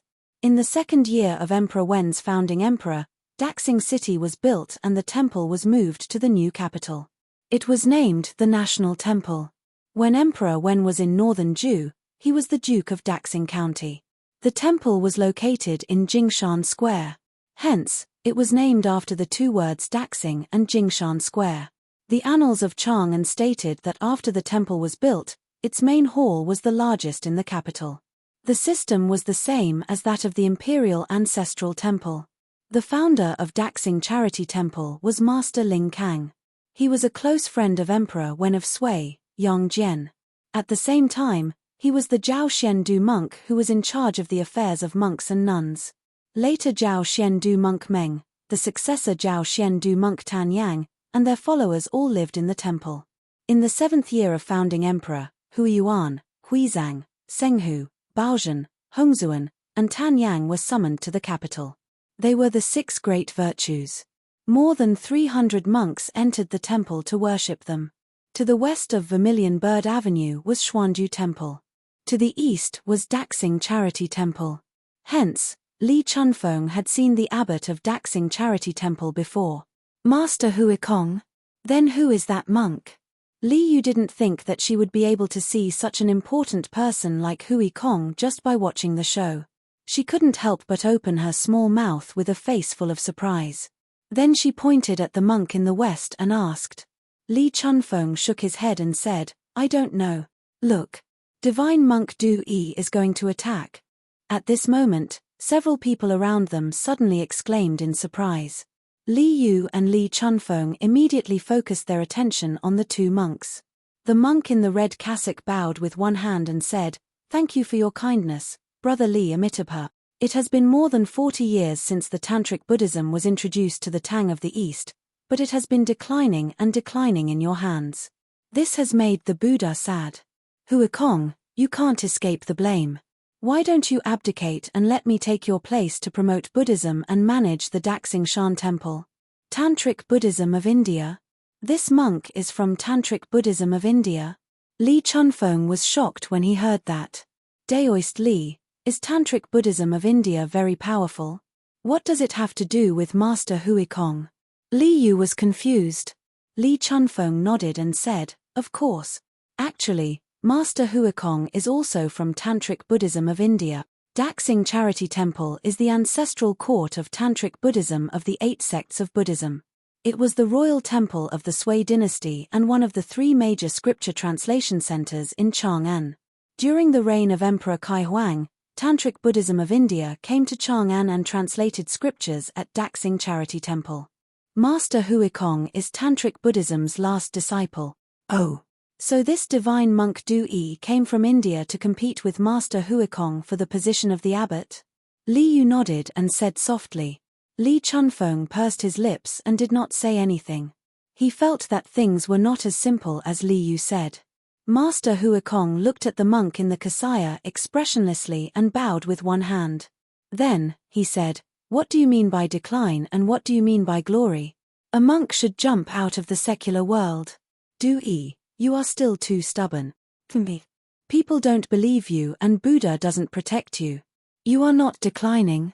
Monk Du Yi snorted and said, Today, I will show you what Tantric Buddhism of India is really like. Having said that, he turned to look at the people around him and said, Amitabha. Patrons, although the path is far away, I can still use recent events as proof. Buddha is merciful and protects all Buddhists in the world. Today, this penniless monk will use a trivial matter to let all of you understand that Buddha always protects the world. The crowd cheered when they heard that. Great. Divine Monk Du Yi is finally going to make his move. Finally, I can broaden my horizons. I heard that Divine Monk Du Yi is the reincarnation of a true Buddha. He can summon the wind and rain. His dharmic powers are boundless. Really? How can it be fake? You will know if you don't believe me. Chapter 1495. Du Yi handed the Buddhist staff in his hand to a little monk beside him. Then, he put his palms together and chanted a few incantations solemnly. His entire temperament instantly became sacred. People could even hear the Sanskrit chants descending from the sky. Faced with such a strange scene, the surrounding people's faces suddenly became solemn. They put their palms together and faced Du Yi as if they were on a pilgrimage. Amitabha, gods and Buddhas, disciple Du Yi respectfully invites Buddha to descend and bless the world. At this moment, Du Yi suddenly used his deep and magnetic voice to speak loudly. Then, he took out a golden alms bowl and asked someone to bring a bowl of clear water. He poured the clear water into the golden alms bowl. Du Yi nodded to the little monk behind him. The little monk immediately took 3 incense sticks and lit them up. He inserted them into a small copper tripod. Smoke lingered around. After the people smelled the special fragrance, they felt refreshed and refresh. Du Yi placed his right palm in front of his mouth and performed a Buddhist salute. Soon after, he began to murmur, In this boundless world, all the Buddhas, including Mahabodhisattva and Mahasattva, will gather. Praise Shakyamuni Buddha for being able to overcome the evil world. His chanting speed was extremely fast. At the beginning, people could still hear what he was chanting. However, towards the end, they could not hear anything clearly. It only made people feel that the Buddhist scriptures were extremely obscure and profound. However, bathed in the Sanskrit chants, The people only felt that their bodies and minds were free and comfortable. In the 3,000 boundless worlds, vegetation, forests, rice, hemp, bamboo reeds, mountains, rocks, and dust, everything is counted as a Ganges river. A Ganges river sand, a realm. Within a realm, a dust is a tribulation. Within a tribulation, all the accumulated dust is a tribulation. When the flowers bloom, the Buddha nature is revealed. In the heart, there is a spiritual mountain, open. As time passed, Dewey's expression became more and more solemn. As he chanted, his voice became louder and louder.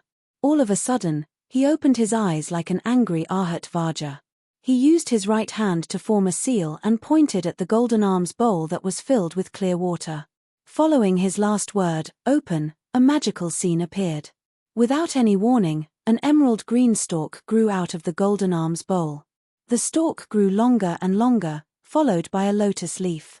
Moreover, the number of lotus leaves kept increasing. When there were about 4 or 5 lotus leaves, a pink flower bud suddenly grew out of the lush greenery. Under the sunlight, the bud slowly bloomed. A moment later, a lotus flower bloomed proudly in front of everyone's eyes. Reflecting the noon sun, it looked incomparably bright. Witnessing such a spectacle with their own eyes, everyone was stunned. Lotus blooming in clear water, and under the watchful eyes of the crowd, the process of a lotus blooming for several months was revealed in just half an incense stick's time. If this was not the power of the gods and Buddhas, what else could it be? Lotus appeared out of thin air. The Buddha has appeared. The Buddha has appeared. Someone shouted, and the crowd knelt down in front of Dewey. They put their palms together and said, "Greetings, Buddha. May the Buddha bless our entire family so that we can be safe and sound. May the Buddha bless my mother so that she can recover quickly. May the Buddha bless me so that I can become rich. May the Buddha bless my wife so that she can give birth to a fat child for me this time." In an instant, the people had all kinds of wishes. Li Yu's eyes widened. She tugged at Li Chuanfeng's sleeve and whispered, "Wow. Priest Li, this divine monk Dewey is so powerful. I clearly saw that there was nothing in the golden arms bowl except for clear water, but he could make a lotus bloom. It's so magical. Could this divine monk Dewey really be the reincarnation of a god? That's not right. Mr. told me before that there are no gods or Buddhas in this world." Li Chunfeng shook his head and said, "Although I can't tell what method Dewey used, he's definitely not the reincarnation of a god." Priest Li, why are you so sure?" Li Yu asked curiously. Li Chunfeng pursed his lips and did not know what to say. He could only say, "Intuition. I think you're jealous of divine monk Dewey's supernatural powers." Li Yu curled her lips and said softly. Li Chunfeng almost vomited blood when he heard that. At this moment, monk Hui Kong, who was opposite Dewey, was expressionless. He held a Buddhist bow with his right hand and said, "Amitabha, the lotus flower in the clear water is like the moon in the water. Everything in sight is illusory. Dewey, you're so good at Buddhism, but you're using it to confuse the masses. That's ridiculous. I advise you to repent before it's too late." Hui Kong, you don't have the ability to communicate with the gods and Buddhas, yet you're slandering me. You're being disrespectful to the Buddha. Aren't you afraid that the Buddha will punish you? Hearing this, Dewey's gaze focused as he glared hatefully at Hui Kong and said. Abbot Hui Kong's expression did not change. He said, "Amitabha, I have a clear conscience. Why would I be afraid of the gods and Buddhas?" Dewey sneered and said, "I can't be bothered to argue with you. I asked you out today to compete in Buddhism. Now that I've used my magic, it's your turn. Let the people of Chang'an be the judge and see whose Buddhism is more profound." Hui Kong closed his eyes and recited 2 lines of Buddhist scriptures. He then said, "Amitabha, I don't know your magic. I only know how to recite Buddhist scriptures, promote Buddhism, save the world, and persuade the people to be good. I'm willing to admit defeat in this kind of battle." Dewey's eyes flashed with surprise. He then could not help but laugh and said, "Ha ha. Save the world, save the world, save the world. I'll show you what it means to save the world and save the world." Then, he held the golden bowl with the lotus and turned to look at the people who were kneeling on the ground. He was about to speak when he looked at Li Chunfeng and Li Yu. He said unhappily, "Why aren't you two kneeling when the gods and Buddhas are descending?" Because everyone around them had knelt down, only Li Yu and Li Chunfeng were still standing. Moreover, these two people were standing at the front, so they were particularly conspicuous. Just now, Du Yi was debating with Hui Kong, so he had no time to observe the situation around him. Now that he turned around, he happened to see these two living people standing. How could he bear it? The rest of the people who were kneeling on the ground looked at Li Yu and Li Chunfeng angrily after hearing Du Yi's question. Li Yu blushed and did not know what to do for a moment. Li Chunfeng's expression did not change. He bowed and said, "Master, please don't blame me. It's not that I don't respect the gods and Buddhas, but I only believe in the Jade Emperor and the three pristine Daoist ancestors. That's why I can't kneel." Du Yi's expression turned slightly better when he heard that. "So you're a friend from Taoism? Then, please stay here and observe the ceremony. Feel the holy light of Buddhism." Then, Du Yi glanced at Li Yu who was beside Li Chunfeng. He didn't say anything, probably because he didn't want to argue with the girl. He turned to the people kneeling on the ground and said loudly, "Everyone, listen to me. Amitabha. Dear benefactors, this lotus is the lotus under the Buddha. This water is the holy water of Jasper Lake. The Buddha said, when the flower blooms, one can see the nature of Buddha. There is a spiritual mountain in one's heart. If you can see the water lotus, it means that you are fated with the Buddha. The Buddha is compassionate to all living beings, so he specially gave me the holy water of the divine lotus to cure all diseases. Therefore, the holy water of the golden bowl can cure all diseases in the world. Eating the lotus leaves can prolong one's life without any pain or worry." Wow! As soon as Du Yi finished speaking, the surrounding people were in an uproar. According to Du Yi, the water in the golden arms bowl could cure all kinds of diseases, and the lotus in the clear water could prolong one's life. Wasn't this the effect of a divine object in the heavens? As a mortal, who would not want to drink the holy water and eat a lotus leaf? Therefore, the people kneeling on the ground went crazy. "Divine monk, my leg hurts when it rains. Please give me a drop of the holy water of Jasper Lake. In the future, this old man will definitely abstain from meat and pray for the divine monk day and night. Master, my mother has been suffering from abdominal pain recently. Please do me a favor and give my mother a drop of the holy water of Jasper Lake. I will go to the temple tomorrow to buy some incense money. Please give me a drop of the holy water of Jasper Lake. I am willing to donate 100 strings of incense money. I have been suffering from headaches recently. Please give me a lotus leaf. I am willing to donate 200 strings of incense money." Soon, the scene almost turned into an auction. Previously, the monk Du Yi used the ability of clear water lotus, which made everyone completely believe that he was the reincarnation of the true Buddha. So now, naturally, no one doubted that the water in his golden arms bowl could cure all kinds of diseases. There were millions of diseases in the world, and there were always some that could not be cured. For some rich people, as long as their diseases could be cured, they were willing to fork out some money. Therefore, in order to get a few drops of the holy water, the rich people began to throw money at it.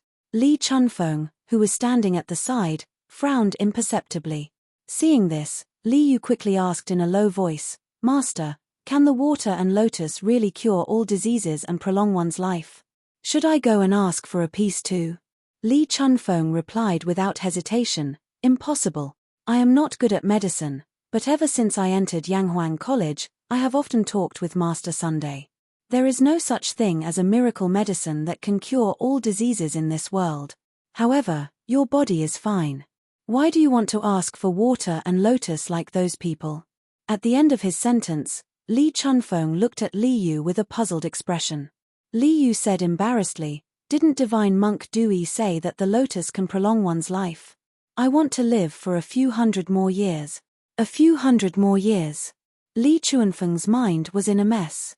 He decided not to talk to this mischievous girl for the time being. He felt that the generation gap was serious. Well, Li Chunfeng had to know what the generation gap meant first. Amitabha. Buddha will help those who are fated. I will choose a few donors who are in urgent need of treatment to come forward and drink the holy water, Dewey said loudly in the midst of the commotion. Then, the crowd quieted down.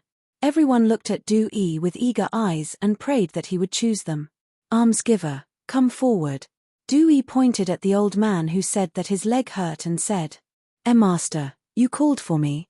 Although the old man was the first to speak, when he heard that the rich people behind him were all willing to pay a few hundred incense sticks, he suddenly felt that he had no hope.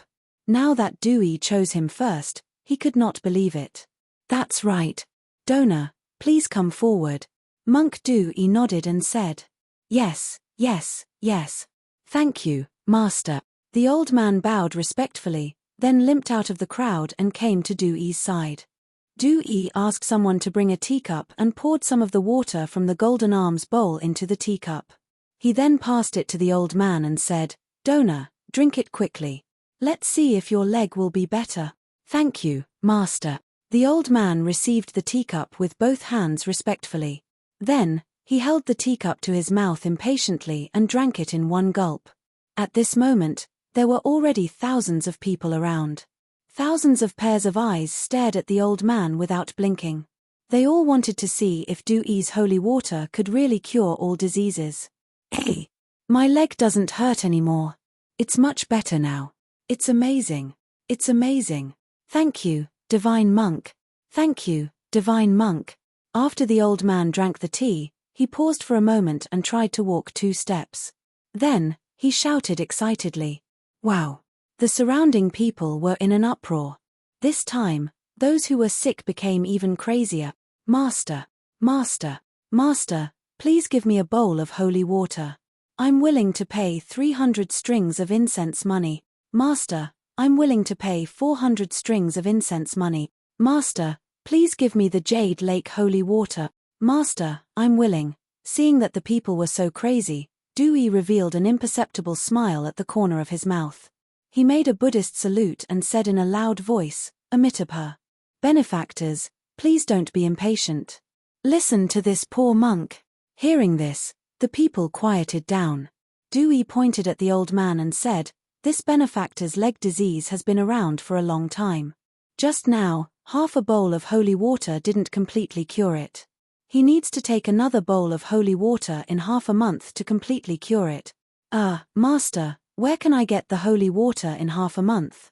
The old man was in a dilemma. Dewey smiled and said, Although this poor monk is a member of Tantric Buddhism, I've already joined the Dragon Sect. The Dragon Sect's mission is to help those in need. If you're willing to join the Dragon Sect, as a disciple, you can enjoy a bowl of holy water every half a month. There's such a good thing. Master, this old man also wants to join the Dragon Sect. What do you think? The old man said excitedly. The eyes of the other commoners also lit up, their faces filled with eagerness. Dewey said solemnly, Amitabha, if you join the Dragon Sect, you have to obey the sect's rules and believe in Buddha. You have to abstain from meat and pray to Buddha every day. Are you willing? I'm willing. I'm willing. The old man couldn't wait to reply. Dewey nodded and said, Good. Then this poor monk will make the decision to accept you as a member of the Dragon Sect. In the future, you have to abstain from meat and pray to Buddha, accumulate virtue and do good deed. Yes. Master. The old man put his palms together and bowed. Master, I want to join the Dragon Sect too. Master, I beg you to take me in. At this time, the surrounding people began to scramble to join the Dragon Sect. Each of them had a fanatical expression and the scene was very lively. Chapter 1496. Hui Kong, how is it? Are you convinced of your loss? On the Vermilion Bird Avenue, after agreeing to let a group of people join the Heavenly Dragon Sect, Monk Dewey turned to look at Hui Kong and said provocatively. Hui Kong was expressionless. He was neither sad nor happy nor angry, and did not say a word. Seeing this, Dewey revealed a victorious smile and said, Amitabha, Buddha is merciful. This poor monk will not compete with you for the position of the abbot of the great Xingshan Temple. You should guard your temple well. There is a Buddhist temple in Shinfeng County called the Heavenly Dragon Temple. This poor monk has been there recently. If Master Hui Kong is free, you are welcome to fight with this poor monk at any time. After saying that, Dewey no longer paid attention to Hui Kong and turned to leave. But before he left, he looked at the vast number of believers in front of him and said loudly, Amitabha, benefactors, those who have passed my test and can become a member of the Heavenly Dragon Sect, please go to the Heavenly Dragon Temple in Shinfeng County tomorrow morning. At that time, you will officially become a member of the Heavenly Dragon Sect, and I will preach to you on the spot. Okay. Master is going to preach tomorrow, then I have to go no matter what. Thank you, Master. I will definitely go to the Heavenly Dragon Temple tomorrow. Farewell, Master. Farewell, Master. In the warm farewell of the people, Du-yi held the golden alms bowl in his hand and the Buddhist staff in his hand. With the attitude of a victor, he left. Let's go. Enter the palace. Li Chunfeng turned around and saw Li Yu was in a daze. He hurriedly said, Oh. Li Yu came back to her senses and responded. She followed behind Li Chunfeng and after a few steps, she could not help but ask, Daoist priest, why do I feel that this monk Du-yi is not here to fight with Master Hui Kong today? Li Chunfeng did not confirm nor deny, but smiled faintly and asked, Why do you think so? Li Yu frowned and said, I feel that he just wants to use Master Hui Kong's fame to attract more believers and let the people join his Heavenly Dragon Sect. However, he does have some ability. He was actually able to clear the water lotus and make Great Master Hui Kong willingly admit defeat. She was not a stupid person. On the contrary, she was very smart. At the beginning, Du-yi used the clear water lotus to amaze her. But later on, Du-yi used the opportunity to create a Heavenly Dragon Sect to entice the commoners to join the sect. In Li Yu's opinion, this was somewhat impure. Li Chunfeng was silent for a moment before he said, I'm afraid that the Dragon Sky Sect's background isn't simple. Let's not talk about this for now. Let's quickly enter the palace and meet the Emperor. Yeah. Qing Shui Lian, Heavenly Dragon Church? Li Er had just finished his lunch and was about to take a nap in the Sweet Dew Hall when a servant came to report that Li Yu and Li Chunfeng were seeking an audience. Li Er did not reject the two of them and welcomed them with open arms. Naturally, Li Er did not believe the rumors about him and Li Chunfeng that were spreading among the commoners. This was because he had personally experienced the situation during the solar eclipse. He knew better than anyone what Li Chunfeng had said at that time. However, after Li Chunfeng described what he had seen and heard on the Vermilion Bird Avenue, Li Er's interest was instantly piqued. He sat up straight and looked at Li Chunfeng. Li Shilang, in your opinion, is this divine monk Du-yi really the reincarnation of a Buddha? Li Er had always been interested in the immortals. Although Li Zhuan had confidently told him that there were no immortals in the world, but what if there were? It had to be said that Li Er had always had a trace of hope in his heart. However, it was just a fluke. He would not send a large number of people to search for the illusory immortals like Qin Shi. Old Li was a person who knew how to restrain himself. Hearing the trace of hope in Li Er's voice, Li Chunfeng quivered and hurriedly said, Your Majesty, I dare to say that this Du-yi is not the reincarnation of a Buddha. The purpose of his battle with Master Hui Kong today is probably to attract the commoners to join his Heavenly Dragon Sect. Your Majesty, please understand. Li Er frowned and said, Then how do you explain the clear water lotus in front of everyone?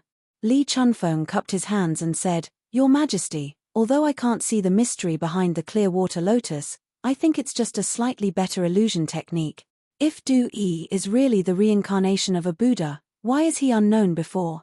Your Majesty, please don't believe in the reincarnation of a Buddha so easily. Whether it was for the benefit of Taoism or his responsibility as a subject, Li Chunfeng had to dispel Li Er's fantasies about the immortals. Otherwise, if Li Er believed in Du-yi's evil and summoned him and put him in an important position, it would be troublesome. Illusion technique? Are you saying that the clear water lotus is just an illusion technique? Li Er was curious and asked. Li Chunfeng nodded and said, Your Majesty, in Taoism, there are the 5 elements, 8 trigrams, and Chimen Du and Jia. In Buddhism, there are also supernatural powers and illusions. This Du-yi is from the Tantric sect of India. As far as I know, there are very few high monks who don't know illusions. Your Majesty, Please consider it rationally. Li Er nodded thoughtfully. After a short pause, he said, if it's really an illusion technique, then this is bewitching people. I'll send someone to investigate the origin of this heavenly dragon sect and their intentions. You don't have to worry about it anymore. Your Majesty is wise.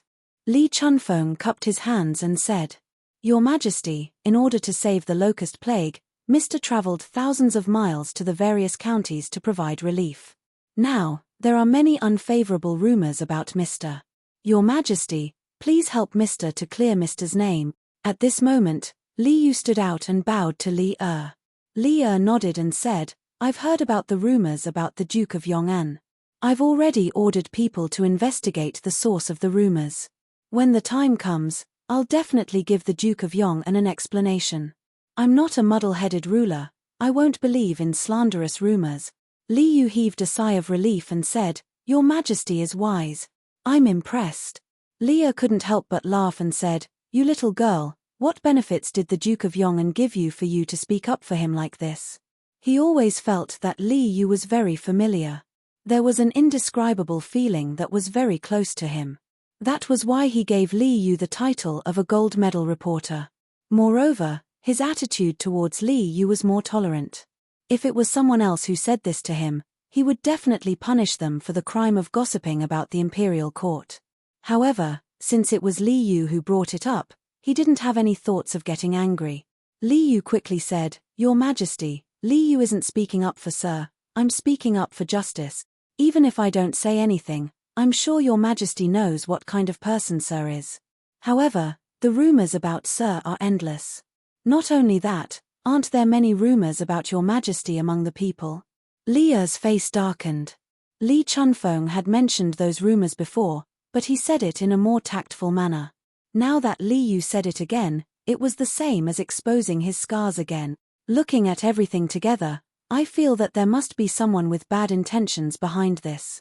They want to incite the people to be dissatisfied with Sir, the imperial court, and even Your Majesty. Although I'm just a little girl, Sir said that everyone has a responsibility for the rise and fall of the world. I hope Your Majesty can treat this matter seriously and not let those evil people succeed. Li Er's face turned solemn. He had indeed thought about the mastermind behind this, but he didn't expect Li Yu to have such thoughts. He couldn't help but look at Li Yu with praise and said, What you said isn't without reason. I'll order the Supreme Court to investigate this matter. You don't have to worry. Li Yu breathed a sigh of relief and said, Your Majesty is wise. I'll take my leave then. I'll take my leave too. Li Chunfeng said. Li Er nodded. After the two left, Li Er's face turned gloomy. The rumors that Li Chunfeng had told him earlier kept echoing in his mind. This plague of locusts is God's punishment for the Emperor for killing his brother and imprisoning his father. The solar eclipse earlier represented God's warning to His Majesty. His Majesty didn't listen to Li Chunfeng's advice. He didn't practice benevolence and didn't repent sincerely. That's why this plague of locusts is caused. These rumors could be said to be a dagger dipped in poison, stabbing straight into Li Er's heart. As an emperor, Li Er knew the importance of the people's hearts more than anyone else. Otherwise, he wouldn't have said to Li Zishuan in prison, The emperor is the boat, and the people are the water. The water can carry the boat, but it can also capsize the boat. He agreed greatly. It was because he knew the importance of the people's hearts that Li Er was so angry that someone was spreading rumors against him and shaking the hearts of the people. Especially at the end of last year, the 1,000-year-old Kui family was directly trampled by the angry people. Li Er deeply understood the importance of the people's hearts. Those who were spreading rumors now were similar to Li Zishuan's method of dealing with the Kui family last year. They wanted to use the power of the people and the power of public opinion to achieve their own goals. Obviously, someone wanted to destroy his roots. Naturally, he couldn't just sit there and wait for death. He had to fight back. Zhao Song. Previously, I asked the 100 Cavalry Division to investigate the rumors about Li Zishuan. How's the investigation going? After a long silence, Li Er suddenly opened his mouth and asked coldly. Zhao Song bowed and said, Your Majesty, so far, we've caught 5 people who deliberately spread rumors and incited the people. However, These people are very tight-lipped and refuse to admit to their crimes. Li Er's eyes were cold as he said, then, use torture. As long as we can confirm that they're deliberately inciting the people, then use torture, regardless of life or death. Li Er could feel that in the peaceful kingdom, there was actually a huge unstable factor hidden in it. He had to do something, or else when the person in the dark finished all the arrangements, it would be too late for him to make a comeback. At this time, why would he care about the life and death of those suspects? Zhao Song shuddered. He understood that Li Er was really angry. He quickly bowed and said, "This old servant obeys." Li Er thought for a while and ordered, "This dragon sect also needs to be thoroughly investigated. Immediately send out a spy from the 100 Cavalry Division. Before tomorrow night, you must give me a result." Zhao Song cupped his hands and said, "Understood. Other than that, order the Wu-Hu government to strengthen the patrols in Chang'an City, to prevent people from using this opportunity to stir up trouble. Order the Yanghuang College's Ma Ju, the recent Thatang Daily needs to focus on the current rumors and refute them. Do not let the people be misled by scoundrels and do illegal things." After a moment of silence, Li Er ordered again. "Understood." Zhao Song cupped his hands and said. Li Er waved his hand and said, "Send the order as soon as possible. This old servant will take his leave." Zhao Song cupped his hands and left the hall. "Dragon Head, we already have 3,000 followers in Chang'an City. With these followers, we can establish a firm foothold in Chang'an City and develop more followers." Shinfeng County, in a secret room under the Sky Dragon Temple, the monk Du Yi no longer had his previous arrogance. Instead, he respectfully reported to a masked man. So this man was the dragon head of the dragon sect. Previously, the rumors about Li Zishuan and Li Er in Chang'an City were spread by him. The iron-masked man nodded and said, "Ian, you did well. We are new here, so we need the support of a group of followers to establish ourselves in Chang'an City. But in your opinion, is it really impossible for Abbot Hui Kong to cooperate with us? You guys are from the same sect, and he won't even give you this bit of face." Du Yi performed a Buddhist bow and said, "Dragon Head, although Hui Kong is a member of the Tantric sect, he has lived in the central region for decades and has long regarded himself as a Tang person. In my opinion, he will definitely not cooperate with us." Hearing this, the iron-masked man sighed and said, "What a pity. Hui Kong has quite a reputation among the nobles in Chang'an City. If he can be used by us, our plan is at least half successful." "Haha. Dragon Head, why are you so disheartened?" Du Yi smiled and said proudly, "Since Hui Kong is not willing to cooperate with us, then we will develop our own followers. Today, this poor monk used some means to recruit 3,000 followers for my dragon sect. In time, this poor monk's reputation and connections in Chang'an will definitely surpass Hui Kong's." The iron-masked man nodded. After a moment of silence, he said, "In that case, we will have to trouble you. There is not much time left for us. Li Zishuan is more astute than others. We must complete all the arrangements before he returns to Chang'an. Otherwise, he will definitely see through us. After everything is done, the position of Nation Master will definitely belong to you. At that time, why do you have to go back to India to suffer?" Du Yi said with joy, "Thank you, Dragon Head. I will do my best to help Dragon Head accomplish your great task." Due to the cover of the mask, the iron-masked man's expression could not be seen. He continued, "Your Jade Lake holy water is very good. Remember to prepare more. The followers of the dragon sect will increase. When the time is right, I will order all the followers of Qingzhou, Chizhou, Cangzhou, and Jizhou to come to Chang'an." Du Yi narrowed his eyes and said with a somewhat evil smile, "Dragon Head, don't worry. I have a lot of Jade Lake holy water here. I guarantee it will be enough. Ha ha ha. Good. Tomorrow's lecture will depend on you." The iron-masked man laughed loudly. "Yes, sir." Du Yi smiled and cupped his hands. Chapter 1497. The next morning. "All right. Ranbiao, you don't have to send me off. Go back quickly." Li Zishuan looked at Wang Ranbiao and said in the pavilion outside Yong County in Chizhou. In more than 2 days, all the locusts in Chizhou had been wiped out by the Sky Rooster Brigade. Therefore, Li Zishuan planned to leave Chizhou with the Sky Rooster Brigade and head to the next destination. As for Wang Runbiao, after this guy was nourished by love, his body was now very healthy. Didn't you see Li Jingchu standing next to him like a little bird? Thinking back to how strong she was in the past, who would have thought that after confessing her feelings to the person she loved, she would become like a little girl? Li Zishuan couldn't help but sigh in his heart. Women were indeed unpredictable creatures. However, he didn't know that some women's strength was just a layer of shell used to protect themselves. Once they found someone to rely on, they didn't need to disguise themselves anymore, because their other half would protect them. Send me off again. Xiao Xian, you've helped me so much this time, but I didn't treat you well. Now that you're leaving after helping me, I should send you off no matter what. Wang Runbiao said with a face full of reluctance. Li Zishuan's trip to Chizhou this time had indeed helped him a lot. First, he had helped him eliminate the locusts, and second, he had helped him solve his emotional problems. It could be said that he had untied the knot in his heart. This kind of great kindness, no matter how much he thanked him, it would not be enough. Li Zishuan said with a smile, haha, isn't there a saying that even if you send someone off 1,000 miles, you will have to part in the end? You and I will meet again if fate wills it. Now that the locusts are here, I have to hurry to the other affected states to eliminate them as soon as possible.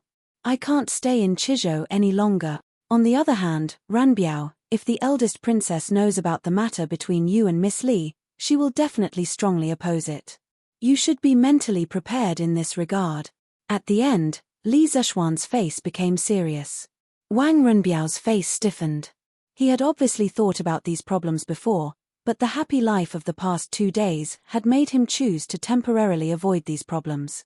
Now that Li Zishuan had brought it up in front of him, all those troublesome matters immediately floated to the surface of his mind. Little Xian, don't worry. Little Chu and I are already mentally prepared. No matter how difficult the road ahead is, no matter how many people oppose us in the future, we will advance and retreat hand in hand and walk down together. We will never leave each other, and we will follow each other in life and death. Wang Runbiao held Li Jingchu's hand and said firmly. At this time, Li Jingchu also said, Marquis, don't worry. I will walk down the road with Runbiao in the future. Even if the eldest princess opposes it, even if everyone says that I am a shameless bad woman, as long as Runbiao needs it, I will always stand with him. After saying that, the two of them seemed to have some kind of tacit understanding. They looked at each other, their eyes full of determination and love. When Li Zishuan saw this, he suddenly felt that he was unnecessary here. In order to prevent himself from being a third wheel, he quickly said, since it's like this, then I can be assured. Runbiao, Miss Li, if you need my help in the future, just ask. I can't manage the Wang family's internal matters, but I can still help with the Wang family's external matters. Wang Runbiao said gratefully, many thanks. In the past, he did not need the help of others, but it was different now. Since he chose to be with a commoner girl, he had to be prepared to break off relations with his family and even be kicked out of his family. The Taiyuan Wang family's young master that everyone envied before, without the support of his family, could become a commoner. In this kind of situation, Li Zishuan was still willing to extend a helping hand to him. This meant that this was true friendship. How could Wang Runbiao not be grateful? How could he not be moved? Li Zishuan nodded and said, all right. You guys take care of yourselves. Runbiao, your body hasn't fully recovered yet, so you need to recuperate for a period of time. Hihi, with Miss Li here, I definitely don't need to worry about this. Let's part ways here. See you again someday. Wang Runbiao and Li Jingchu both cupped their fists and said in unison, Little Xian, Marquis, take care, see you again someday. Li Zishuan nodded. Suddenly, he looked at Leng Yuyao and said, Miss Leng, you take care too. Leng Yuyao, who was standing to the side, looked up at Li Zishuan and cupped her fists. Marquis, take care. See you again someday. Li Zishuan responded. Then, he mounted Big White and turned to leave. The Sky Rooster Brigade had already left under Old Hu's lead. Their next stop was the Lan province, because he had received a letter from his father-in-law asking for help yesterday. It was a letter from Wang Chengxing, the county magistrate of Yifeng County, who had asked Han Tianhu to send Li Zishuan a letter. The letter said that some counties in the Lan province had also encountered a locust plague. Han Tianhu hoped that Li Zishuan could bring the Sky Rooster Brigade along. How could Li Zishuan refuse? Coincidentally, after leaving the Lan province, he could head east and bring the Sky Rooster Brigade to meet up with Li Ku and Cheng Chumo. Moreover, ever since Han Liqing went to Yifeng County in the Lan province at the beginning of the year to take care of the 3 villages that Li Zishuan had bought for him, he had never returned to Lantian County. Iron Egg hadn't seen Han Tianhu for almost half a year. This trip was a good opportunity for the father and son to reunite. Your Majesty, according to our investigations, the Heavenly Dragon sect began to rise in the Qing province at the beginning of last year. Later on, it gradually began to develop followers in the Qi province, Kang province, and Ji province. Because the Heavenly Dragon sect often provides porridge and treats the common people, it is deeply respected and welcomed by the people. There are even some local authorities that sometimes require the Heavenly Dragon sect's help. As for the monk Du Yi, according to Abbot Hui Kong of the Great Xingshan Temple, his Buddhist name is Shakyamuni Du Yi. He is a disciple of the Tantric Buddhism of India, and his master is the Venerable Dharma Chita of the Nalanda Temple.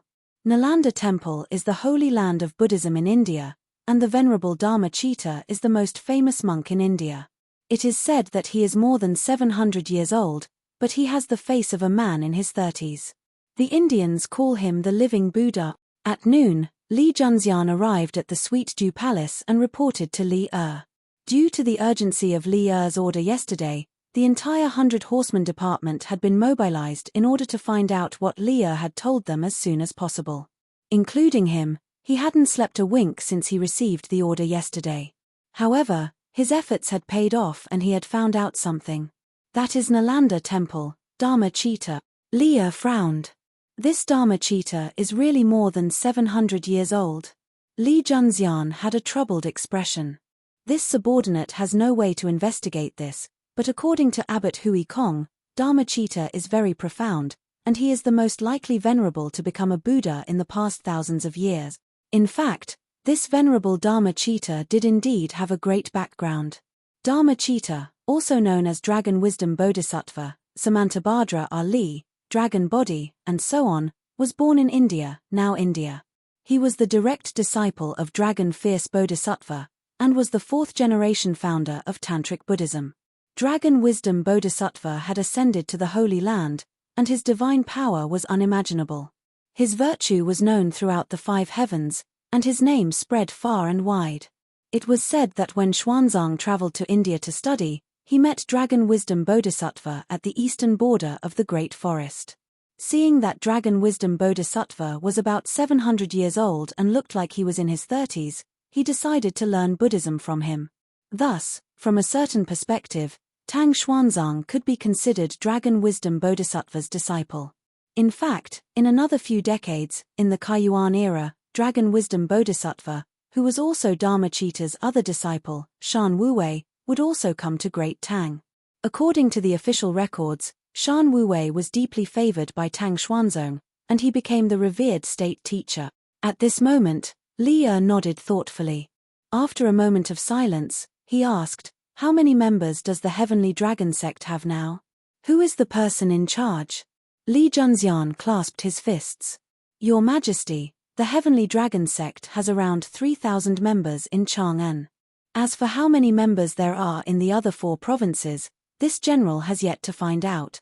According to our investigation, Shakyamuni is the venerable of the Heavenly Dragon sect, and he has a hall master and a dragon head. However, the dragon head of the Heavenly Dragon sect has always been mysterious, and it is said that very few people have seen it. I heard that Shakyamuni has a holy water called the Jade Lake that can cure all illnesses." Li Er couldn't help but frown. He stood up and walked 2 steps with his hands behind his back. "I didn't expect the Heavenly Dragon sect to have hidden in our Great Tang for so long and have so many members.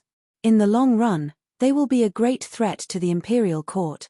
Wait, if the Heavenly Dragon sect has risen in Qingju, why haven't we received any reports from the Qingju provincial governor? This general doesn't know." Li Junxian clasped his fists. However, according to the intelligence obtained by the 100 Horsemen Department, not only will the local officials not resist the Heavenly Dragon sect, they will even welcome them. This is because the Heavenly Dragon sect has a holy water called the Jade Lake that can cure all illnesses. Firstly, it can help the local officials treat their illnesses, and secondly, if the officials suffer from a difficult illness, they will inevitably seek help from the Heavenly Dragon sect. Li was displeased. Me. Preposterous. The local officials should be unconditionally loyal to the imperial court. If that's the case, won't they be suppressed by the Heavenly Dragon sect?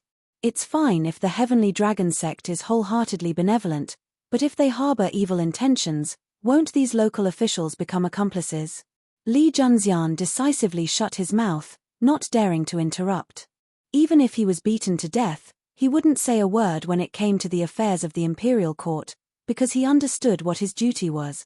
After a few moments of silence, Li's anger somewhat subsided. He muttered, "Did you manage to interrogate those 5 people who were intentionally spreading rumors? Are they related to the Heavenly Dragon sect?"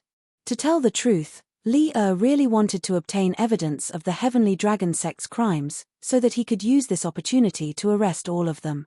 For the Great Tang, this would remove an unstable factor. Li Junxian clasped his fists. "Your Majesty, even though those 5 were tortured to the point of fainting from the pain, they were still unwilling to say anything. Now, 2 of them have been tortured to the point of death, but they would rather die than tell us why they spread the rumors." Li's face instantly turned so gloomy that it seemed like water would drip from it. "Preposterous. Then continue to arrest them and torture them. We don't believe that they'll all be so stubborn."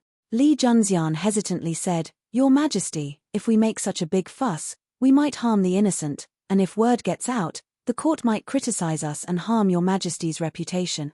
Your Majesty, please reconsider." Although the cavalry were very cautious in arresting people, there was no guarantee that there wouldn't be any innocent among them. Moreover, if the court learned of this, they would fiercely object. Li's brow furrowed, and after a few moments of thought, he said, "Be more cautious when arresting people and more discreet when interrogating them. We must find out as quickly as possible if these people spreading rumors have any connection to the Heavenly Dragon sect." Li felt that he could no longer be overly cautious. He had to be decisive, or else it would be too late once the mastermind behind the scenes had finished setting up. Li Junxian's heart trembled as he clasped his hands. "This general obeys the decree." Father. Lan Province, outside the gates of Yifeng County. Li Zhuan and the Sky Chicken Brigade had arrived before noon. Lan Province's provincial governor Zhu Wenfang, Yifeng County's county magistrate Wang Chengxing, a group of officials from the government and county offices, and Li Zhuan's father-in-law, Han Tianhu, had all been waiting to welcome them. As the procession reached the gates, Iron Egg saw that extremely familiar figure and couldn't help but ride over. In the past, when Han Lijing was at his side, Iron Egg would often complain that Han Lijing was meddling too much. But after being separated for nearly half a year, Iron Egg only missed Han Lijing. Han Lijing quietly stood in front of the gates, not cheering or crying. It wasn't that he didn't want Iron Egg, but there were so many officials standing next to him that he needed to maintain his calm and self-control. Otherwise, wouldn't he make a fool of himself and cause his son-in-law to lose face? "Father, are you feeling well?" Iron Egg took the lead and rode his bicycle to Han Lijing. He quickly got off the bicycle and parked it at the side. Then, he stepped forward and said excitedly, "Haha, your father's body is fine. You don't have to worry about me." Han Lijing smiled with great relief. Then, he looked at Iron Egg from head to toe and couldn't help but nod. "You've become darker, thinner, and taller. Iron Egg, you've done well this time.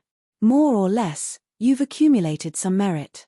Also, you've gained a lot of knowledge along the way, right?" Seeing Iron Egg grow from a naughty kid who only knew how to play with mud to his current state, how could Han Lijing not feel gratified? His daughter had married a kind-hearted and capable person, and his son was becoming more and more promising day by day. Han Lijing now had no regrets. He had no more desires. "Haha, brother Han, you've given birth to a good son. He'll definitely be successful in the future." Lan Province's provincial governor Zhu Wenfang stroked his beard and laughed. Han Lijing hurriedly said, No. It's fine as long as this brat doesn't cause any trouble for me. How can he bear the provincial governor's love? Zhu Wenfang smiled and didn't say anything because Li Zishuan had already arrived. Lan Province's provincial governor, Zhu Wenfang, greets Marquis. Yifang County's county magistrate, Wang Chengxing, greets Marquis. Greetings, Marquis. Li Zishuan jumped down from his horse. Zhu Wenfang, Wang Chengxing, and the other officials came forward to salute him. Chapter 1498. Provincial Governor Zhu, County Magistrate Wang, there's no need for such formalities. Outside Yifang County's city gate, Li Zishuan approached the group of officials and said with a smile, I came to Lan Province to exterminate locusts. You don't have to worry about me. If you have official business to attend to, go ahead. Li Zishuan was a pragmatic person and didn't like to engage in such superficial formalism. However, Zhu Wenfang and the others had come out of the city to welcome them out of good intentions. As the saying goes, don't slap a smiling face, so he had no reason to blame them. Zhu Wenfang's eyes flashed. He was surprised, but his expression returned to normal after a while. He cupped his hands respectfully and said, Marquis is a man of noble character and unquestionable integrity. I admire you for your devotion to the public. Speaking of this, he turned to the group of officials behind him and said with a serious expression, Did you all hear that? If you have official business to attend to, go back to the Yamen immediately and don't make any mistakes.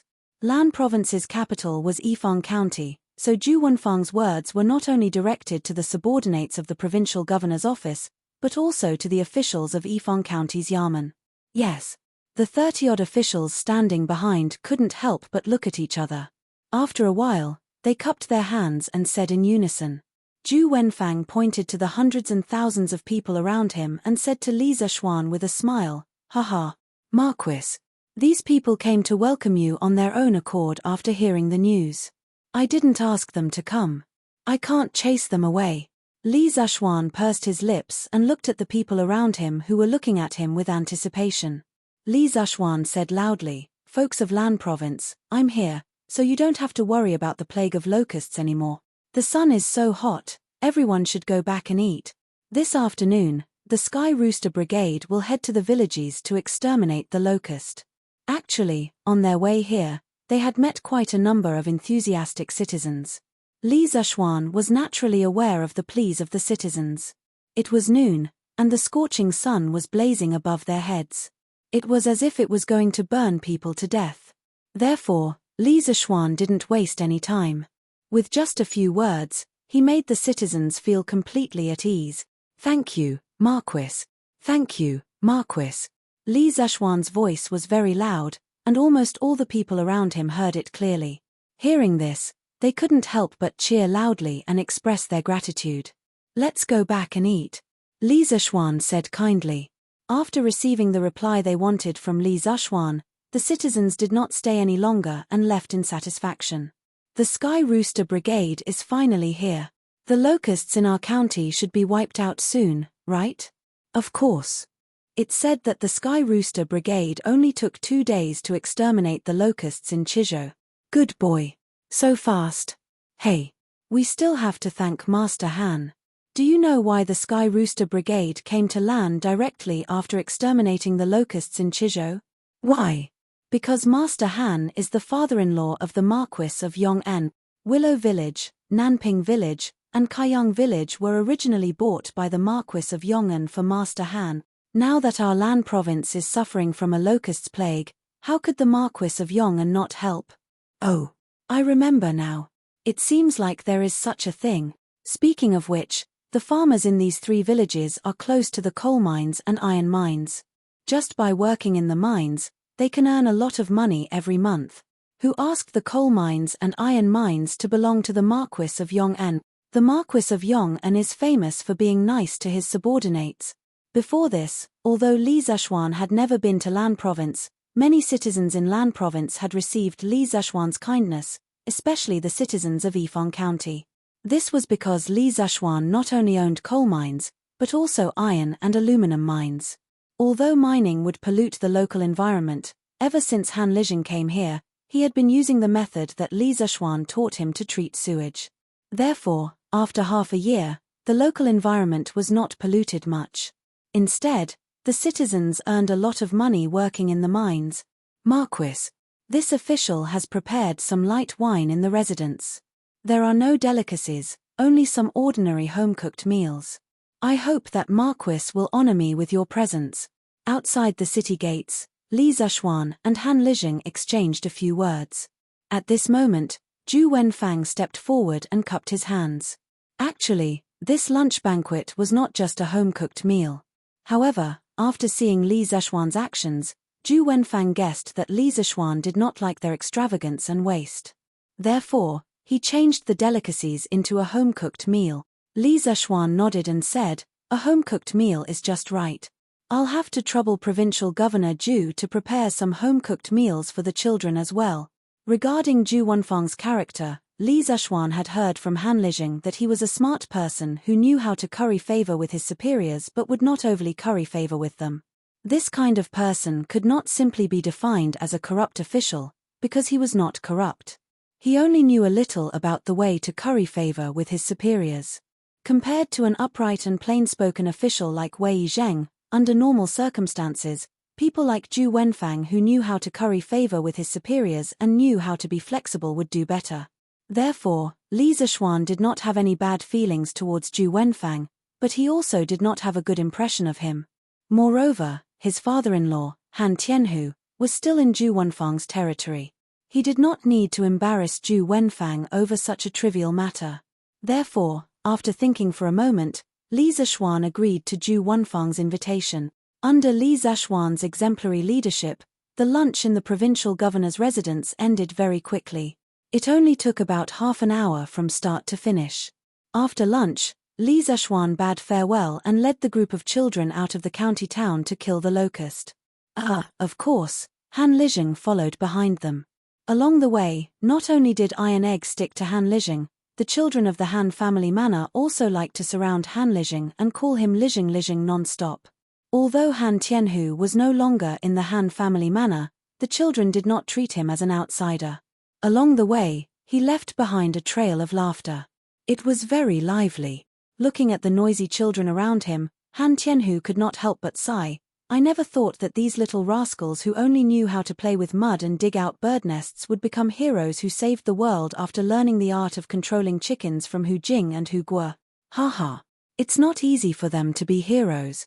At this moment, Li Zishuan interrupted, "It's only been 8 days since the locust plague happened, and these children have already traveled hundreds of miles. Many of the children's backs are peeling from the sun, and they have rashes all over their bodies. They can only sleep on their stomachs at night. I've let these children down, I've made them suffer." He was also speaking from his heart. This season was the hottest season of the year, and yet he had brought these children everywhere to help with the disaster. In the eyes of others, they were heroes, but the price of being a hero was too heavy for these children. In just a few days, the children were all tanned by the sun. It was impossible for Li Zishuan not to feel guilty. "Xiao Xian, don't say that." Han Lijing said in a low voice, "These children have suffered a little, but what they have seen and learned along the way is enough for them to use for the rest of their life. To be able to follow you to kill locusts and gain experience is their honor. When they grow up, they will be grateful to you." Li Zishuan shook his head and did not reply. Suddenly, Li Zishuan caught a glimpse of a particularly large pond in front of them. The pond's topography was lower in the south and higher in the north. The most important thing was that its shape was very strange. The part near the north was built with stone dams. Seeing this, Li Zishuan quickly reacted. He pointed at the pond and asked, "That pond must be the sewage treatment pond father-in-law had people repair, right?" When Han Tianhu had complained to Li Zishuan about the serious water pollution near the iron and coal mines, Li Zishuan not only bought the 3 villages near the iron and coal mines, but also taught Han Tianhu some methods to treat the sewage. One of them was the sewage treatment pond. Han Tianhu looked in the direction Li Zishuan was pointing at, then nodded and said, "That's right. That's the sewage treatment pond. There are 2 other ponds like this near the iron mines. After using this thing, the sewage has indeed decreased a lot. It's because of this that no one objected to us mining. Li Zishuan nodded and praised, That's right. We can't just bury ourselves in mining and ignore the feelings of the locals. Otherwise, we'll become a rat that everyone wants to beat up. That should be our iron mine, right? As he spoke, Li Zishuan pointed to a small hill in front of them. They could vaguely see a lot of people on the hill. Han Tianhu looked at it and then replied, Yes, that's right. That's our iron mine. It's also the largest iron mine in the Lan province. Today, the iron mine is transporting a batch of ore to Lantian County. Fubin couldn't leave, so he didn't come. Xiaoxian, do you want to go take a look? After pondering for a moment, Li Zishuan nodded and said, Of course, I have to go take a look. Now, more and more iron was being used in the workshops. Carriages needed iron, bicycles needed iron, and weapons and armor needed iron. Moreover, it was an astronomical number. Now that he was in Yifang County, he could go to the mines to take a look and see if he could increase the mining capacity. Fubin, come out quickly. Look who's here. When they arrived at the mines, Han Li directly shouted towards the inside. As soon as he finished speaking, a young man with dark skin and a thin figure quickly walked out from the shed. Uncle Han? Marquis, you're here. The young man first greeted Han Tianhu, then when he saw Li Zishuan, he couldn't help but be stunned. He quickly went forward and bowed respectfully. Marquis, I know you're going to Yifang County at noon, but I couldn't leave at that time, so, this young man is Fubin. Li Zishuan waved his hand and smiled. No matter, you did the right thing. Business is more important. There are so many people welcoming me. You won't make a difference, right? Hey, you're tanned and thinner than before. Looks like you've suffered a lot here. Do you want me to transfer you back to Lantian County? Just by looking at Fubin's tanned and thin appearance, it was obvious that he had suffered a lot here. If he was now fair and fat, Li Zishuan would suspect that this young man had been eating and drinking all the time. Marquis, I'm not suffering. I'm not suffering at all. Hearing this, Fubin shook his head like a rattledrum and quickly said. Han Tianhu laughed. Here. This young man has taken a fancy to Registrar Zhong's daughter. Xiaoxian, if you ask him to go back now, how would he be willing? I think even if you were to chase him away with a knife, he wouldn't leave. Li Zishuan heard this and couldn't help but ask, Oh? Fubin, you've taken a fancy to Registrar Zhong's daughter? Sure. You young man. Do you want me to help you matchmake? Fubin didn't even think and rejected. No need, Marquis. How could I trouble you with such a small matter? Furthermore, she might not even like me. At the end of his sentence, Fubin's face turned red like a monkey. PG. Li Zishuan was also an experienced person.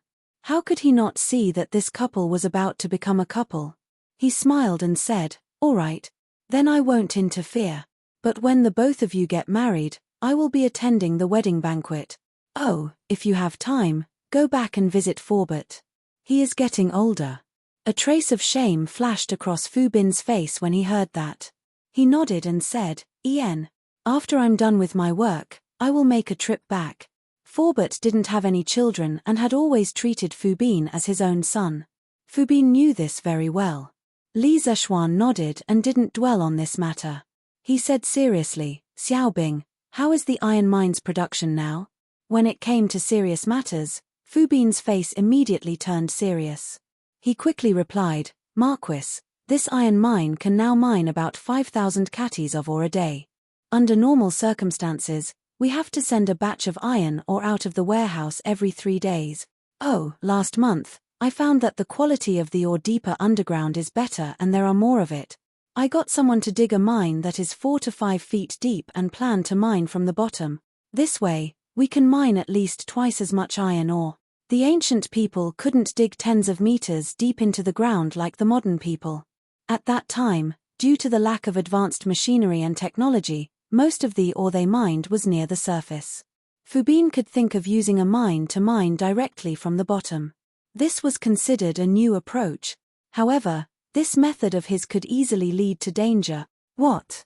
Mine? Li Zishuan's face changed and quickly said, Where is this mine? Bring me to take a look. Fu Bin saw Li Zhuan's face and had a bad feeling. But he couldn't think of what he did wrong. He could only bite the bullet and said, Marquis, the mine is over there. Follow me. Okay. Under Fu Bin's lead, Li Zhuan came to a 1-meter deep, bottomless pit. Above the pit, there was a rotating device similar to the one above the well. It should be used to pull people or goods. Marquis, do you think there is anything wrong with this mine? After a while, Fu Bin asked. Li Zhuan thought for a while and said, Xiaobing, it is good that you can think of this method. But this method is risky. Chapter 1499. Risks. Marquis, what risks are there? In ancient times, most of the mining was done close to the surface. Some of the ore was even directly exposed to the surface, so Fu Bin couldn't think of any risks at the moment. Li Zhuan pondered for a moment, then said, Firstly, if it rains, due to the terrain, the rainwater will gather in the mine, which is definitely a threat to the safety of the miners. Secondly, the deeper the mine, the less air there is, the more likely the miners will suffocate to death. Thirdly, and this is also the most serious point, if the mining route and the size of the mine are not strictly controlled, it is very likely that the mine will collapse. When that happens, no one will be able to come out, and the casualties will be disastrous. No one can bear the responsibility for this. After hearing Li Zhuan list out the risks, Fu Bin's face instantly turned pale. Although his skin was already tanned, it was still very obvious that his face was pale. Marquis, then, why don't I get someone to fill up the mine? Fu Bin was scared. Although he was almost half a gangster in the past, and although he was now the manager of an iron mine, and could be said to have great power in his hands, he didn't dare to get involved in a murder case. Yeah. Xiao Xian. Since mining in this mine is so dangerous, why don't we fill it up to prevent the miners from losing their lives? Besides, this mine is so deep. What if a playful child comes here to play and accidentally falls in? The ore near the surface of this iron mine is enough for us to mine for another 2 years. There's no need to take such a risk. Han Tianhu, who was beside him, also said with concern. Li Zhuan frowned and didn't say a word. He was also weighing the pros and cons in his heart. When it came to mining, if there was a large amount of ore on the surface, then the best choice was of course to mine on the surface. Not only was it simple and convenient, but the mining efficiency was also much higher. Because the surface area was large, it was convenient for more people to mine at the same time. However, the problem was that the ore on the surface was often limited. Most of the ore was distributed below the surface. Just like this iron mine, the ore on the surface probably didn't even account for 1% of the total reserve. Should he give up eating for fear of choking, or should he face the difficulties head-on? This was a question worth pondering. After pondering for a long time, Li Zhuan said, Don't fill it up yet. This mine is only 4 to 5 feet deep. If we can control the path and the size of the mine well, the risk is relatively low. Xiaobing, in the future, when the miners are mining in the mine, the tunnel must not be more than 10 feet wide. Also, you need to plan the mining route in advance. You cannot dig through 2 tunnels. In addition, the mine could only be dug from the depth of the mine. It couldn't be dug any further. The deeper it went, the greater the risk. Before the miners entered the mine, they had to use torches or candles to check if there was enough air underground. They also had to build a drainage ditch above the mine to prevent rainwater from entering the mine. Do you remember all these? A depth of 4 to 5 feet was only about 10 meters. In fact, it wasn't that deep. Most modern mines were about a few hundred meters deep. The world's deepest mine, Mbonig Mine, was more than 4,000 meters deep. Therefore, in comparison, as long as the safety measures were in place, there shouldn't be any danger in this mine. Of course, more importantly, Li Zhuan wanted to try mining underground. As Tang Dynasty's industrial base became more and more complete, the demand for all kinds of ores would increase. The ores on the surface would not be able to meet the demand. By that time, they would have to mine from underground. Rather than not knowing anything at that time, it was better to start accumulating the experience and skills of mining underground. This way, they could be prepared when the time came. Fu Bin was actually a little scared at this time. After listening to Li Zhuan's words, He hesitated and asked, Marquis, is this really okay? There won't be any deaths, right? Li Zishuan stared at Dong Xuebing. But he thought about it again. Sometimes, it might not be a bad thing to be timid. Take Fu Bin for example. If he had the guts, he would have started using the mine method to mine. Also, the depth of the mine would definitely be more than 10 meters deep. If that was the case, the miners here would have already lost their lives. As long as you do as I say, everything will be fine. This is also a good opportunity for you to increase your knowledge and experience. You have to come here often to check on the mine to prevent accident. After thinking for a while, Li Zishuan looked at Fu Bin and said.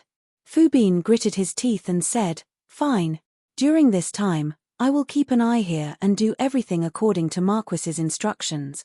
Li Zishuan nodded and suddenly remembered something. He said seriously, Xiaobing, you can use the mine to mine the iron mines, but you cannot use this method at the coal mines. No matter how shallow the mine is, you cannot use it. Do you understand? Fu Bin was puzzled and asked, Marquis, why is that so? Dong Xuebing really had this thought. Since the iron mines can be used to mine the mine, then the coal mines should be able to do it too.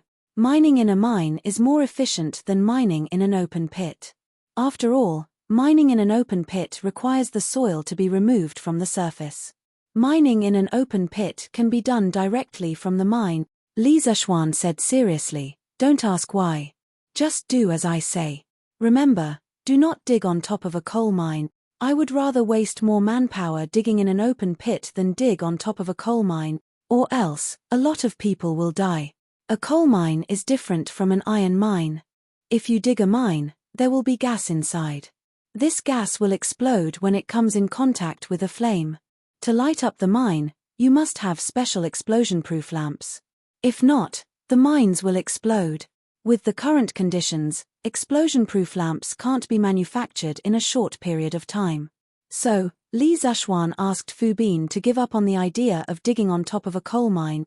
Hearing that a lot of people will die, Fu Bin trembled and quickly said, Okay, Marquis, don't worry. I will remember.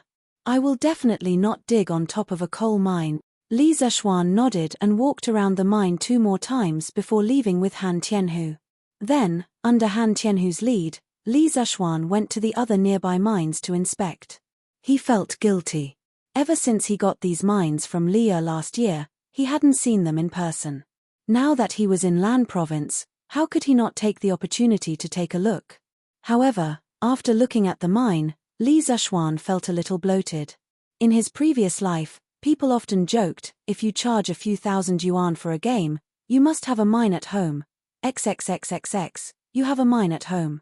Now, Li Zishuan really wanted to say, yes, I really do have a mine at home, and not just one. After visiting the mines, it was almost dusk. Zhu Wenfang sent someone to invite Li Zishuan and the children to dinner, but Li Zishuan politely declined. That night, he and the children planned to stay at Willow Village where Han Tianhu lived. It was a good opportunity to understand Han Tianhu's life here. Hee. It's right in front. When the sun set, the children in the fields officially finished work. Under Han Tianhu's lead, a large group of people and chickens marched towards Willow Village. Han Tianhu said to the children as he walked, You've all been tired for the day. Later, eat as much as you want. I see that some of you were too embarrassed to eat too much for lunch. You must be starving now, right? As soon as Han Tianhu's voice fell, the children immediately began to chatter. Yes. I didn't dare to eat after eating 2 bowls of rice in the afternoon. I was afraid that the official would laugh at me. I didn't dare to eat after eating 5 drumsticks. Li Zhang, are there drumsticks tonight? Is there fatty meat tonight? Hearing this, Han Tianhu laughed. Yes. Chicken, duck, fish, and fish are all available tonight. Eat as much as you want. Whoever pretends to be polite and doesn't dare to eat too much, I'll kick that person's ass today. Although he said this, Han Tianhu's eyes were filled with kindness. He was really happy today. Many of the children in front of him grew up under his watch. Of course, some of them were even beaten up by him when they were young. After being in a foreign land for more than half a year, Han Tianhu also missed the people in the Han family manor. Now that he saw these children, he felt as if he had already returned to the Han family manor. That kind of homesickness could only be experienced by those who had been wandering around for years. Oh Tilda, I want to eat 4 bowls of rice tonight. I want to eat 10 drumsticks tonight. I want to eat 2 bowls of meat. The children instantly cheered. They were all from the same manor. These children had always treated Han Tianhu as their own uncle. Naturally, there was no need for them to be polite. Unlike when they had lunch at the provincial governor's residence, they had to be considerate of others. Tonight, they could eat as much as they wanted. Father-in-law, can you prepare dinner for so many of us by yourself? Why don't I send someone to the city to invite a few chefs over? Li Zishuan helplessly shook his head as he looked at the group of brats trying to eat Han Tianhu paw. Then, he said worriedly, after all, Han Tianhu was alone here without any companions. Han Tianhu smiled and waved his hand. Hee. No need, no need. A few of the villagers have already prepared dinner for you at my house an hour ago. It's just right for you to go back now. From Han Tianhu's tone, the villagers here should have a good relationship with him. Otherwise, they wouldn't have taken the initiative to cook for him. Also, I have already arranged for the children's sleeping quarters. For those who have empty rooms, I will arrange one for each family. Xiao Xian, don't worry. The villagers are very easy to talk to. I have already informed them in advance. The children won't be mistreated if they sleep at their place at night.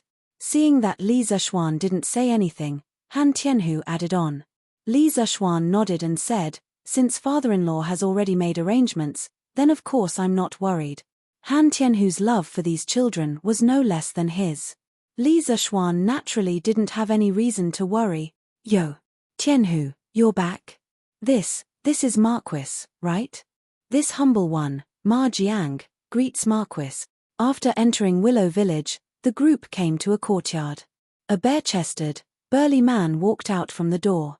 That burly man first greeted Han Tianhu, then noticed Li Zishuan and hurriedly bowed to Li Zishuan. No need to be so polite. This Marquis is here to freeload a meal. Li Zishuan nodded and joked. However, he had some doubts in his heart. This person in front of him actually called Han Lijing Tianhu.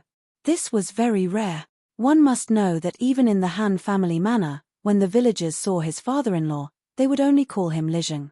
Almost no one would call him by his name. This could only mean that the burly man in front of him had a close relationship with Han Tianhu. Xiao Xian, Ma Jiang is my brother. During the battle in Yunju, he and I were both part of Duke Yi's personal army. After the world was peaceful, he also retired. Han Tianhu said to Li Zishuan. Li Zishuan was startled. He then cupped his hands towards Ma Jiang and said, so that's how it is. Then this junior should be the one greeting Uncle Ma. This was not only to give face to Han Tianhu, but also out of respect for a soldier who had risked his life for the great Tang Empire. Ma Jiang originally thought that this Marquis in front of him was very easygoing, witty, and not at all arrogant. However, when he saw Li Zishuan bowing to him, he was startled. He hurriedly turned his body and said in a fluster, Marquis, you can just call me Old Ma. I don't deserve to be called Uncle Ma. I really don't deserve to be called Uncle Ma. Li Zishuan said with a serious face, since you are my father-in-law's former brother on the battlefield, then you deserve to be called Uncle Ma. No, I can't. Marquis, please don't call me Uncle Ma. Ma Jiang was so anxious that his forehead was sweating. He was at a loss for what to do. At this time, Han Lijing said, haha, little Xian, Old Ma, let's not get entangled in this. The children are still hungry. Is the meal ready? Ma Jiang hurriedly said, it's ready. It's ready. My wife, Shanzi, and the other family's wives are all inside. They have also prepared the pheasants and hares sent by the villagers. There are 6 tables in the courtyard. They will help to serve the dishes in a while. Tianhu, I will go back and tidy up the house. Later, you can let the children sleep in my house. Han Lijing hurriedly said, what's wrong? Old Ma, you don't want to eat before going back. Ma Jiang waved his hand and said, I don't want to eat. I don't want to eat. I was just smelling the meat in the kitchen and I was already full. The house is very messy. I have to go back and tidy it up. The children have been tired all day. I have to let them have a good night's sleep, right? Marquis, I will go back first. After saying that, Ma Jiang cupped his fists towards Li Zishuan. Without waiting for Li Zishuan's reply, he hurriedly ran away. The villagers were simple and honest. If it were anyone else who had the chance to eat with Li Zishuan, they would definitely lick his face and stick to him. For example, in the afternoon at the provincial governor's office, Zhu Wenfang and Wang Chengxing's subordinates. However, Ma Jiang was different. He would only feel uneasy when eating with Li Zishuan. Go, go, go. Let's all go in and eat. Han Lizheng didn't mind. He waved his hand and called out to the group of children behind him. Oh, let's eat. The devilish brats burst into cheers and immediately swarmed into the courtyard like a swarm of bees. Chapter 1500. The banquet lasted from sunset until the moon was high above the willow tree branches. The reason why the banquet lasted so long was not only because the children could eat too much, but also because the banquet was too sumptuous. There were too many wild animals sent by the villagers. Of course, the most important reason was that the banquet was held at Han Tianhu's house. The children could eat as much as they wanted here, and they had more freedom than they did in Chizhou. Therefore, the banquet was quite lively. One could hear the laughter in the courtyard from the entrance of the village. Outside the courtyard, a group of villagers had already gathered. These villagers had come to pick up the children to sleep in their respective houses. There were a total of 49 households. Originally, 50 children would correspond to 50 households, but Iron Egg would definitely stay with his father at night, so only 49 children would sleep in the villagers' housey. The fields in Kaiyang village had all been swept by the Sky Pheasant Brigade this afternoon. Now, there were almost no locusts left. The villagers naturally knew who the credit was, so in order to let the children have a good night's sleep, many villagers gave up the cleanest room and the softest bed in their house for the children from Han village and my village to sleep in. All right. Hurry up and wash up, then sleep. Listen carefully, don't make a fuss at night. Seeing that the children had eaten and drank to their heart's content, Han Lizheng stood up and said loudly, "Don't worry, Lizheng. We definitely won't make a fuss at night. Yes, we definitely won't make a fuss. Haha. No, do you wet the bed at night? Who? You're the one who wet the bed." The children played around for a while, then left the courtyard under Han Tianhu's lead. The villagers who had been waiting outside the door came forward one by one. Each family took one child and repeatedly promised that they would not let the children suffer in their own homes. Then, they turned around and left with the children. This scene was just like a modern-day kindergarten where parents picked up their children at the school gate after school. "Father-in-law, your house is quite big." After dinner, Li Zishuan took Iron Egg to visit Han Lizheng's new home. After walking around for a while, Li Zishuan couldn't help but exclaim. It was a house with 3 courtyards, about the same size as the Li family's house in Chang'an City's Yongla Lane. There were pavilions, rockeries, ponds, and so on. However, many places looked as if they hadn't been cleaned for a long time. Fallen leaves, weeds, and dust were everywhere. If this house is too big, it'll be troublesome. According to my original plan, having a place to stay here would be enough. When Han Lizheng heard this, he smiled bitterly and said, "You know the original owner of this house, little Xian. It's Liu Shiren and his son." Li Zishuan and Iron Egg were both stunned. "Father, is Liu Shiren also in Willow Village? And how did his house become yours?" Iron Egg said in surprise. He had a deep impression of Liu Shiren and his son. When he was young, he and Han Yushi were oppressed by Liu Shiren and his son. Last year, Liu Haojian even seriously injured him. Li Zishuan pursed his lips and didn't say a word. Regarding Liu Shiren and his son in Willow Village, Han Lizheng had mentioned it in his letter to Han Yushi. However, Iron Egg was busy with his studies at the academy and probably didn't see the letter. Han Lizheng patted Iron Egg's shoulder and said, "After Liu Shiren was chased out by the villagers of Plum Village, he came to Willow Village and became the landlord here. This year, I came here to buy land and coincidentally met him. Who knew that even though this guy came to Lan Province, he was still dishonest. He was rude and unreasonable in the village, oppressing people and committing all kinds of crimes. Then, he was arrested by County Magistrate Wang's men. His house in Willow Village became ownerless. The villagers didn't dare to live there because they were afraid of offending Liu Shiren. They were afraid that Liu Shiren would find trouble with them after he was released from prison. So, father moved in. Speaking of this, Han Lijing said helplessly, "It's just that this house is too big. How can I take care of it alone? Usually, I only take care of my own house. The other houses have been abandoned for a long time." This was also the reason why Han Tianhu didn't leave more children to live in his house. Those rooms that hadn't been cleaned for a long time would take a lot of time to clean up. It was already not easy to clean up 2 rooms for Li Zishuan and Iron Egg to live in. "Father-in-law, you can buy some servants back. First, they can help you clean up the house. Second, they can take care of your daily needs. It's so convenient." Hearing this, Li Zishuan said with a smile. Although Han Tianhu's body was quite good, he was getting older. How could there be no one to take care of him? Han Lijing waved his hand and said, No. I'm fine living alone. What's the point of buying servants? Father, just listen to master. If you don't have enough money, I still have some money here. I'll give it all to you." Iron Egg interrupted at this time. This child was starting to feel sorry for his father. "Hey, you stinking brat. Your father wants your money. I'm just used to living alone. I don't want the trouble." Hearing this, Han Lijing couldn't help but pat the back of Iron Egg's head. Although he said this, his heart felt warm. All right, that's your room. Go wash up by the well and then sleep." After pausing for a moment, Han Lijing urged Iron Egg again. "Oh, then I'll go to sleep first. Father, master, you guys should sleep early too." Iron Egg knew that he couldn't persuade Han Tianhu. He stopped persuading him and prepared to sleep. Go." Li Zishuan nodded and replied. Iron Egg turned around and left. Li Zishuan picked up where he left off and said, "Father-in-law, you definitely have to buy a slave.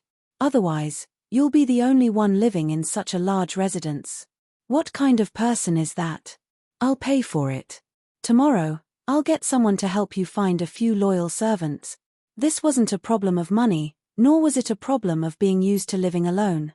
It was just that living in such an uninhabited house for a long time would make one feel more lonely. It was also a torture to one's heart.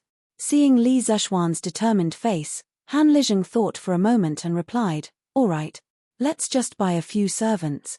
Xiaoxian, you don't have to pay for it. I have more money than I can spend. After I'm done with this, I'll go buy some servants." Li Zishuan said suspiciously, "Father-in-law, don't wait until we leave and change your mind. I think you should go buy some tomorrow."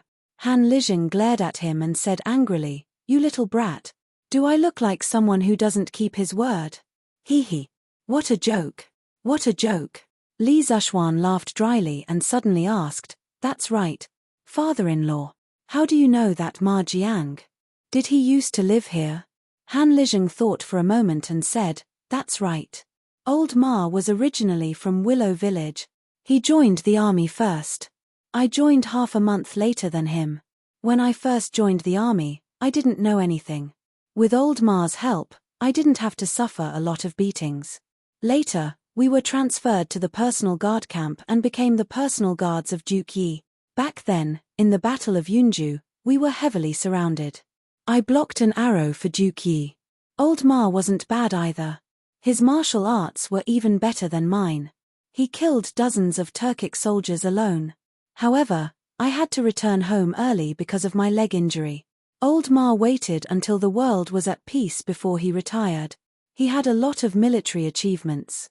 Logically speaking, he could use them to get an official position. However, he said that he didn't know how to be an official and didn't want to be one. He only wanted to go home to farm and accompany his wife and children. So, he went back to Willow Village in Yifang. I didn't expect that we 2 old brothers would meet again in our lifetime. It's really fate."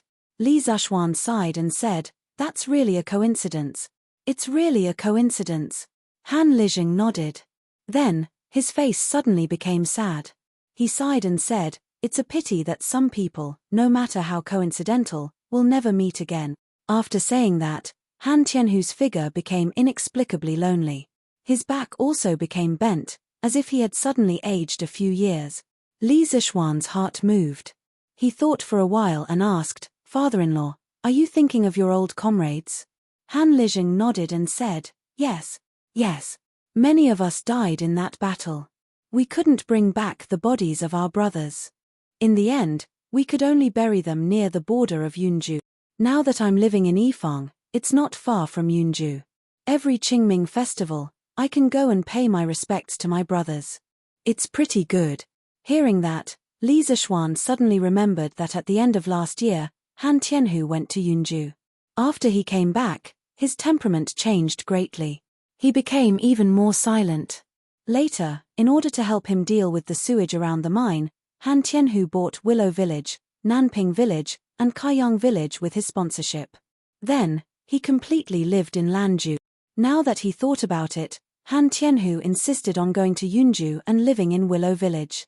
Could it be that it was convenient for him to pay his respects to his old comrades? Father-in-law wanted to be the guardian of the heroes' graves. After comforting Han Tianhu for a while, it was almost late at night.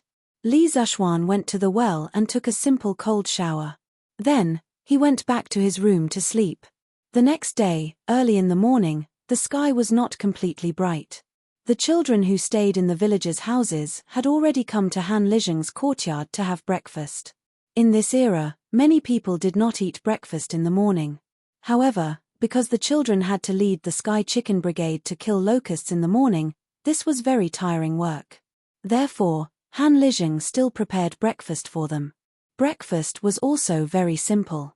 It was porridge and flatbread. The flatbread was made before and only needed to be heated in the morning. It was a simple breakfast, but the children ate happily. "Xiao Xian, come with me to Yunju today. When we get there, I have something to tell you." Li Zishuan was eating porridge when Han Tianhu came over and said to him, "Yunju? Father-in-law, why do you suddenly want to go to Yunju?" Li Zishuan was puzzled. Through the conversation last night, Li Zishuan knew that many of Han Tianhu's old comrades were buried in Yunju. However, today was neither Qingming Festival nor Chongyang Festival. Why did Han Lijing want to bring him to Yunju? "Don't ask, Xiao Xian. When we get to Yunju, you'll know. We'll go to Yunju in the morning and come back in the afternoon. It won't delay your work." Han Lijing shook his head and did not explain the reason. Instead, he insisted. Li Zishuan thought for a moment and then nodded. "All right then. We'll ride to Yunju later." After breakfast quickly, Li Zishuan led Da Bai out while Han Lijing led a strong black horse. They were ready to set off for Yunju. As for the Sky Chicken Brigade, they had already instructed Iron Egg to make arrangements. Yesterday, Iron Egg was in charge of commanding the Sky Chicken Brigade, so there was nothing to worry about. After packing up, the two of them immediately set off. "Father-in-law, your black horse is not bad." On the road, a black horse and a white horse galloped to their heart's content. Li Zishuan saw that the black horse could actually keep up with Da Bai's speed and couldn't help but exclaim in surprise. "Hee, I picked up this black horse. It's fate," Han Lijing said with a chuckle. Due to the fast speed of the horse, his hair and the corners of his clothes were blown back by the wind. He looked a little like an old man chatting with a young man. "You picked it up? Where did you pick it up?" Hearing this, Li Zishuan was stunned for a moment. This horse that he picked up could run so fast. How could he be so lucky? Hearing Li Zishuan's question, Han Lijing's expression was faintly smug. "It's a coincidence. This year, I went to Yunju to pay respects to my brothers. On the grassland not far away, I saw a black horse being chased by 5 grassland wolves. It was already bleeding from several bites. I've been to Yunju before and knew that wolves would occasionally appear here. When I came, I brought a bow and arrows. I saw that the black horse was quite pitiful, so I drew my bow and shot 2 of the wolves. When the other 3 wolves saw that their companions were dead, they didn't dare to continue chasing. This black horse actually had some intelligence.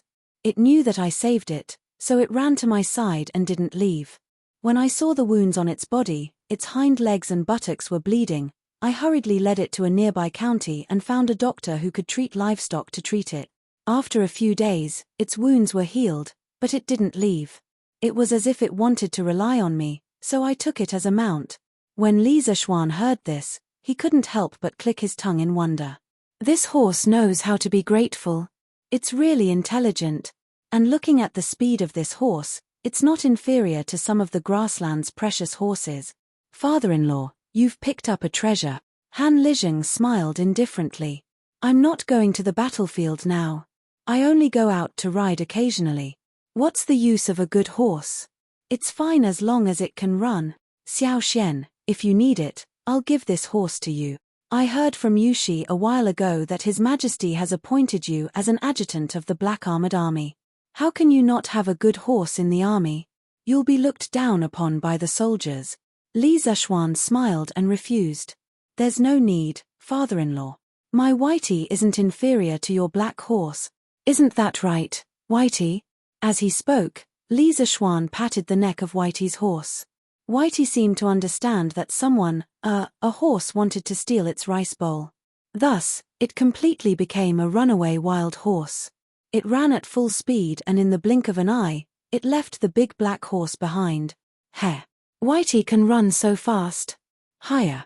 Han Lijing was surprised for a moment, but he quickly reacted. He quickly urged the black horse under him and chased after Li Zishuan. Chapter 1501. Yifeng County could be considered a county in the northern part of Lan Province, while Yun Province was to the north of Lan Province. Further north of Yun Province was the Great Steppe, where lived a group of valiant nomads, the Great Tang's mortal enemy, the Eastern Turks. After leaving Yifeng County, the father-in-law and son-in-law rushed for an hour and arrived at the boundary of Yunju.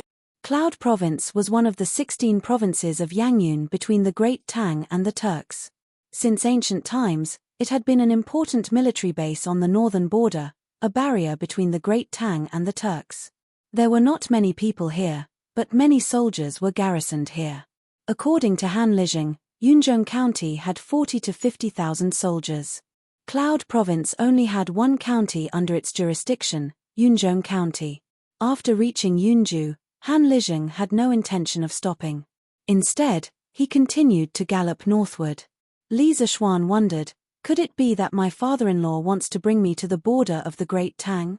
After galloping for another half an hour, Han Lijing finally stopped at the base of a mountain. Little Xian, this is Mount White. Han Lijing jumped down from his horse and pointed at the mountain range as he said to Li Zishuan, in the 6th year of Han Gaozu's reign, Han Xin rebelled in the Thatong region and colluded with the Xiongnu to attack Taiyuan. Liu Bang personally led an army of 320,000 soldiers to meet the Xiongnu. First, they won at the Copper Rollers, and then they pursued until they reached Lufan. It was winter, and snow was falling, making the weather extremely cold. Although the Han army was 12 or 13, when they saw that the Xiongnu only had old and weak soldiers, they were even more eager to win. Ignoring the advice of the scouts, Liu Bang led the vanguard in pursuit of Mount White, but in the end, they fell for the Xiongnu's trap. Mao Dun Chanyu led his 400,000 cavalry to surround the Han army. The Xiongnu besieged Mount White for 7 days and 7 nights, leaving the Han army without food or water. The strategist Chen Ping advised Liu Bang to have Mao Dun Chanyu withdraw his army through marriage. Liu Bang agreed and sent someone to the Turkic camp to relay Liu Bang's proposal. At that time, the 320,000 soldiers that Liu Bang had brought were about to arrive at White Mountain. If Mao Dun Chanyu had not agreed, he would have been attacked from both sides. In the end, the Xiongnu retreated and Liu Bang left thousands of corpses on White Mountain. However, the Great Han Dynasty also started a marriage alliance with the Xiongnu. Only during the Hanwu Dynasty did Wei Yiqing and Hua Tsubing attack the Xiongnu in the north to wash away the humiliation. Han Tianhu was originally from the Han family of the previous dynasty. His grandfather, Han Qinhu, was a pillar of the country and held a prominent position. Although Han Tianhu was only the son of Han Shai's concubine and was not favored in the family, he was much more knowledgeable than ordinary people. Therefore, he could easily recall these historical events. When Li Zishuan heard this, he could not help but fall silent. He did not know much about the Battle of Mount Baishan of the Western Han Dynasty. After all, he was not a history major in his previous life. However, he knew about the marriage between the Han Dynasty and the Xiongnu. Didn't Zhao Jun leave the fortress at that time? When Liu Bang first established the country, the national strength was not strong. It was indeed difficult for him to resist the Xiongnu. But to use women in exchange for peace is truly despicable. After a moment of silence, Li Zishuan opened his mouth to speak. Han Tianhu nodded his head vigorously and said emotionally, "Little Xian, you are right. This old man thinks the same way. Why should the good women of the Central Plains be sent to the Turks to be abused by those barbarians? Back then, when we followed the Qin king to the border, wasn't it so that the common people could live a peaceful life? Wasn't it so that our great Tang would not have to use women in exchange for peace with the Turks? Good men of the great Tang should die standing, not kneel and beg for the general interest, dragging out an ignoble existence.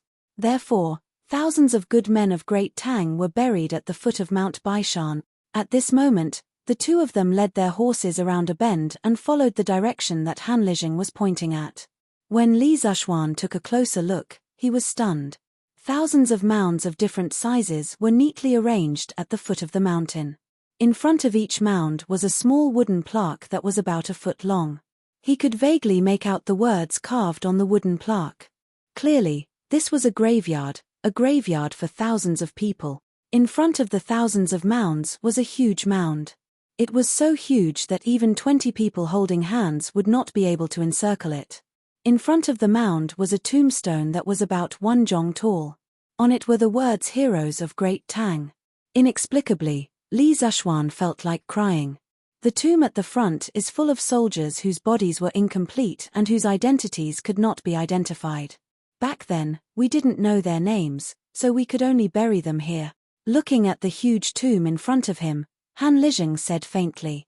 When Han Tianhu was young, he was looked down upon by the Han family's matriarch and was forced to wander the Jianghu.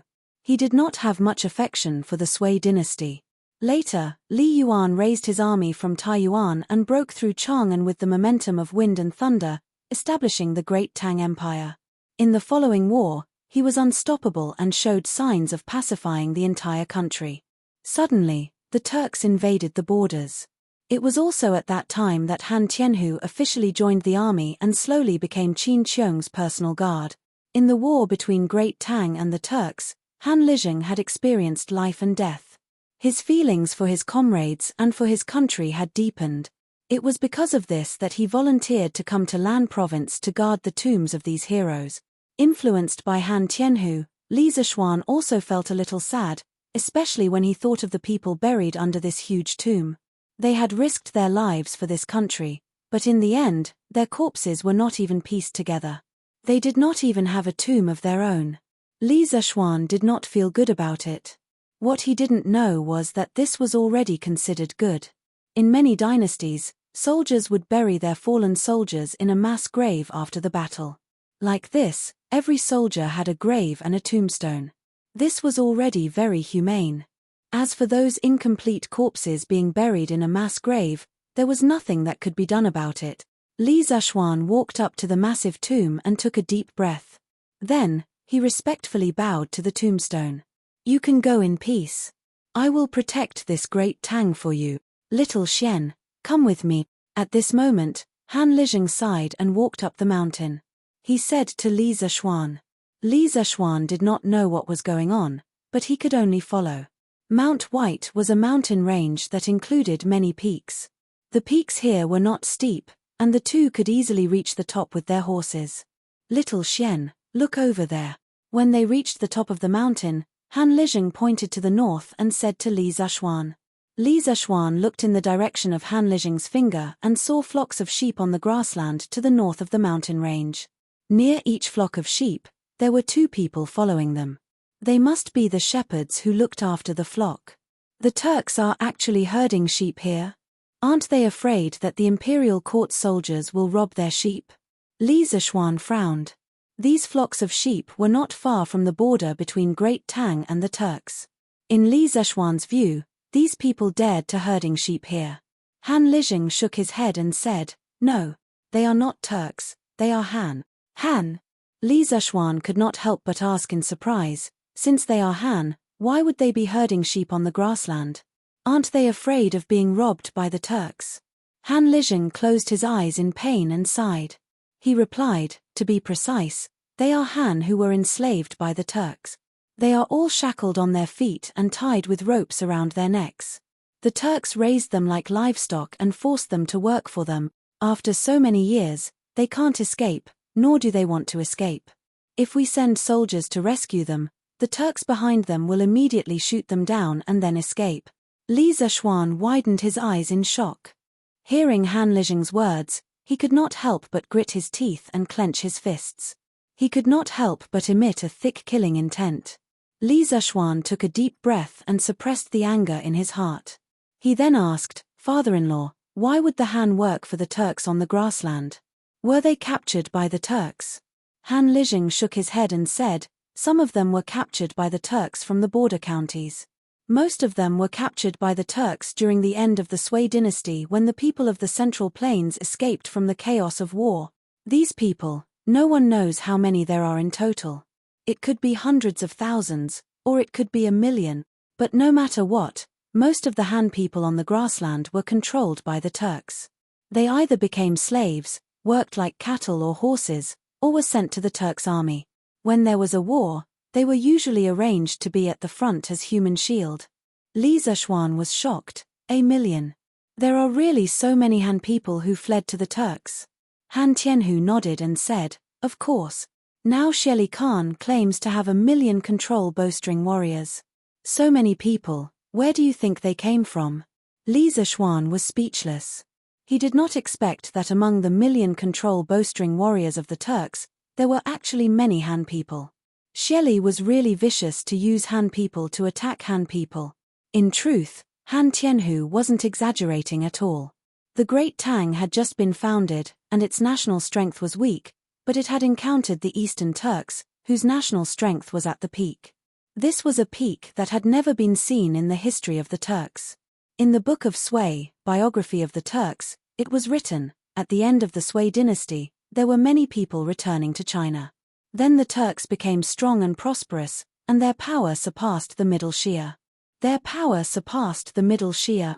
These 4 words vividly demonstrated the strength of the Eastern Turks at that time. The Book of Old Tang, Biography of the Turks also wrote, "Shibi Khan is an auspicious person, the son of the Khan who enlightens the people." When Sui Dai succeeded the throne, the world was in chaos, and the people of China were running for it. His tribe was strong and prosperous. From Khitan and Shuai in the east, to Tuyuhun and Gaochang in the west, they were all subordinates. More than 1,000,000 control bowstring warriors, the prosperity of North Di was unprecedented. They looked down on Yin Mountain and had the ambition to belittle the Middle Shia. These were all descriptions of the strength of the Turks when Shibi Khan was at the end of the Sui dynasty and the beginning of the Tang dynasty. In stark contrast, the strength of the Turks during Ishbalu Khagan's reign was a completely different picture. In the Book of Sui, Biography of the Turks, it was written, "Ishbalu Khagan's bravery won the hearts of the people, and the northern barbarians all submitted to him. All of them became bandits, and he had 400,000 control bowstring warriors." From 400,000 control bowstring warriors to 1,000,000 control bowstring warriors, how long had it taken? 30 years. Yes, only 30 years. In 30 years, the Eastern Turks could mobilize an army from 400,000 to 1,000,000. This meant that the number of people needed to mobilize an army had increased by 1.5 times. But the harsh environment of the steppe made it impossible to rely on natural population growth. Moreover, the 400,000 control bowstring warriors of Ishbalu Khagan's reign was a grand occasion before the Turks were divided into the eastern and western tribes. If one were to take into account the loss of population and army caused by the civil war of the Turks, as well as the sudden decrease in population and army caused by the division of the Turks into the east and west, as well as the loss of population and army caused by the several fierce attacks of the Sui dynasty against the Turks, then before the civil war of the Central Plains, when Shibi Khagan had just become the Khagan of the Turks, the number of soldiers in his army could not have exceeded 200,000. But after the internal strife of the Central Plains, Countless Han sought refuge in Turkic lands, and the Eastern Turks rapidly expanded their army from 200,000 to 1 million. This meant that at least 800,000 Han elites of the Central Plains had joined the Eastern Turkic army. This sort of expansion speed could only be described as frenzied. Of course, not all Han were sent into the army, as the logistical support of 1 million control bowstring warriors was an astronomical number. The Turks alone would not have been able to support such a large army. Thus, even more Han were enslaved by the Turks. This was the result of countless Han of the Central Plains entering the Great Wall during the chaos of the Sui dynasty. As a result, the national strength of the Eastern Turks became unprecedentedly strong. Father-in-law, since there are so many Han in the Turks' territory, can you think of a way to have them work together to resist Shili? When the time comes, the Great Tang can take advantage of the situation to send out troops, coordinating from the inside and outside. Even if the Turks have 1 million control bowstring warriors, what can they do? After a long silence, Li Zishuan suddenly asked. Little Xian, the human heart is a complicated thing. It's definitely not as simple as you think. Han Lijing shook his head and earnestly said, those Great Tang civilians who were captured by the Turks, perhaps many of them still want to return to the Great Tang, but those Han who took the initiative to join the steppe might not necessarily have their hearts on the Great Tang's side. In the million-strong army of the Turks, there are at most 200,000 to 300,000 Turks, but how can 200,000 to 300,000 Turks control 700,000 to 800,000 Han? Have you ever thought about this question? Li Zishuan frowned, his face turning unsightly. Without waiting for his reply, Han Lijing expressionlessly said, although the Turks' control over the Han is very strict, if they want to rely on this to control 700,000 to 800,000 Han, it's no different from wishful thinking. For so many years, the reason why the Han of the steppe did not cause any trouble is because some of them do not want to return to the Great Tang. They are willing to serve the Turks, and in their bones, they have already forgotten that they are Han. Chapter 1502. Some of them did not want to return to the Great Tang and were willing to serve the Turks. They had already forgotten that they were Han Chinese. Hearing those words, Li Zishuan felt his hands and feet turn cold. No, to be more precise, his heart turned cold. This was an expression of extreme heartache. At first, when he heard Han Lijing say that the Turks were using the Han people as the vanguard, he was angry. But when he heard that the Han people were willing to be the dogs of the Turks, his heart was immediately filled with anger. Extreme anger. Why? He really wanted to ask those who betrayed their ancestors why. Did they really forget that they were descendants of the Yellow Emperor? Don't you feel that it's a little inconceivable? But this is the human heart. Seeing Li Zishuan's face turn green and white, Han Lijing sighed softly and said, especially in troubled times, the human heart is even harsher and more realistic. Why did those people choose to serve the Turks during the war at the end of the Sui dynasty? Wasn't it to obtain the protection of the strong? That's right, at that time, the Turks were fully deserving of the title of the strong in the eyes of the people. Even now, many people still think so. During the chaos of the Sui dynasty, the heroes of the Central Plains rose together. 18 rebellious kings fought for supremacy, but which of the rebellious kings did not curry favor with the Turks? There were even Turk soldiers who joined the armies of some kings to fight. So, who dared to say that the Turks were not strong?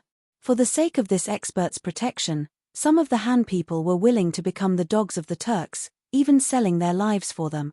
Little Xian, this is human nature.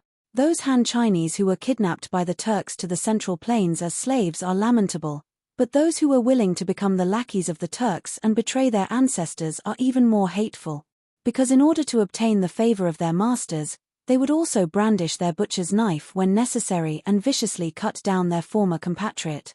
If you meet such people in the future, you must not show mercy. At this point, Han Lijing patted Li Zishuan's shoulder with a complicated expression and sighed deeply. Li Zishuan pursed his lips and didn't say anything. At this time, he had already calmed down. As someone who had transmigrated from the modern world, he knew the complexity of the human heart. Throughout history, similar situations could be said to be common.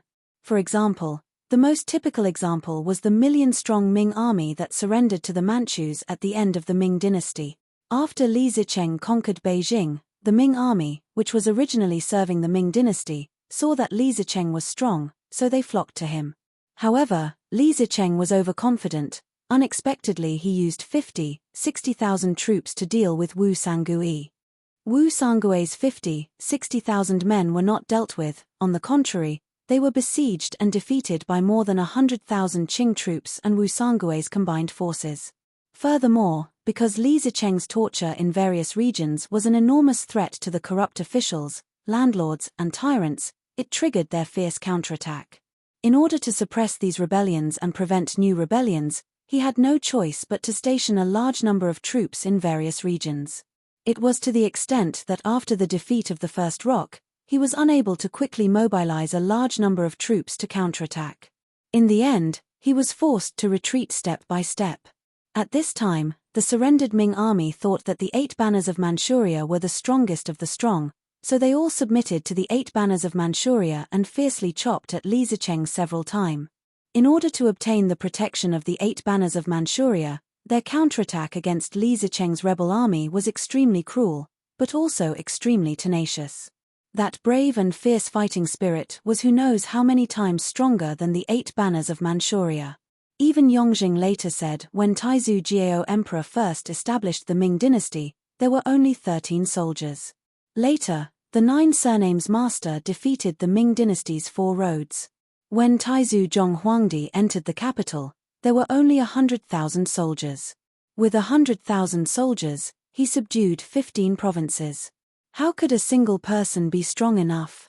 At that time, the one who led the soldiers was the Ming dynasty's general, and the one who wore the armor was the Ming dynasty's soldier. What he meant was that when the Manchurian Qing invaded the Ming dynasty, the 8 banners of Manchuria played a negligible role.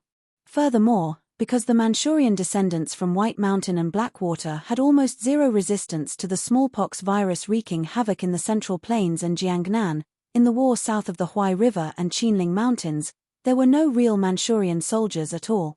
Whether it was the 10 days in Yangzhou or the 3 massacres in Jiading, whether it was sweeping through the remnants of the peasant army or attacking the remnants of the former Ming dynasty, the ones who swung the butcher's knife were all the former Ming dynasty soldiers who had shaved their heads and changed their clothes. There was no sign of the 8 banners of Manchuria soldiers at all. Speaking of which, what was the difference between the Han of the Central Plains who entered the Turkic lands to seek protection and the surrendered soldiers of the late Ming dynasty? Perhaps they were originally wolves, but now they had been tamed into dogs. They were exceptionally friendly to their new masters, but exceptionally cruel to their former brethren. Father-in-law didn't bring this son-in-law here today just to show me these things, right? After seeing through the nature of those people, Li Zishuan felt a little tired. However, thinking that Han Liqing had specially brought him here, it probably wasn't just for this matter. Thus, he turned around and asked Han Tianhu. Han Tianhu pondered for a moment before saying, at the end of the 4th month, the Great Tang destroyed Liang Shidu and pacified the Shuo side in one fell swoop. During this time, the Turks failed to rescue Liang Shidu and were defeated by the Great Tang army.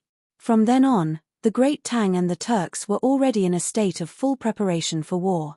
As for when the war would begin, it would depend on His Majesty and Shili's intentions. Little Xian, you're now an officer in the Black Armored Army. In the future war between the Great Tang and the Turks, you might even participate in it. The reason this old man brought you here today is to let you have a clear understanding of the current Turks.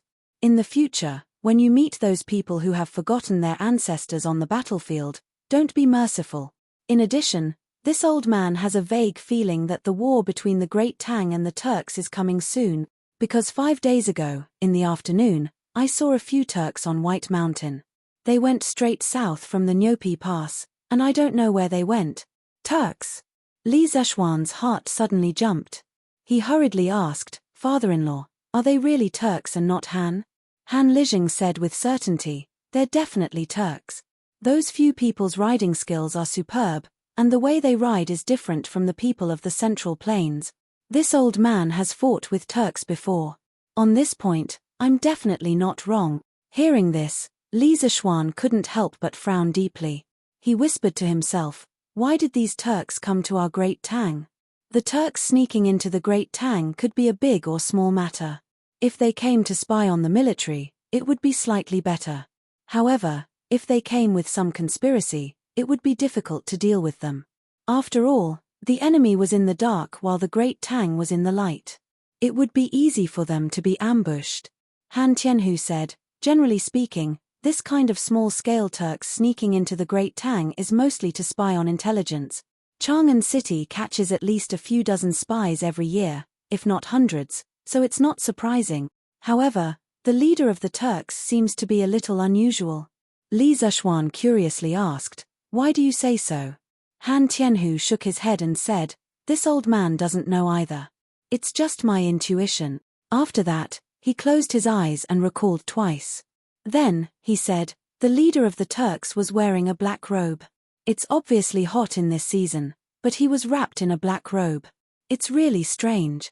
Moreover, the black horse he was riding was definitely a 1-in-a-million good horse.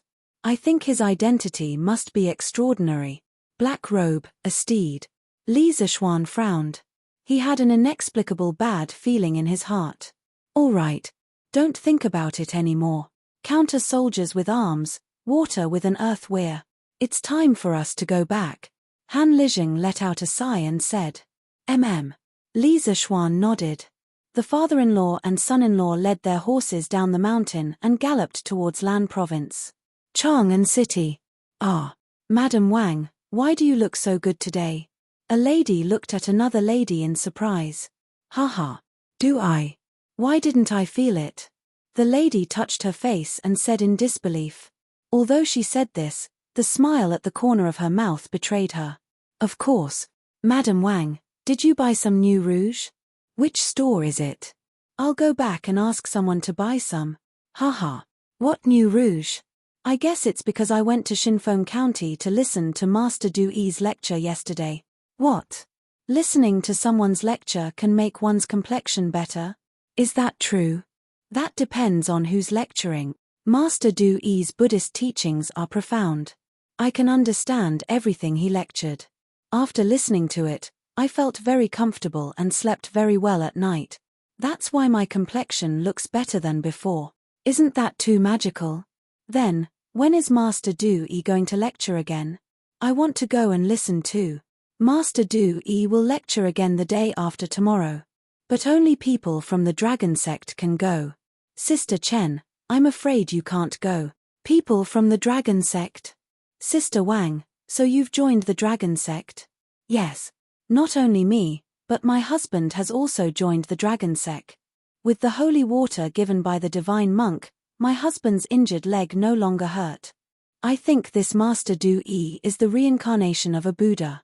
When I listened to his lecture yesterday, I faintly saw a 5-colored Buddha light around him. If he's not the reincarnation of a Buddha, what else can he be? Ah, this Dragon Sect is really powerful.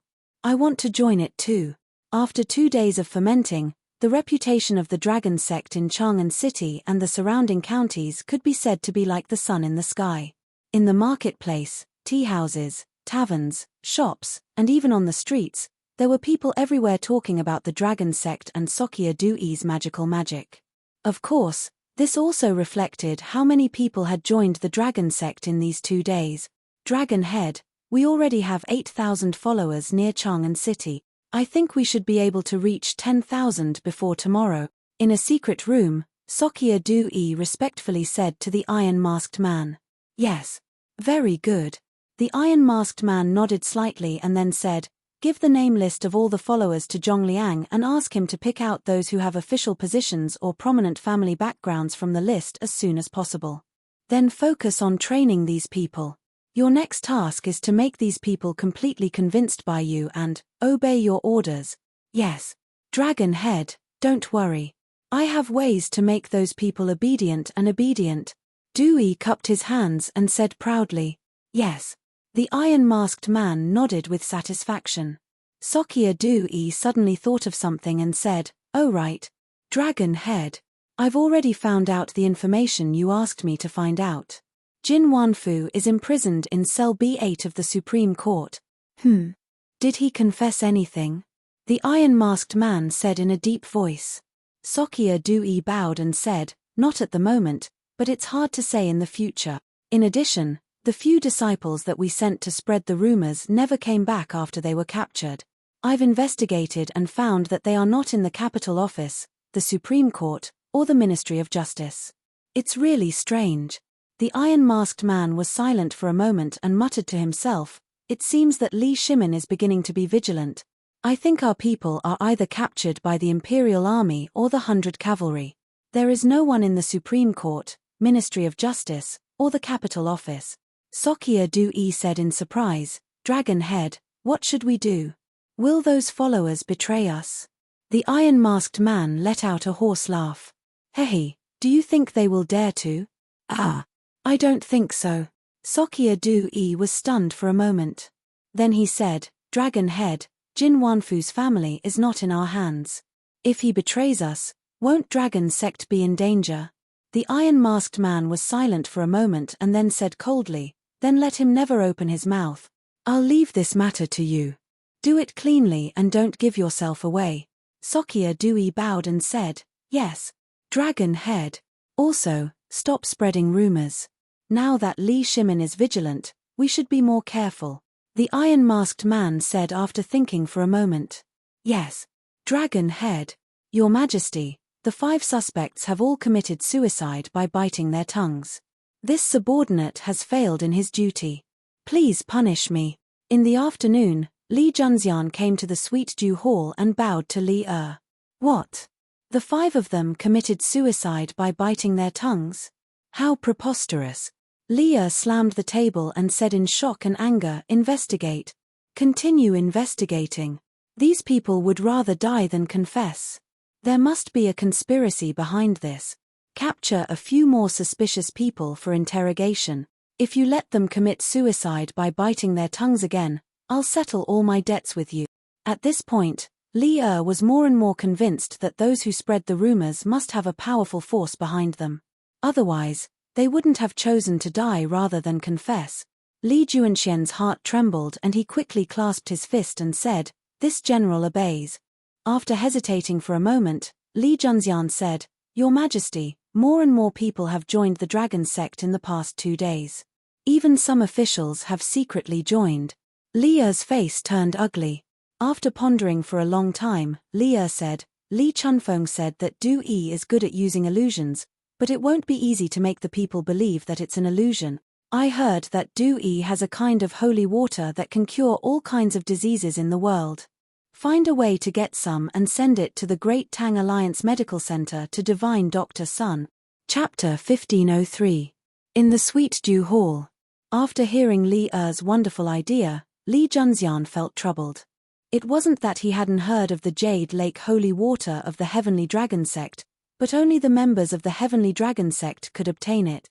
But why would the members of the Heavenly Dragon Sect give him the Jade Lake holy water? After all, this was something that could cure all kinds of illnesses. Speaking of which, was he supposed to join the Heavenly Dragon Sect as a spy? The prerequisite was that he knew what being a spy meant. Why? Is there any problem? Seeing Li Junxian standing there with his brows furrowed, Li Er couldn't help but ask. There's no problem. This general obeys the decree."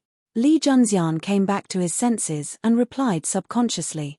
"If there's a problem, then I'll overcome it," Li Junxian thought to himself. Li Er nodded in satisfaction. Seeing that old Li had no further instructions, Li Junxian bid farewell and left. The hall was silent for a while. Suddenly, Li Er asked, "Where is Li Zishuan now?" At present, although Chang'an City seemed calm, it was actually full of treacherous waves and layers of fog, making it difficult for people to grasp. At this time, Li Er suddenly missed Li Zishuan. He thought that with that kid's intelligence and wisdom, he should be able to solve all the mysteries of the Dragon Sect, right? Zhao Song stepped forward and bowed. "Your Majesty, 4 days ago, His Highness King of Wei received a telegram from the Marquis of Yong'an. The contents of the telegram were for that Ang Daily to publish a notice for the Sky Rooster Brigade to stop collecting chickens. At that time, the Marquis of Yong'an had already reached Chizhou. According to the plan, the Sky Rooster Brigade would split into 2 groups in Xianyang. The other group would be led by His Highness King of Shu. After the Marquis of Yong and exterminated all the locusts in the western provinces, he would head east to meet up with His Highness King of Shu. Chizhou. Li nodded. After a moment of silence, he said, "If I remember correctly, the governor of Chizhou should be Wang Runbiao, right?" Zhao Song smiled. "Your Majesty is wise. The Chizhou provincial governor was Wang Runbiao. The reason why Marquis Yong ordered Thatang Daily to publish the announcement that the Sky Pheasant Brigade has stopped collecting chickens is because Marquis Yong received 100,000 chickens from Provincial Governor Wang as reinforcements. The Sky Pheasant Brigade has now exceeded 600,000. 600,000. It was twice as much as when they left Chang'an. Great. Good. I finally heard some good news." Li sighed. "Night, in the Supreme Court's prison. You two, go take a look at Cell A. There are a few dishonest prisoners over there. Give them a good beating." Inside the cell, a slightly plump middle-aged man with a mole on the bridge of his nose and wearing a jailer's uniform walked to the vicinity of Cell B and ordered the jailers guarding there. Obviously, this guy was the head of the prison. "Yes, boss." The prison guards didn't suspect anything. They cupped their fists and headed towards the cell area. "Venerable One, quick. Go in quickly. There's only half an incense's time. Please hurry." After the jailers left, the head of the prison turned around and said respectfully to the man who was also wearing a jailer's uniform behind him, Half an incense's time is enough. Don't worry." The man patted the jailer's shoulder, took the key, and walked towards cell B8. Ding-ling ding-ling. With the sound of iron chains, the iron door of cell B8 was opened. "I've told you everything I wanted to tell you. What else do you want to ask?" In the cell, a slightly plump man with disheveled hair and a dirty face was sitting on the ground. When he heard the cell door open and someone walk in, he said impatiently, "Oh, you've told me everything. Then what did you tell me?" The jailer said faintly. The man who was sitting on the ground suddenly quivered when he heard the voice. He raised his head and pushed the hair in front of his face to the side. When he saw the jailer's face clearly, he quickly crawled over excitedly and said, Venerable One, you've come to save me." I didn't say anything that I shouldn't say. Please save me quickly." The jailer squatted down and looked down at the man on the ground. He asked faintly, "Oh? You really didn't say anything that you shouldn't say? Really? More real than real gold? Venerable One, please save me quickly. The people in the Imperial Court don't know that I'm from the Dragon Sect." The man on the ground quickly said, "Haha. Since you didn't say anything, I'm relieved. All right. Quickly send me out." A moment later, a jailer walked out of cell B8. The jailer calmly walked to the side of the head of the prison and said faintly, "So fast. Venerable One, how is Jin Wanfu?" The head of the prison trembled and quickly asked in a low voice, "Haha. Don't worry. He choked to death while eating. No one will be able to trace it back to you." The jailer said with a chuckle, I'll take Venerable One out right away." The head of the prison heaved a sigh of relief. Then, one in front and one behind, the two of them walked toward the exit of the cell with calm expressions. "Boss, the dishonest prisoners in cell A have already behaved themselves. Do you want to go take a look?" Halfway there, they happened to run into the jailers who had been sent away earlier. Hearing this, the head of the prison shook his head with a dignified expression. No need. Do you think I'm worried about the few of you? Go back to cell B and keep an eye on it. I'll go take a look elsewhere." "Yes, boss." The jailers obeyed and left.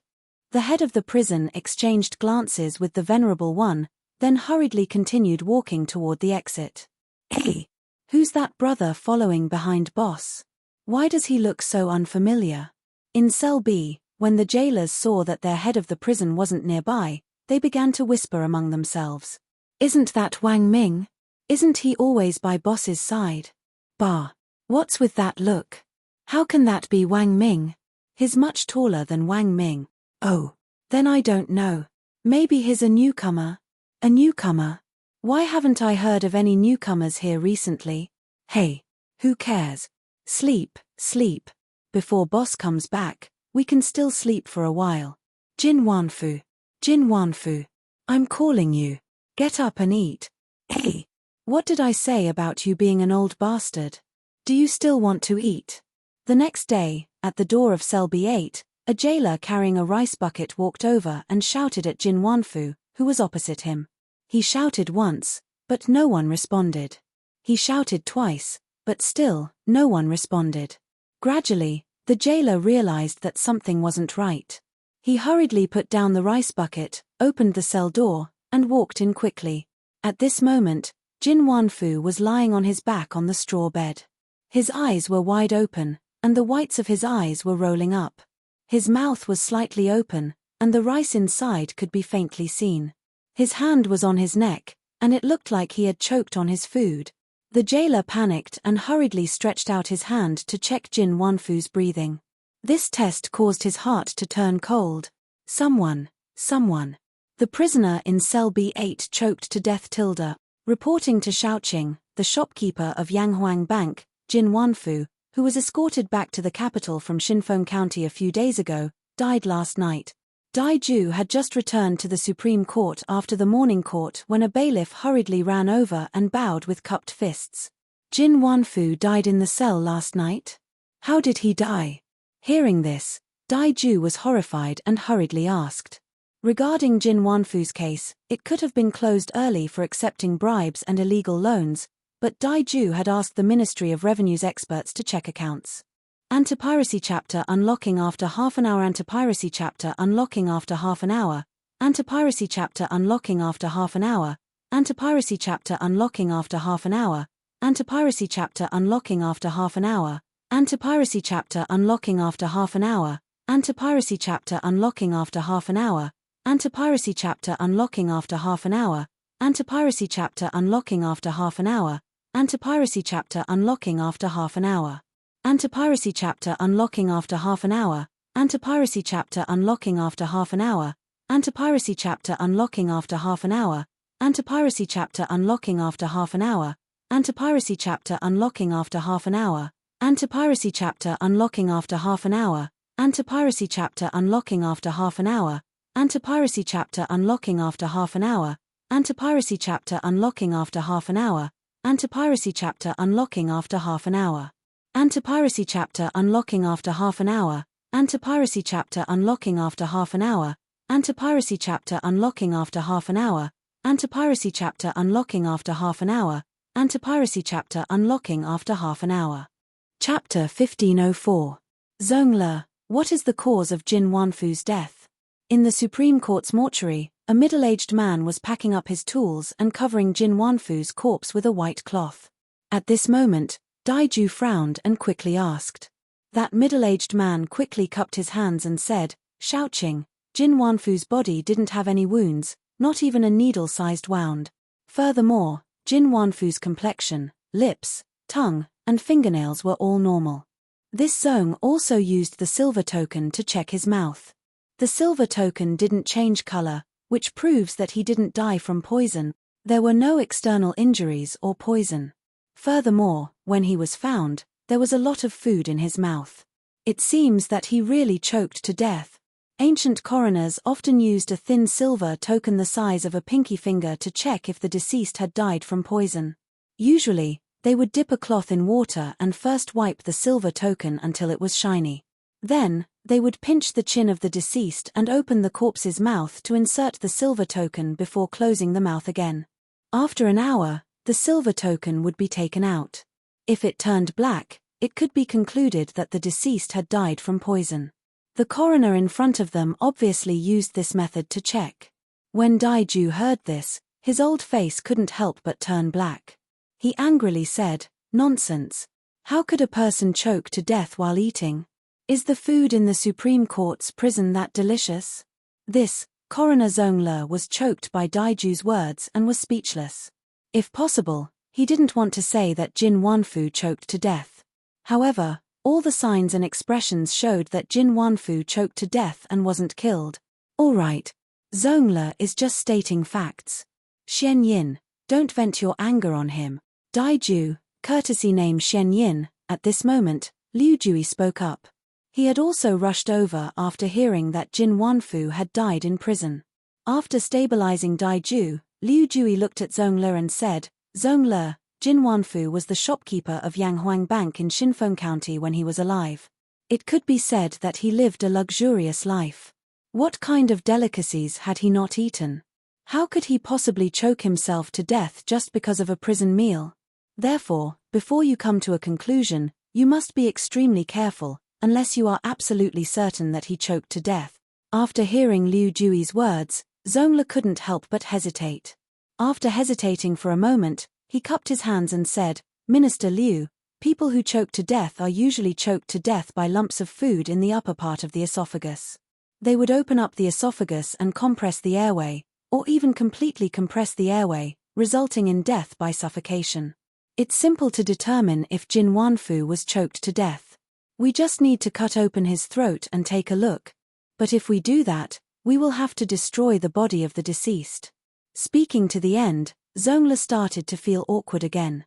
After all, the dead were more important than the dead, especially in this era where most people believed in ghosts and gods. Unless it was someone who had committed a heinous crime, under normal circumstances, when a person died, all debts would be erased. Very few people would deliberately destroy the corpse of the dead.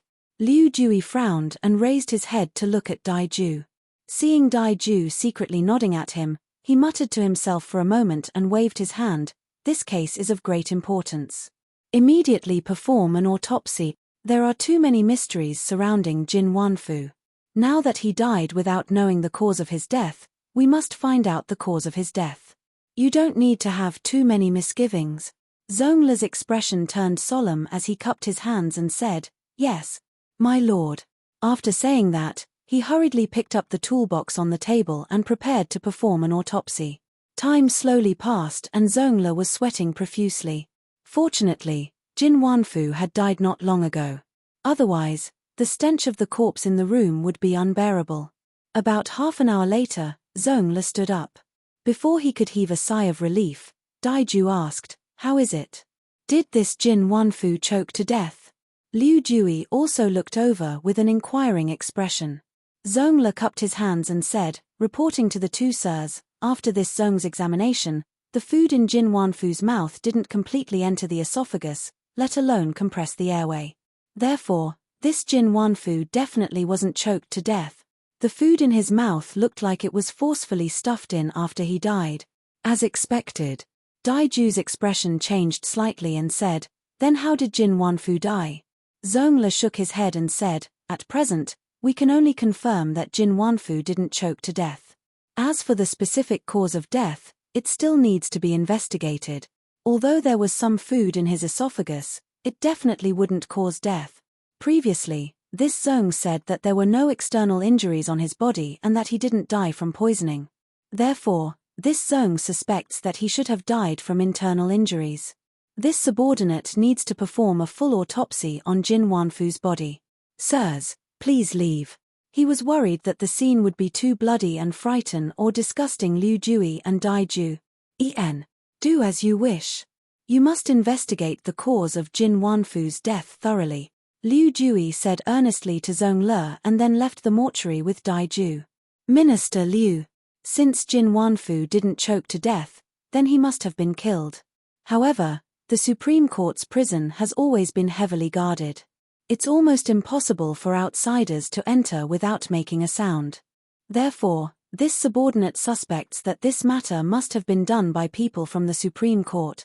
After leaving the mortuary, Daiju cupped his hands and said to Liu Jui.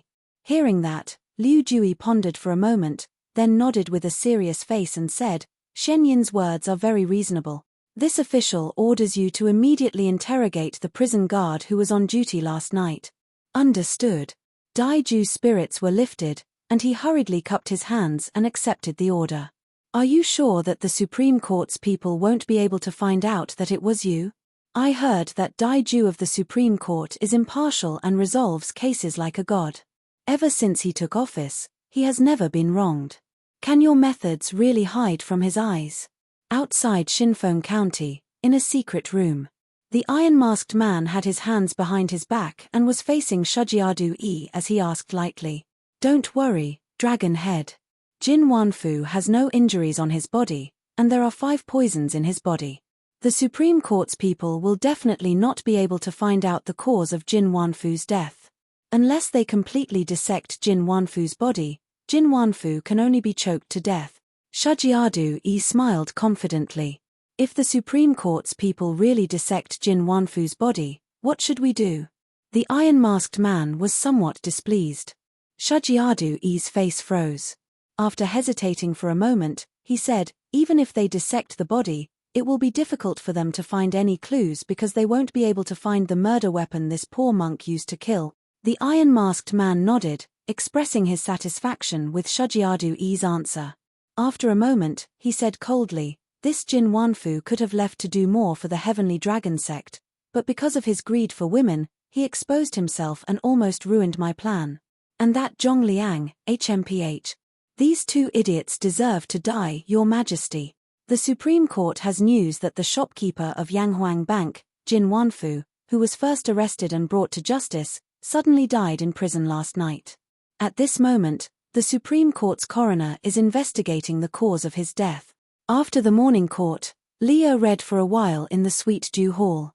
Seeing that noon was approaching, he was about to go to the West Court of the Imperial Palace to have lunch with Empress Zhongsun. At this moment, Zhao Song rushed in from outside and cupped his hands. Jin Wanfu? Leo frowned and then asked, a while ago, Daiju reported to me that this Jin Wanfu had an account deficit of 30,000 strings of coins. Now that this person suddenly died in prison, could it be that his accomplice sneaked into the Supreme Court to silence him? Leo was just guessing subconsciously, but his guess was not far from the truth. Zhao Song cupped his hands and said, Your Majesty, it is said that Jin Wanfu did not have any external injuries, nor was his body poisoned. At first, the Supreme Court's people thought that he choked to death, but after the coroner dissected the body, they found that the food in his mouth was forced in after he died, and he did not choke to death. At this moment, the Supreme Court's coroner is fully dissecting the body to determine the real cause of Jin Wanfu's death. Hearing this, Leo could not help but rub his eyebrows. Recently, too many things had happened in Chang'an City, which gave him a headache. After a moment of silence, Leo said solemnly, let the Supreme Court investigate thoroughly. They must find the cause of Jin Wanfu's death and the mastermind behind it. Yes, Tilda. Xian Yin, how's the interrogation? In the afternoon, Liu Jui came to the prison cell and saw Daiju sitting in front of a few tables with a tired face. Hearing this, Daiju quickly stood up and cupped his hands at Liu Jui. I have interrogated the prison head, Yi Hong, and all the prison guards on duty last night. They said that no one entered cell B8 last night, and no outsider broke into the Supreme Court's prison last night. Liu Jui frowned. Then who killed Jin Wanfu? How did they kill him? Daiju shook his head. No matter how smart he was and how good he was at solving cases, he had no idea where to start when faced with such an unsolved case. Seeing Daiju frowning and thinking hard, Liu Jui knew that he did not know the answer either. He could not help but sigh. His Majesty already knows about Jin Wanfu's death, and he ordered us to find the cause of Jin Wanfu's death as soon as possible and find the murderer. We have to hurry. Daiju cupped his hands and said, I will do my best. I am not worried about your ability. Liu Jui nodded and cheered Daiju on. Officer Liu, Officer Dai, Coroner Zhongla has found the cause of Jin Wanfu's death. At this moment, a Yamen runner rushed in and cupped his hands at Liu Jui and Daiju. The two of them looked at each other and were pleasantly surprised. Liu Jui quickly said, Let's go to the mortuary immediately. A moment later, the two of them arrived at the mortuary. Before they even entered the room, a very strong smell of blood rushed to their faces. Daiju and Liu Jui were eager to find the answer and did not care about this at all. The two of them directly pushed the door open and entered. Yes, no need to be so polite. Quickly tell us the real cause of Jin Wanfu's death. Zhongla was about to salute but was interrupted by Liu Jui. Yes, sir. Liu Jui nodded and said, I found 2 deep holes in Jin Wanfu's throat that went straight to the back of his head. This is the fatal wound. Jin Wanfu should have died suddenly because of this reason. 2 deep holes that went straight to the back of his head. Daiju's face was full of shock. He then said in a low voice, Could it be that someone used a sharp object like a needle to enter Jin Wanfu's mouth in the form of a hidden weapon, causing his death? Zhongli shook his head and said, "No, I did not find any murder weapon in Jin Wanfu's body. The thin needle that Officer Dai mentioned was also not there." Liu Jui could not help but ask, since there was no murder weapon, then how did the deep holes in Jin Wanfu's throat form? Zhongli said, "I don't know. In addition, these two deep holes did not go through the back of his head. The murderer's control of strength is very good. If I'm not wrong, the murderer should be someone who practices martial arts, and his martial arts are not low." Daiju seemed to have thought of something and his face turned ugly. He cupped his hands at Liu Jui and said, "Officer Liu, those jailers are definitely not telling the truth. I will go to the prison and interrogate them again." Liu Jui nodded and said, Go. If necessary, you can use torture. In order to solve the case as soon as possible, old Liu could be considered to be going all out. Daiju cupped his hands and left. Chapter 1505. Father, you don't have to worry about my homework. Why don't you tell me what case you're investigating first? Who knows, maybe I can even help. In the main hall of the Sun residence, Sun Zifan couldn't help but say when he heard Sun Fujia's reprimanding words. Sun Fujia swallowed the food in his mouth and glanced at his son indifferently. Then, he said angrily, "You're always ignorant and incompetent. It's fine as long as you don't help. Who dares to expect you to help?" Pa. Without waiting for Sun Zifan to refute, Mrs. Sun was unhappy. She knocked on the bowl with her chopsticks and said unhappily, "What are you talking about? Our family's Zifan is also a student of Yanghuang College. His grades aren't among the best, but he's still above average. He's not bad compared to the other officials' children. How can he be ignorant and incompetent in your eyes?" Sun Fujia was stunned by the question. In order to eat as soon as possible, he quickly begged for mercy. Okay. Madam, you're right. My family's Zifan isn't ignorant and incompetent. He's a pillar of the country. Can this old man eat now? If you want to eat, then eat. Who's holding your hand and not letting you eat? Mrs. Sun rolled her eyes in annoyance and said softly. Sun Fujia suddenly choked. However, he had worked overtime at the yamen for so long. At this moment, his stomach was growling with hunger. He didn't have time to talk back. He could only turn his grievances into appetite. Sun Zifan, who was watching from the side, couldn't help but secretly give his mother a thumbs up. He thought to himself that his mother still loved him. After Sun Fujia ate a few mouthfuls of food, he didn't feel as hungry as before. At this moment, Sun Zifan said, "Father, can you tell me what happened in the Supreme Court?" Sun Fujia thought for a moment. Although under normal circumstances, the Supreme Court's cases couldn't be revealed to outsiders, that was only to prevent people related to the case from knowing the news in advance. Sun Zifan was obviously not one of them. So, after hesitating for a moment, Sun Fujia said, "Speaking of this case, it has something to do with the Yamacho." "Oh, it has something to do with the Yamacho?" Hearing this, Sun Zifan immediately became alert.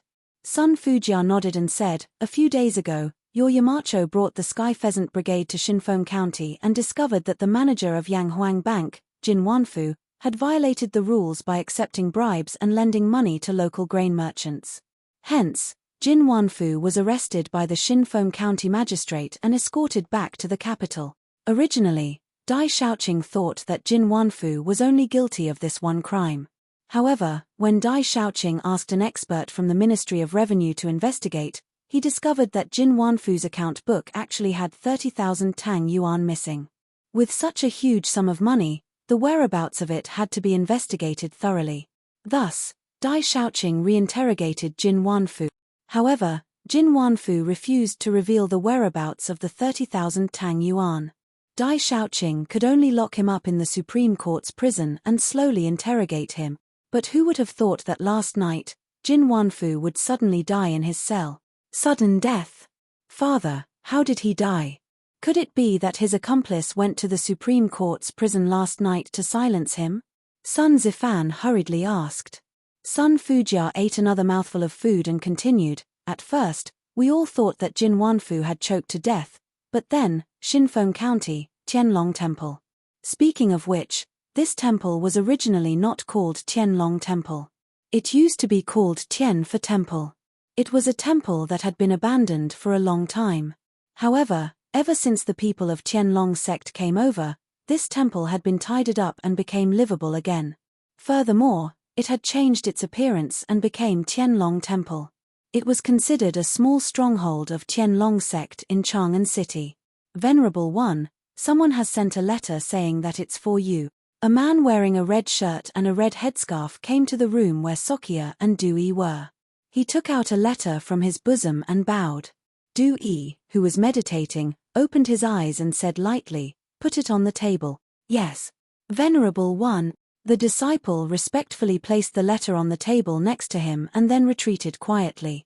Du-yi returned to his meditative state. After reciting a round of Buddhist scriptures, he finally opened his eyes.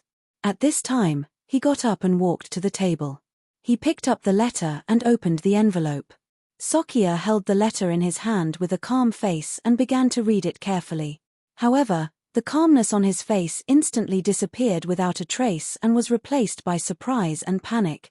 The Supreme Court's people found out the cause of Jin Wanfu's death. How is this possible? Sokia's face was filled with disbelief. This Venerable One had already told you to be careful and not leave any evidence. Now, it was really found out by the Supreme Court's people. You caused this disaster yourself, so clean it up yourself. At this moment, a man wearing an iron mask walked in from outside the house and said coldly without mercy. Who else could this man be other than the dragon head of the dragon sect? Sokia's expression froze, and his face no longer had the confidence and indifference from before. He bowed slightly and said, "Dragon head, this poor monk really didn't expect the Supreme Court's coroner to be so meticulous in his autopsy. He could even find 2 needle-sized wounds in Jin Wanfu's body. Dragon head, please calm down." "Calm down? How do you want this Venerable One to calm down?" The Iron Mask Man snorted angrily and said, "You are the Venerable One of my dragon sect, and you represent the dragon sect. If this matter is found out by the Imperial Court, the dragon sect will suffer a disaster. Now, this Venerable One's layout has not been completed yet, but you have caused such a big mess. This Venerable One did not kill you, which is already extremely benevolent to you." Sokia's body trembled, and he cupped his hands and said, "Dragon head, this matter may not have reached the point of no return. First of all, the Supreme Court only found 2 needle-shaped wounds in Jin Wanfu's body, but they don't know who killed Jin Wanfu or what weapon killed him. In addition, this letter was sent to this Venerable One by the Supreme Court's Warden Yi Hong, proving that he has not betrayed the dragon sect. And the only one who knows this Venerable One's identity is him, so..." Hearing this, the Iron Mask Man turned to Sokia and asked, "So, you want to silence him again?" "Dragon head, this Yi Hong is extremely loyal to the dragon sect. If this Venerable One asks him out of the city, he will definitely come out. At that time, this Venerable One will kill him. Then, no matter how smart the Supreme Court is, they won't be able to trace it back to us," Sokia hurriedly said. It was hard to imagine that such bloodthirsty and ruthless words came from the mouth of the venerable monk in the hearts of the people. If the dragon sect members were present, their faith would have collapsed immediately. The Iron Mask Man stood with his hands behind his back, frowning silently.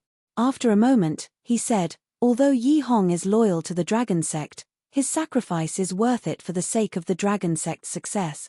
This matter will be handled according to your plan, but as long as you ask him out, this Venerable One will arrange for the assassins of the Earth Fiend group to do the rest. You don't have to worry about it." Sokia knew that the Iron Mask Man did not trust his ability to do things, and he felt a little uncomfortable in his heart. But at this moment, he could not refute.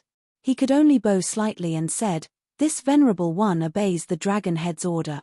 Zifan, you brat, it's the weekend. Why don't you go out to have fun and stay at home? Let's go out and have some fun with our brothers." The next day, Di Jishuan, Li Tai, and Yuchi Baolin came to the backyard of the Sun residence and said to Sun Zifan, who was lying on the armchair. This armchair was originally created by Li Zishuan. Later, after people close to Li Zhuan experienced the comfort of the armchair in the Li residence, they all found craftsmen to imitate it. In fact, they also wanted to buy it directly, but there was no place to sell it, so they could only encroach on Li Zhuan's intellectual property. Li Zhuan did not intend to use these things to make money.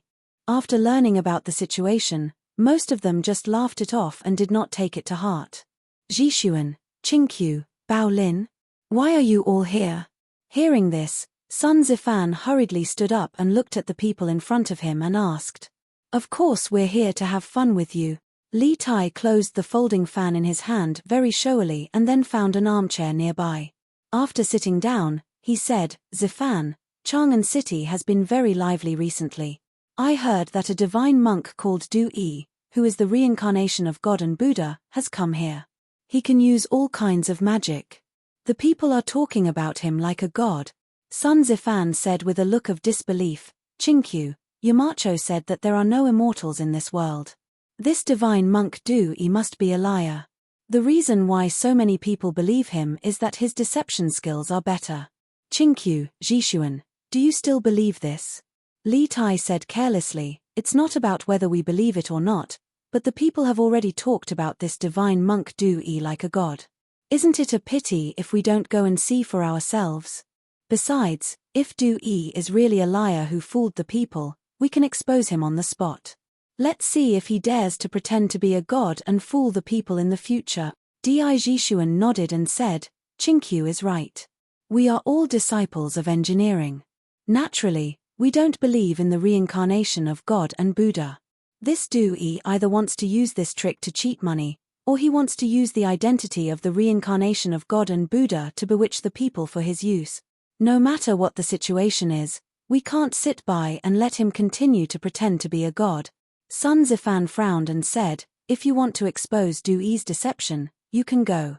Why do you have to drag me into it?